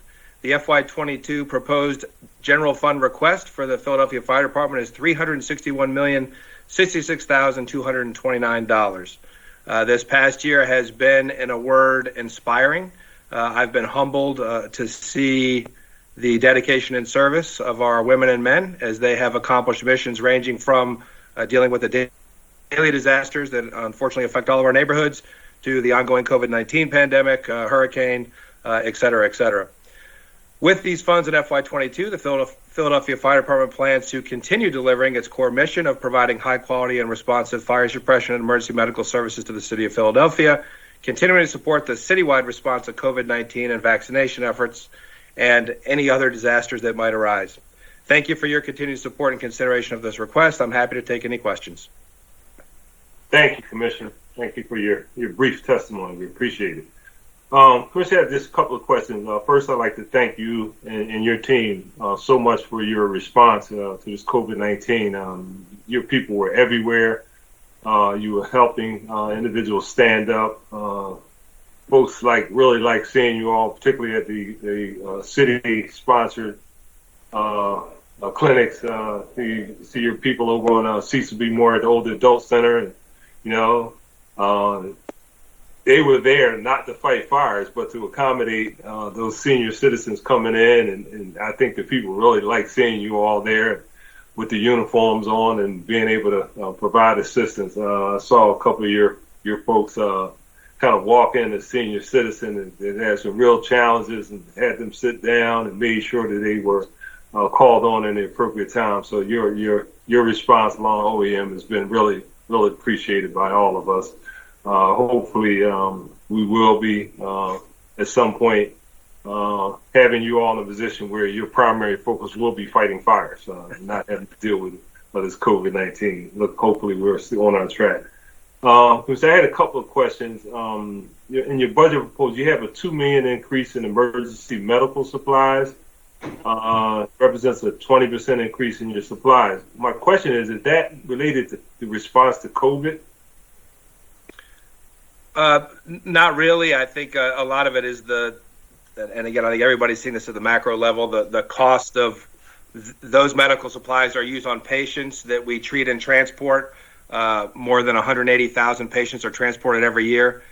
So that, for the most part, those are basic medical supplies and not personal protective equipment for COVID-19. Some of that might be PPE, but most of that is the increase in the cost of medical supplies and, of course, the increasing demand for emergency medical services. Okay. I was asking that because if it were COVID related, as you know, it's potentially reimbursable. So it's wherever we can get our money back from the federal government. Yes, sir. Absolutely agree. Yeah. What's your vaccination rate in your department? So, we haven't necessarily been reporting that, but publicly, but everybody I think saw the news article where somewhere over 50%, somewhere between 50 and 60%. Obviously, we have more of our members who are being vaccinated every day through all the channels and a lot of the similar issues. I mean, look, our folks are human beings first, and they have a lot of the same concerns that everybody else does. But we've certainly made it accessible. We continue to make it accessible, and we're hoping to, I think the goal is 100%. Okay. All right. Yeah, no, I feel you. I mean, there is an issue. I know a lot of private sector employers are mandating, such as schools, universities, but we're a little different here in the city of Philadelphia. We Yes, don't sir. necessarily force our people to do some things that they should do. You also have include a $19 million Class 100 increase to fully fund the budgeted positions. Can you kind of detail why you need to fund these positions and why they're necessary now? Well, that's really fully funding the current service level, as we've discussed. As we discussed a couple times at mid-year in 21. We don't have enough. We're pretty reliant on overtime right now because we currently have about 698 vacancies down from our authorized strength. And of course, that authorized strength contemplates having the relief factor that would allow us to maintain minimum staffing without having to use overtime. So that's not adding any additional service. That's simply Class 100 dollars to cover the current service levels. Okay. So will this allow you to measurably reduce your overtime? Measurably, yes. Meaningfully, we really, for us to get to the point where we would rarely use overtime, we would really need to fill all 698 of those vacancies at current service levels, and 80 to 100 firefighter EMTs per academy, 9 months. You can see how long that would take. Okay. One last question, Commissioner. If you know off the top of your head, what's the demographics, the racial demographics in the fire department? Well, we've gotten better. It's still a long way to go. We're doing a lot of things around recruitment and in our pipelines and outreach. We're about 23% African American, I think 8 to 9% Hispanic, 1% Asian American, and the balance would be Caucasian American. So, again, a lot of work left to do. We're hopeful. We think we're going to be able to have another academy off the current list starting in August. We're working through that with budget and other folks. And we've had much better success with our testing regime, et cetera. Although, as we've discussed in prior hearings, that how that's going to unfold for the next list is something we're working through with OHR. So still a lot more work to do. And keep in mind, all those positions, those are all civil service positions, subject to civil service rules and hiring. Our executive team has a much more diverse profile. All right. So the police department has it appears to be a clearly defined strategy on how to get a force that's more reflective of the demographics of the city. So, and you don't have to give it to me now, but I'd like to kind of, before the budget hearing is over, you get us what your specific strategy is. They talked about advertising in certain median markets that could reach communities of color, going to certain locations, doing whatever it needs to do. We really would like to see our departments, I guess Monday, when we had the Civil Service Commission, they referenced the percentages of the demographics of the entire city workforce. And he said that police and fire were the two departments that tilted it in the wrong direction. And he specifically pointed out those two departments. So we can do better there, as I'm sure you're committed to do. We can start turning those numbers around. Yes, sir. As you know, we've invested heavily in recruitment, our recruitment unit. having more explorers now than ever at 7,800 Ogons with that facility. So I think some of those items will come up in the course of the Q&A here, and we're happy to send you a bulleted list of all the things that we've been doing for the past 5 years to help move the needle. And again, we've gone from about 20% to 23%, which may not sound like much, but in a almost what should be a 3,000 plus member workforce, that is meaningful. Okay, and as we did with the police department, just give us a call if there's anything we can do to help you with that. Thank you. Utilizing whatever resources and skill sets we have on that. Thank you very much, Commissioner. The chair recognizes Councilwoman Parker. Thank you, Mr. President. And Commissioner Teal, let me just say a special thank you to you, all members of your team, but to Shanique McCall, Chief Robert Wilson, and Chief Pedro Kadir. If I hope I didn't chop that up, thank you. And I'm not going to say why thank you. I'm going to say thank you at the end and tell people why. But I also needed to send a special shout out to Engine 73 Ogons, Engine 63 and Medic 33 East Oak Lane, Engine 71 Cotman Ave, Engine 64 Rising Sun, Engine 61 and Medic 29 Rising Sun, and 4800 Langdon, Engine 70 and Medic 42. Those are the people who are at our meetings. Those guys come out, the men and women. I just want to say thank you to each of them for the record. Commissioner, listen, I want to start with a line of questioning that I focused on last year, and you're familiar with it. It's about the fire department creating the fire service EMT position. And a few years ago, you created that position, correct? Yes, it's been a process, but we are at the point where we have that pathway set up, and it's how many now? How many fire service EMTs are there now, Commissioner? I'm not sure the exact number. That number changes. We have folks who cross over to being firefighter EMTs who go to other city agencies. We just had a huge success. We graduated our first class of 9 fire service EMTs who upgraded their skills to advanced EMT, which lets them provide, almost paramedic level care. So we're really starting to see this work pay off, that we've been doing for the past 5 years. In addition to our community EMT programs. So now it's simply a matter of getting to the point where we can hire and start executing faster along that pathway. And do you know of the, well, even if you don't know the total number now, do you know what percentage of them are minorities?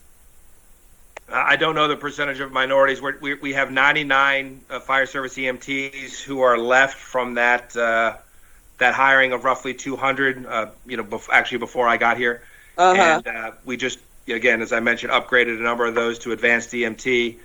We've upgraded a number to paramedic through some other programs that we've had. So our goal has really been to give those folks additional opportunities and career paths, and also build the EMT pipeline with the community programs that we're hoping to scale up with the new facility. So there's still a lot of work to do, but we think we're at the point where that can really start to help us going forward. Thank you, Commissioner. And for the benefit of my colleagues in the viewing public, my interest in this issue came from a constituent who called us a few years ago to say that fire service EMTs were paid 20% less and that they had no opportunity for promotion unless they, one, became a paramedic, or two, that they took the firefighter test. And again, from what we understand, that there were issues with the firefighter test, because even if you scored 100 points on the firefighter test, you still may not get a call. And that was for a number of reasons. I remember EMTs used to get 3 extra points, but someone told me that was taken away. And so it really became an issue for us when we had an African-American gentleman call us who was one of our constituents, and he was an excellent EMT, and he was a college grad. And this is what was unbelievable, Commish. He was also a teacher at the firefighter training academy. He wanted to become a firefighter, but he was told that not only would he have to take the test to become a firefighter, but he also himself would have to go through the training academy, where he was a teacher. So now I'm a teacher, teaching the folks coming through. And if you're telling me if I want to become a firefighter, this is what I have to do. So I am hoping that we continue moving forward with efforts to change things for those fire service METs. And with that being said, I want you to please explain to the viewing public about your new location that I'm super proud of. Relative to recruitment and what really helped us with our neighborhood-based vaccination clinic. Talk to the community, if you will, and this is where I thank you, your chief, Robert Wilson and Shanique McCall and yourself for just having a vision to even see that the location was good because the transportation hub and so forth. What's going to happen at that 7800 Ogons Avenue location you mentioned? Councilmember, I appreciate the question, and of course your partnership. You're being characteristically humble, but that was really a team effort, and I think some of this goes to President Clark's question as well. When I got here almost 5 years ago, our recruitment unit was actually located in a corner of a building that was almost completely inaccessible. Then they went to temporary space in a high-rise building, and it wasn't necessarily where you want folks who are recruiting. In our city, in our neighborhood. So it was, I guess the initial dream was to get our recruitment unit actually down to street level with good access in our city where folks could find them. And then that kind of went up to, we have an excellent Explorers program. And, shortly after I got here, I think we had 200 Explorer applicants for like 100 spots. It was very space constrained, competing for space at our academy. And it just broke my heart. So we wanted to find a place to hopefully be able to have more Explorers. Of course, we've also amped up in concert with the school district our Randolph Skills Academy program. But to get our recruitment unit, and we also had a need to move our EMS regional office, we identified a spot, really, kind of an historic spot at 78th and Ogons. We partnered with DPP. Of course, they always work with us. Ultimately, the health department, and the Mount Airy Church of God in Christ. And it took a couple years and a great team. And Councilmember, thank you for acknowledging them. But we are opening this facility that will allow us to have community EMT programs on the ground in our neighborhoods, do recruiting on the ground in our neighborhoods, CPR classes. We have an expansive vision for this. And of course, it was perhaps appropriate that we kick this off by making that one of our first community vaccination clinics. Very successful. But we're excited about all the possibilities and look forward to continued partnership. Thank you so much, Commissioner Teal and Council President Clark. In response to your questions relative to diversity and inclusion in fire, I just wanted to note for the record that one of the issues, Commissioner, that has been a challenge, and I'm talking about across the board for civil service positions in the city of Philadelphia, is something that we have called the rule of two. It is not very popular. It is a very challenging issue, but every time, Council President, when we talk about why can't we diversify Philadelphia's workforce and lead in that effort so that the private sector can follow, the first response that we get is, rule of two. We will, in a very near future, be working in efforts to change that issue so that we can diversify Philadelphia's workforce once and for all. Thank you, Mr. President and Commissioner. Thank you again for your leadership. Thank you, Councilwoman. I can recall back in the old days, and the mothers and the fathers of my generation used to tell you, go up and get you a good city job, and that's still true today. To sustain family sustaining employment, good benefits. It's a good job, and we really want to be supportive of your efforts. And I've heard about some of the things you've done. I'm not going to talk about them here publicly today, but I know your commitment is real. Thank you. Councilwoman Gautier. Thank you, Council President. Good afternoon, Commissioner Teal. Thank you so much for your work in the city and in our communities. My first questions are also about diversity. So if this is information that you have to get back to us, and then I understand that.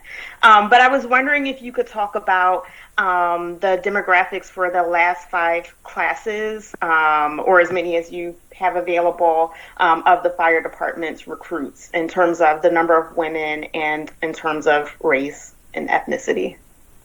We don't have those specifics. Obviously, those classes, we can get you those. Those classes are hired according to civil service rules and regulations, which obviously we've tried to create new pathways and work on the recruiting side. But I'm glad you highlighted that. Another real emphasis for us is women. We need more women in the fire department in a variety of roles, and that's, I guess, please, if you're watching this, and you're a woman, we have some fantastic women firefighters, chief officers, deputy commissioners, et cetera, EMTs, paramedics.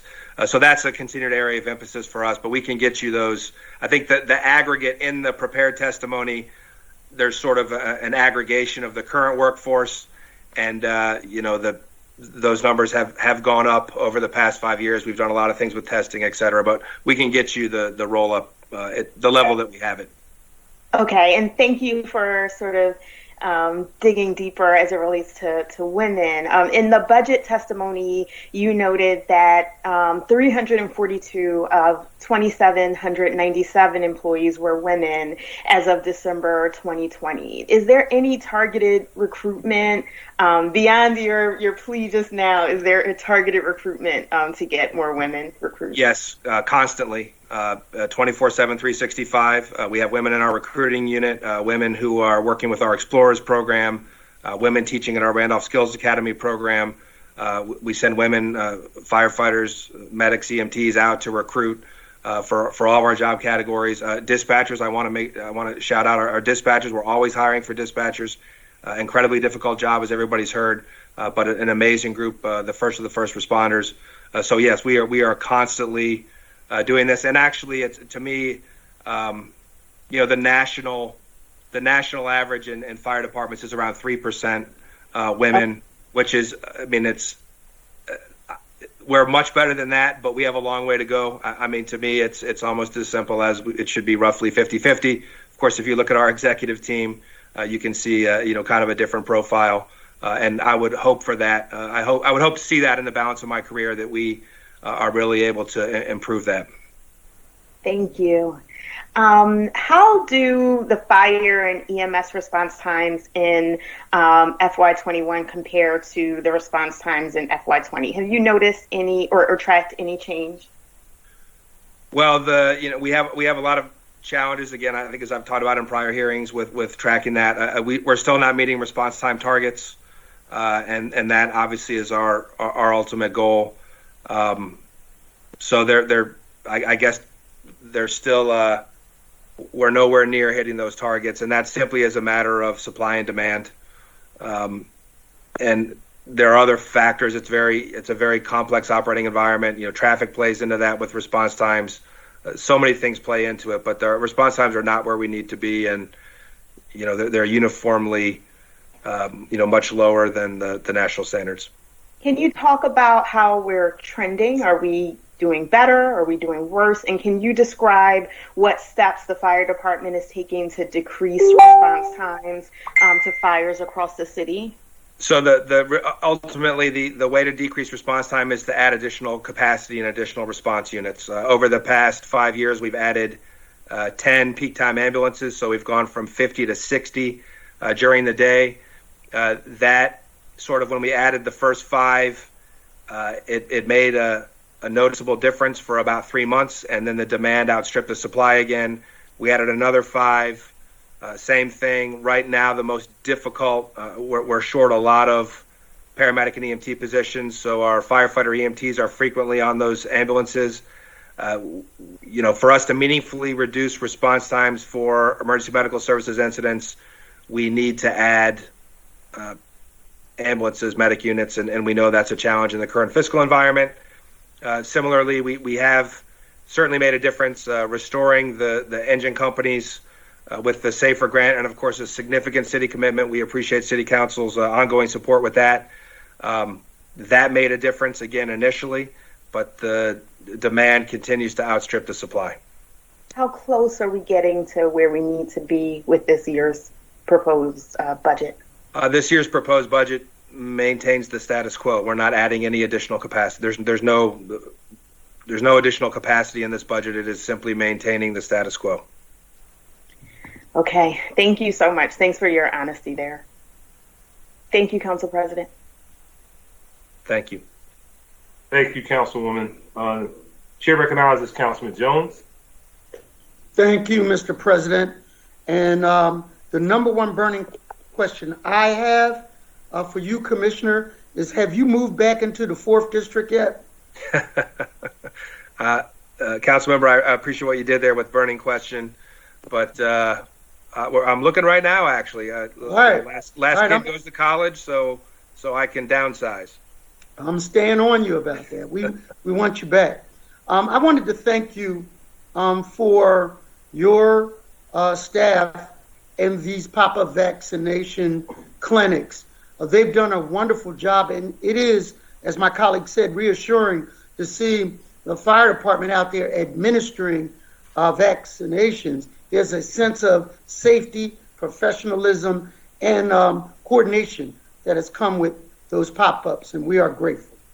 My question is that I had opportunity to go to the training academy that you have, and at that time, the infrastructure up there, particularly the burn house and other simulated places, had seen better days.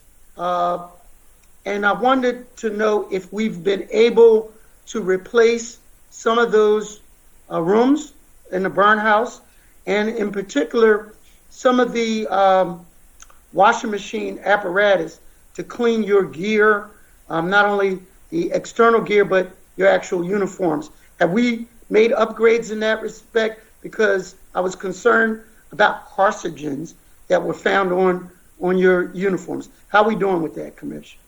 Councilmember, we're doing better. Appreciate the question. We have been able to, again, with a lot of great partnership with Department of Public Property, a lot of other folks, some great leadership up at our academy.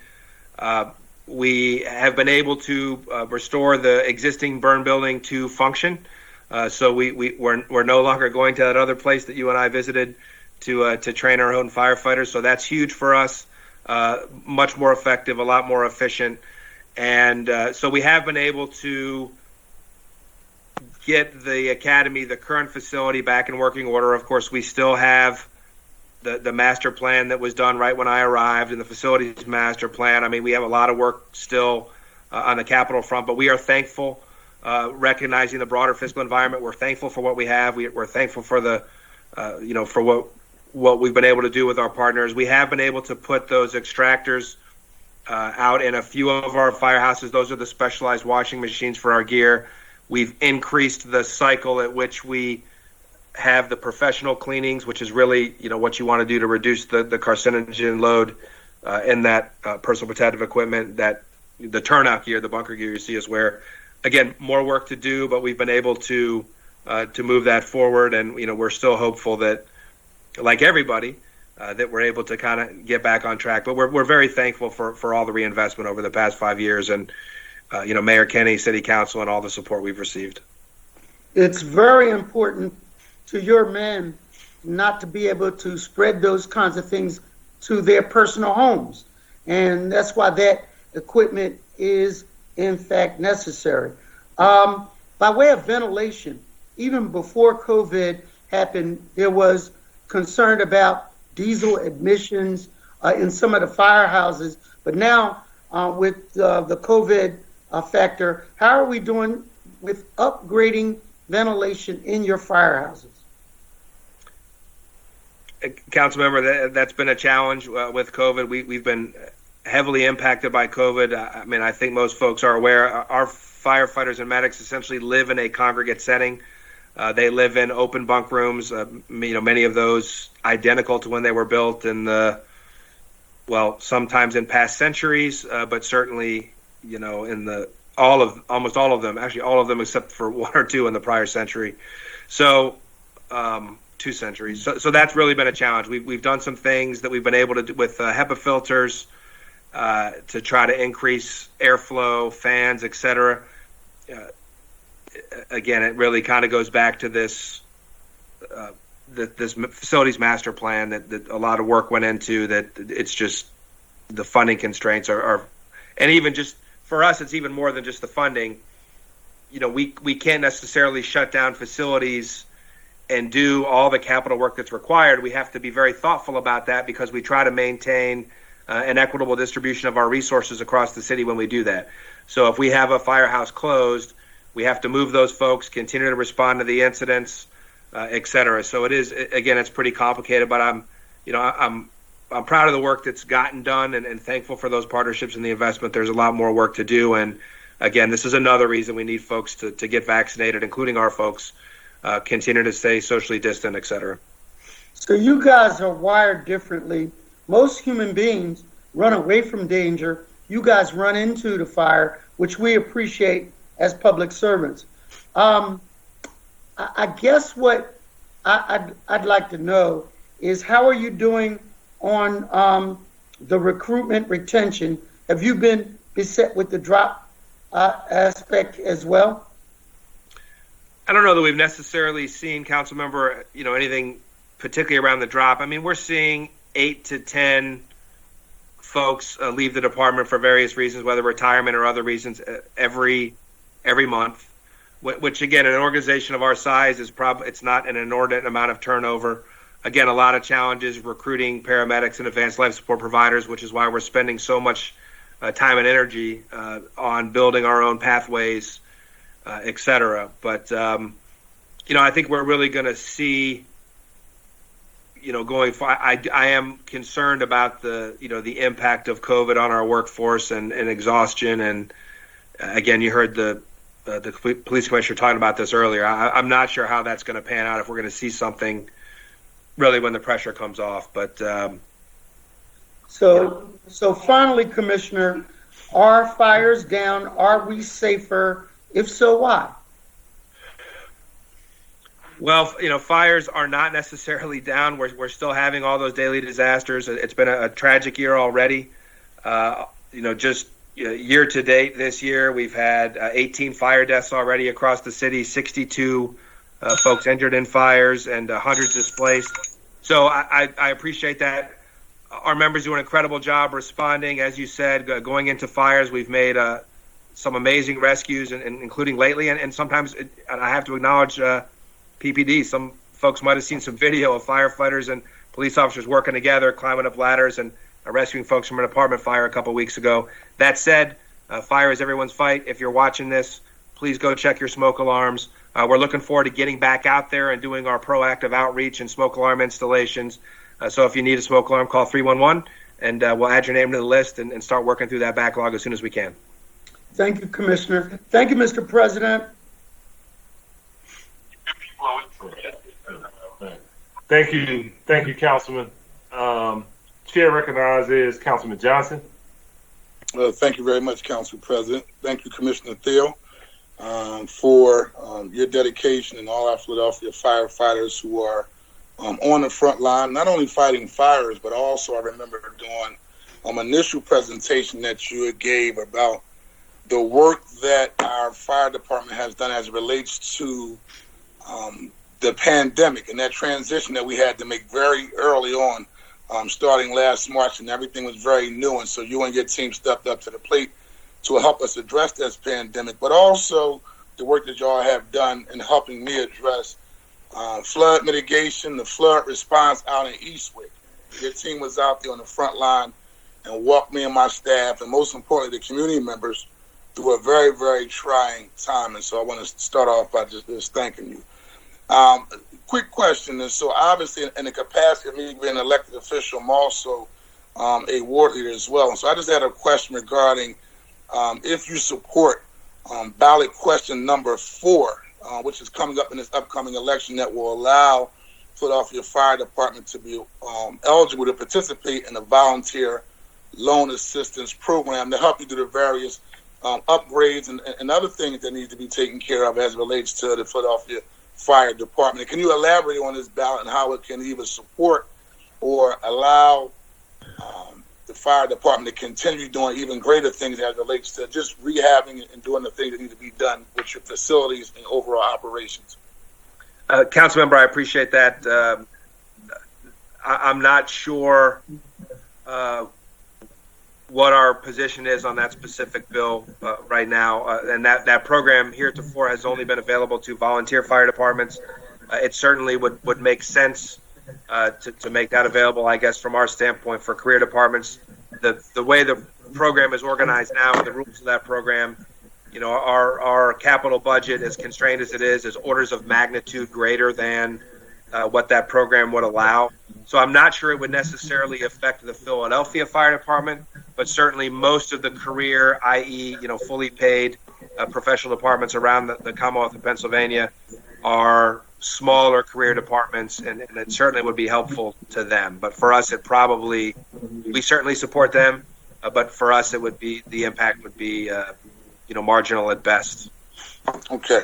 And also just wanted to do additional follow-up regarding your team's strategy, just around, and this is reiterating what Councilman Jamie Gardier mentioned, just recruitment for diversity, inclusion, making sure that the Philadelphia Fire Department reflects what the city of Philadelphia looks like in terms of your overall operation. And so just want to give me an idea. And also I want to give a shout out to, I don't know the actual engine numbers, but I do know I live around the corner from 17th and Federal, right? Where there's a police station / firehouse, and they're always on the front line addressing issues and concerns of the constituents, as well as on Graves Ferry Avenue, and also on the 1st Police District off of 23rd and Passyunk as well. And so give me an idea around your overall strategy and goals in addressing diversity and inclusion. Well, our strategy, Councilmember, as I've said, is to really on all fronts. We've made great progress. When I got here, the tests that were being used were not helping us in increasing diversity. So we work with OHR. We got some new testing instruments. We're always looking at that. Always looking at the overall process. I think that's another thing we still working with. So, have you ever had a conversation with Council President, and I know you're on the call as well, I guess comparing, the police are trying to do some recruitment as well, and I see you said you adjusted your test to make it more open for diversity and inclusion. I guess that's something that we're taking a look at as well on the law enforcement side of things as well. And so what did you look at differently in terms of the test that made it more palatable for individuals of color to become a Philadelphia firefighter? Well, look, I think... So I have, and I will admit, multiple choice tests. This idea of selecting folks for employment solely on the basis, or mostly on the basis of a multiple choice test, it doesn't make a lot of sense to me. I mean, we know that the legacy of multiple choice tests. So I think that for us, we've made a difference with different testing instruments, going out to bid. Looking at some different vendors. I think for us, the thing that we still need to do, you've heard me talk about a lot of these programs, the thing that would really be helpful for us, and we're still talking about this with OHR, is to be able to do continuous, we're always doing recruitment, but for us to be able to do continuous testing, hiring, and continuous academies, that is the thing that really would get us where we need to go. Because right now, if we identify a promising candidate, and look, we're recruiting informally all the time. I hand out business cards all the time, have people call me, connect them to our recruitment unit. It's tough when you have a young person who would make absolutely an incredible EMT, firefighter, paramedic, dispatcher, and for firefighter EMTs, which is the bulk of our workforce, you have to tell them, well, it's going to be maybe 2 years till you take the test, and then you might sit on the list for 2 years after you take the test, etc. I mean, a 4-year timeline for a job, that's a challenge, and that's being able to get to the point where we're doing this continually. It's a workforce issue, it's a funding issue for OHR and for us. I think that is really where we need to go. And then there are civil service, I think, as you all have alluded to, points allocation and things like that are not in our control. But I think I hope we can get to that point, because that's the really difficult thing. I just want to thank you for that perspective. And again, that whole multiple choice test, and I guess it depends on what you're testing. So we have a hip hop test. I don't know, Commissioner, you may do, somewhat, well, I can't assume, and then you may give me some Garth Brooks questions. I may, then again, who knows what I may know, but you're right, standardized test doesn't really tell a totality of a person, right? I'm a Penn grad, and I don't think I did the greatest on my SAT, but I did some work at Harvard as well, certified, yep. Right? Proud of me becoming an elected official, and so I'm glad you did a deeper dive, because the council president and his team is looking at how do we kind of look at some other areas in the Philadelphia Police Department and try to look at what's some best methods to make sure that our force reflects the city of Philadelphia. And I just think it's just good. I think it's good for everybody at the end of the day. So thank you, Council President, for my time. Thank you, Councilman. Thank you. Chair recognizes Councilwoman Brooks. Thank you so much, Council President. Commissioner Thiel, I want to start off first before I start my line of question about this amazing experience I had with a Lieutenant Keith Legions. He's a part of the community care team, I think, and Captain Lisa Forrest in a separate event around Black women first. I want to start my question off about that, but I definitely had to put Lieutenant Legions on there as I lead into my question. We had a severe fire on my block. No one was killed, but the family is still displaced about 4 or 5 months ago. And just his presence made so much of a difference to the young folks in the neighborhood, as well as my community members, even to the fact that when we couldn't get the senior citizens that lived directly next door to get checked for a safety check, and she was refusing, he just had a kindness with him. And she was very responsive. And from that, we did a whole smoke detector piece in the immediate surrounding blocks. And this was during COVID. So I really want to thank that complete team for the work that they've done around that. And then to Captain Forrest, just the encouragement of making sure, Black girls and Black women even want to go, and become firefighters, and what that experience is like. So I wanted to give those two a shout out, because those are two new experiences for me that were very touching and heartwarming. Thank you, Council. You're welcome. I want to kind of piggyback on some of the questions that Council President and Gaultier mentioned. You stated that your racial demographics in the fire department are getting better, but your 12 new hires from July through December 2020 are 75% white, which is a higher percentage than your current workforce.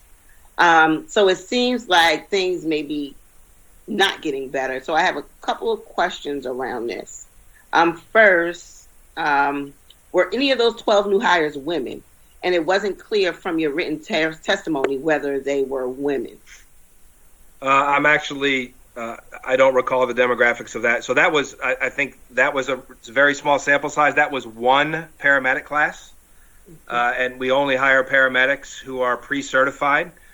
And that we don't have any control over that. These folks literally come off the civil service list. We have zero control over who's hired off that list, none. And you heard some of this discussion before, but that is, I think, a lot of the work that we need to do, continue to do is with. So when I say it's getting better, I'm talking about the overall demographics for the largest part of our workforce, who are firefighter EMTs. The smallest part of our workforce are paramedics. And the lack of diversity nationally and at the state level, of course, there's a paramedic shortage. That is exactly why we're making all of these efforts to have community EMT programs. We've already run the first two, one with the West Philadelphia Skills Initiative, one with the 1099C organization. So what you're talking about is exactly why we're spending all this time and energy on growing our own, because we're simply not going to get what we want from the market because it's so competitive.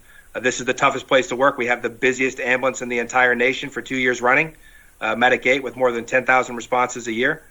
So that, I think what you're pointing at is why we're spending all this time and effort on recruitment and on building these pathways and pipelines And to that point, can you describe some of the recruitment efforts or investments that you made? Because you mentioned this when talking to Council President, but can you give us some specifics about what you're doing and how you're changing your recruitment strategies to recruit and retain more women and more people of color?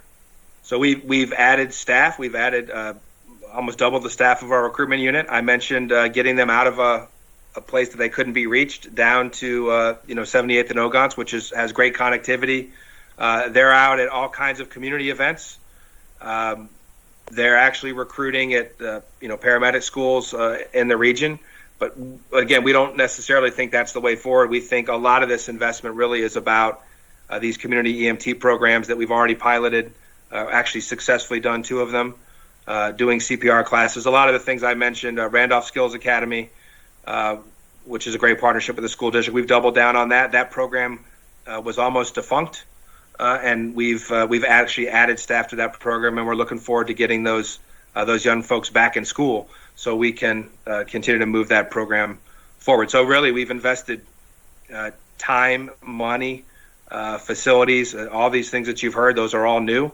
We do a lot with social media. We've been doing a lot of profiles of our workforce. Actually, one of the and we should rerun it. We have a radio show on Word every second Saturday. Let's Talk Safety, that always has a recruiting angle to it in honor of National Women's Day. Well, actually, the Women in Public Safety Conference, that's something that we started 5 years ago that has since grown to be much larger than that. And on our Word show, actually, and I wanted to mention this because Captain Forrest is now actually Battalion Chief. Lisa Forrest, our first African-American battalion chief, promoted her, I guess it was last year, towards the end of last year. She's doing an incredible job. And I think that work that she and Club Valiance are doing, she also is the president of Club Valiance. There's a lot of great work that's going on. Local 22 is starting a Human Relations Committee, which is huge, I think, in the long run. So we're really doing everything we can on all fronts because you're right. I mean, we can never, whatever the numbers are today, we can't be satisfied with that. It has to be more, it has to be better. And one more, you mentioned, and I want to get this on the record, that the rule of 2 can be a challenge when hiring new staff members.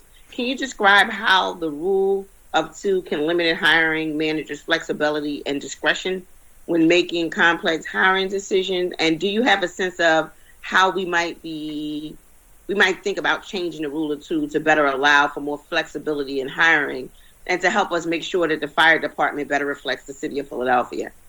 Council member, that actually wasn't me. That was one of the council colleagues who talked about that. And I would have to defer questions about the implementation of the rule of 2 to the Office of Human Resources and or the Civil Service Commission. It's simply not, it's not an area. We basically, the way this works, we go to them with our requirement and they send us the people. Okay, thank you so much, because I know myself and some of my colleagues are looking forward to working more around this issue. And we would like to have your input on this as we do.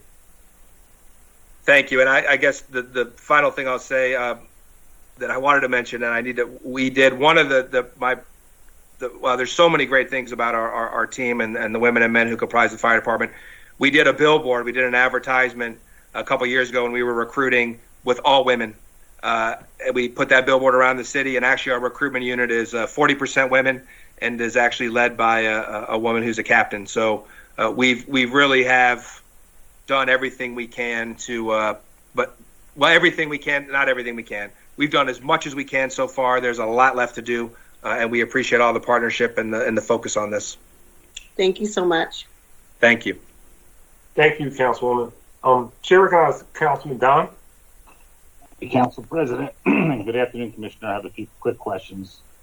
The Inquirer today, and I asked the police department a similar question, but the Inquirer today indicated that about 2,800 firefighters and EMTs, or 51% of the members, have been vaccinated.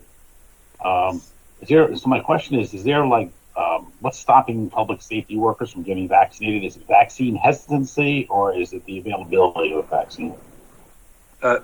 Council member, we've made the vaccine very available. We've had clinics for as long as it was appropriate. We made sure that we were We aligned our workforce with the broader, vaccination timeline when vaccine was scarce.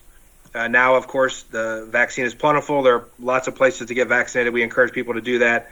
The city is looking at a number of incentives. You'll probably hear this from the CAO later, a number of incentives to get our workforce further. But as I mentioned before, these folks are human beings first, so I think they have all the same concerns and issues that everybody else does who has not gotten vaccinated yet. But it's absolutely not because of lack of access. We provided ample access. So it's vaccine hesitancy, you think? Councilmember, I'm not sure that I know why folks are making the decisions that they make. But from what we understand right now, we really don't. I think, as the council president said, we don't have the ability to mandate this. So we're truly working on incentives and building trust, making sure access isn't an issue. And I think we have more and more folks getting vaccinated every day. I think a large part of it might be the education, because we have a vaccine, I think, hesitancy rate in Philadelphia of 17%. So the more education we can provide, probably the better. Let me go to a money question. In the budget, you're requesting, I believe, an additional $19 million in Class 100 this year in order to fully fund all your budgeted positions. And the department's most recently published staffing level, I think, was about 600 people shy of your fully budgeted positions. But even with that budgeting process for hundreds of unfilled positions, you've needed in the past a lot of money in mid-year appropriations each year for Class 100. Is this number, the 19 million increase to 332 million, going to be enough to cover the Class 100 spending? Council member, just a couple things there. We're about, you're on target. It's roughly, we're about 698 short of our full authorized staffing level. That's not the same as what we're budgeted. I mean, it's not the same as what's been appropriated, and it's not the same as what's filled. So right now we have 2,797 filled positions. 2,570 of those are uniform positions. So we're short in all those categories. Remember, we don't really have vacancy savings because we have minimum staffing requirements, minimum service requirements. So, I think that 19 million is what we currently anticipate as being enough to cover the current staffing levels, but that does not get us to our full authorized strength. And that really is, it's more of a timing question than anything else, timing and throughput. We would need to add 698 people on the workforce, and most of those would be firefighter EMTs, 9-month academy. From the time they're selected, we can only do in the current facility and with the current staffing, 80 to 100 at a time. So it's, it would be a 6-year plan under the best of circumstances. And this, what we currently see is basically being able to cover attrition given the current fiscal challenges. So we're not at a place where we're building that relief factor. We're hoping to just cover attrition next year. This would be enough to do that. And but again, that money is really just to maintain current service, and we hope that will reduce what we're talking, reduce or eliminate what we're talking about at mid-year for current service levels with the current number of filled positions. Well, that's really my second question. Do we have to anticipate a request through mid-year appropriation bills from the fire department outside of this budget process? Do you anticipate that? Councilmember, that's hard. I wish I could predict things better. COVID has something to do with this. Last year did have something to do with COVID. On any given day right now, we cover 150 positions. Our minimum staffing level is about 600 on duty to maintain 24/7, 365 staffing. Of that 600 positions, we're covering 100 to 150 every day for various reasons. That's about 25% of that minimum staffing workforce. During COVID, it was closer to 40%. We were covering an additional 40 to 50 positions every day who were quarantined, exposed. So there was an outsized impact of COVID last year.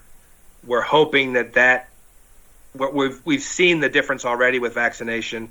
We're not doing that at the level that we were, but it's hard to be, because again, at the end of the day, if we have another disaster, take pick a thing, the derecho, the tornado, the hurricane, civil unrest, etc.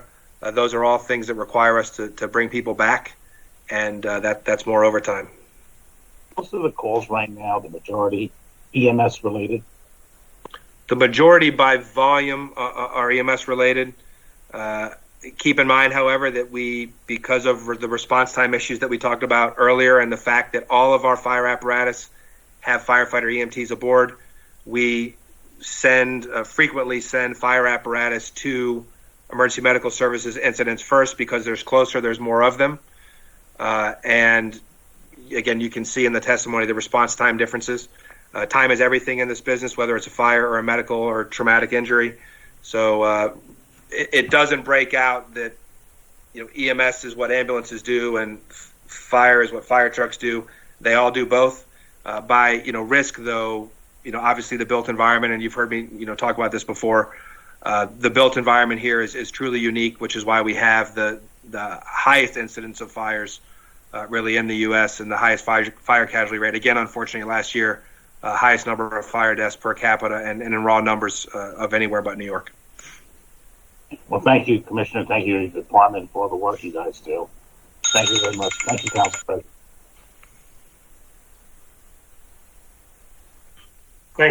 Thank you, Councilman. Doesn't appear to be any additional questions. Commissioner, I want to thank you very much for your service again and your hard work and your willingness to understand the challenges associated with us working on having the appropriate demographic in all departments across the city of Philadelphia. You may be asked to come back and call. We have 2 call back days, so we may reach out and we may not. But again, thank you so much. Understood. Thank you. All right. Guys, we're going to take a 10-15 minute break to give the stenographer a chance to do whatever. And then we'll come back with prisons. I know there are going to be a number of questions around prisons.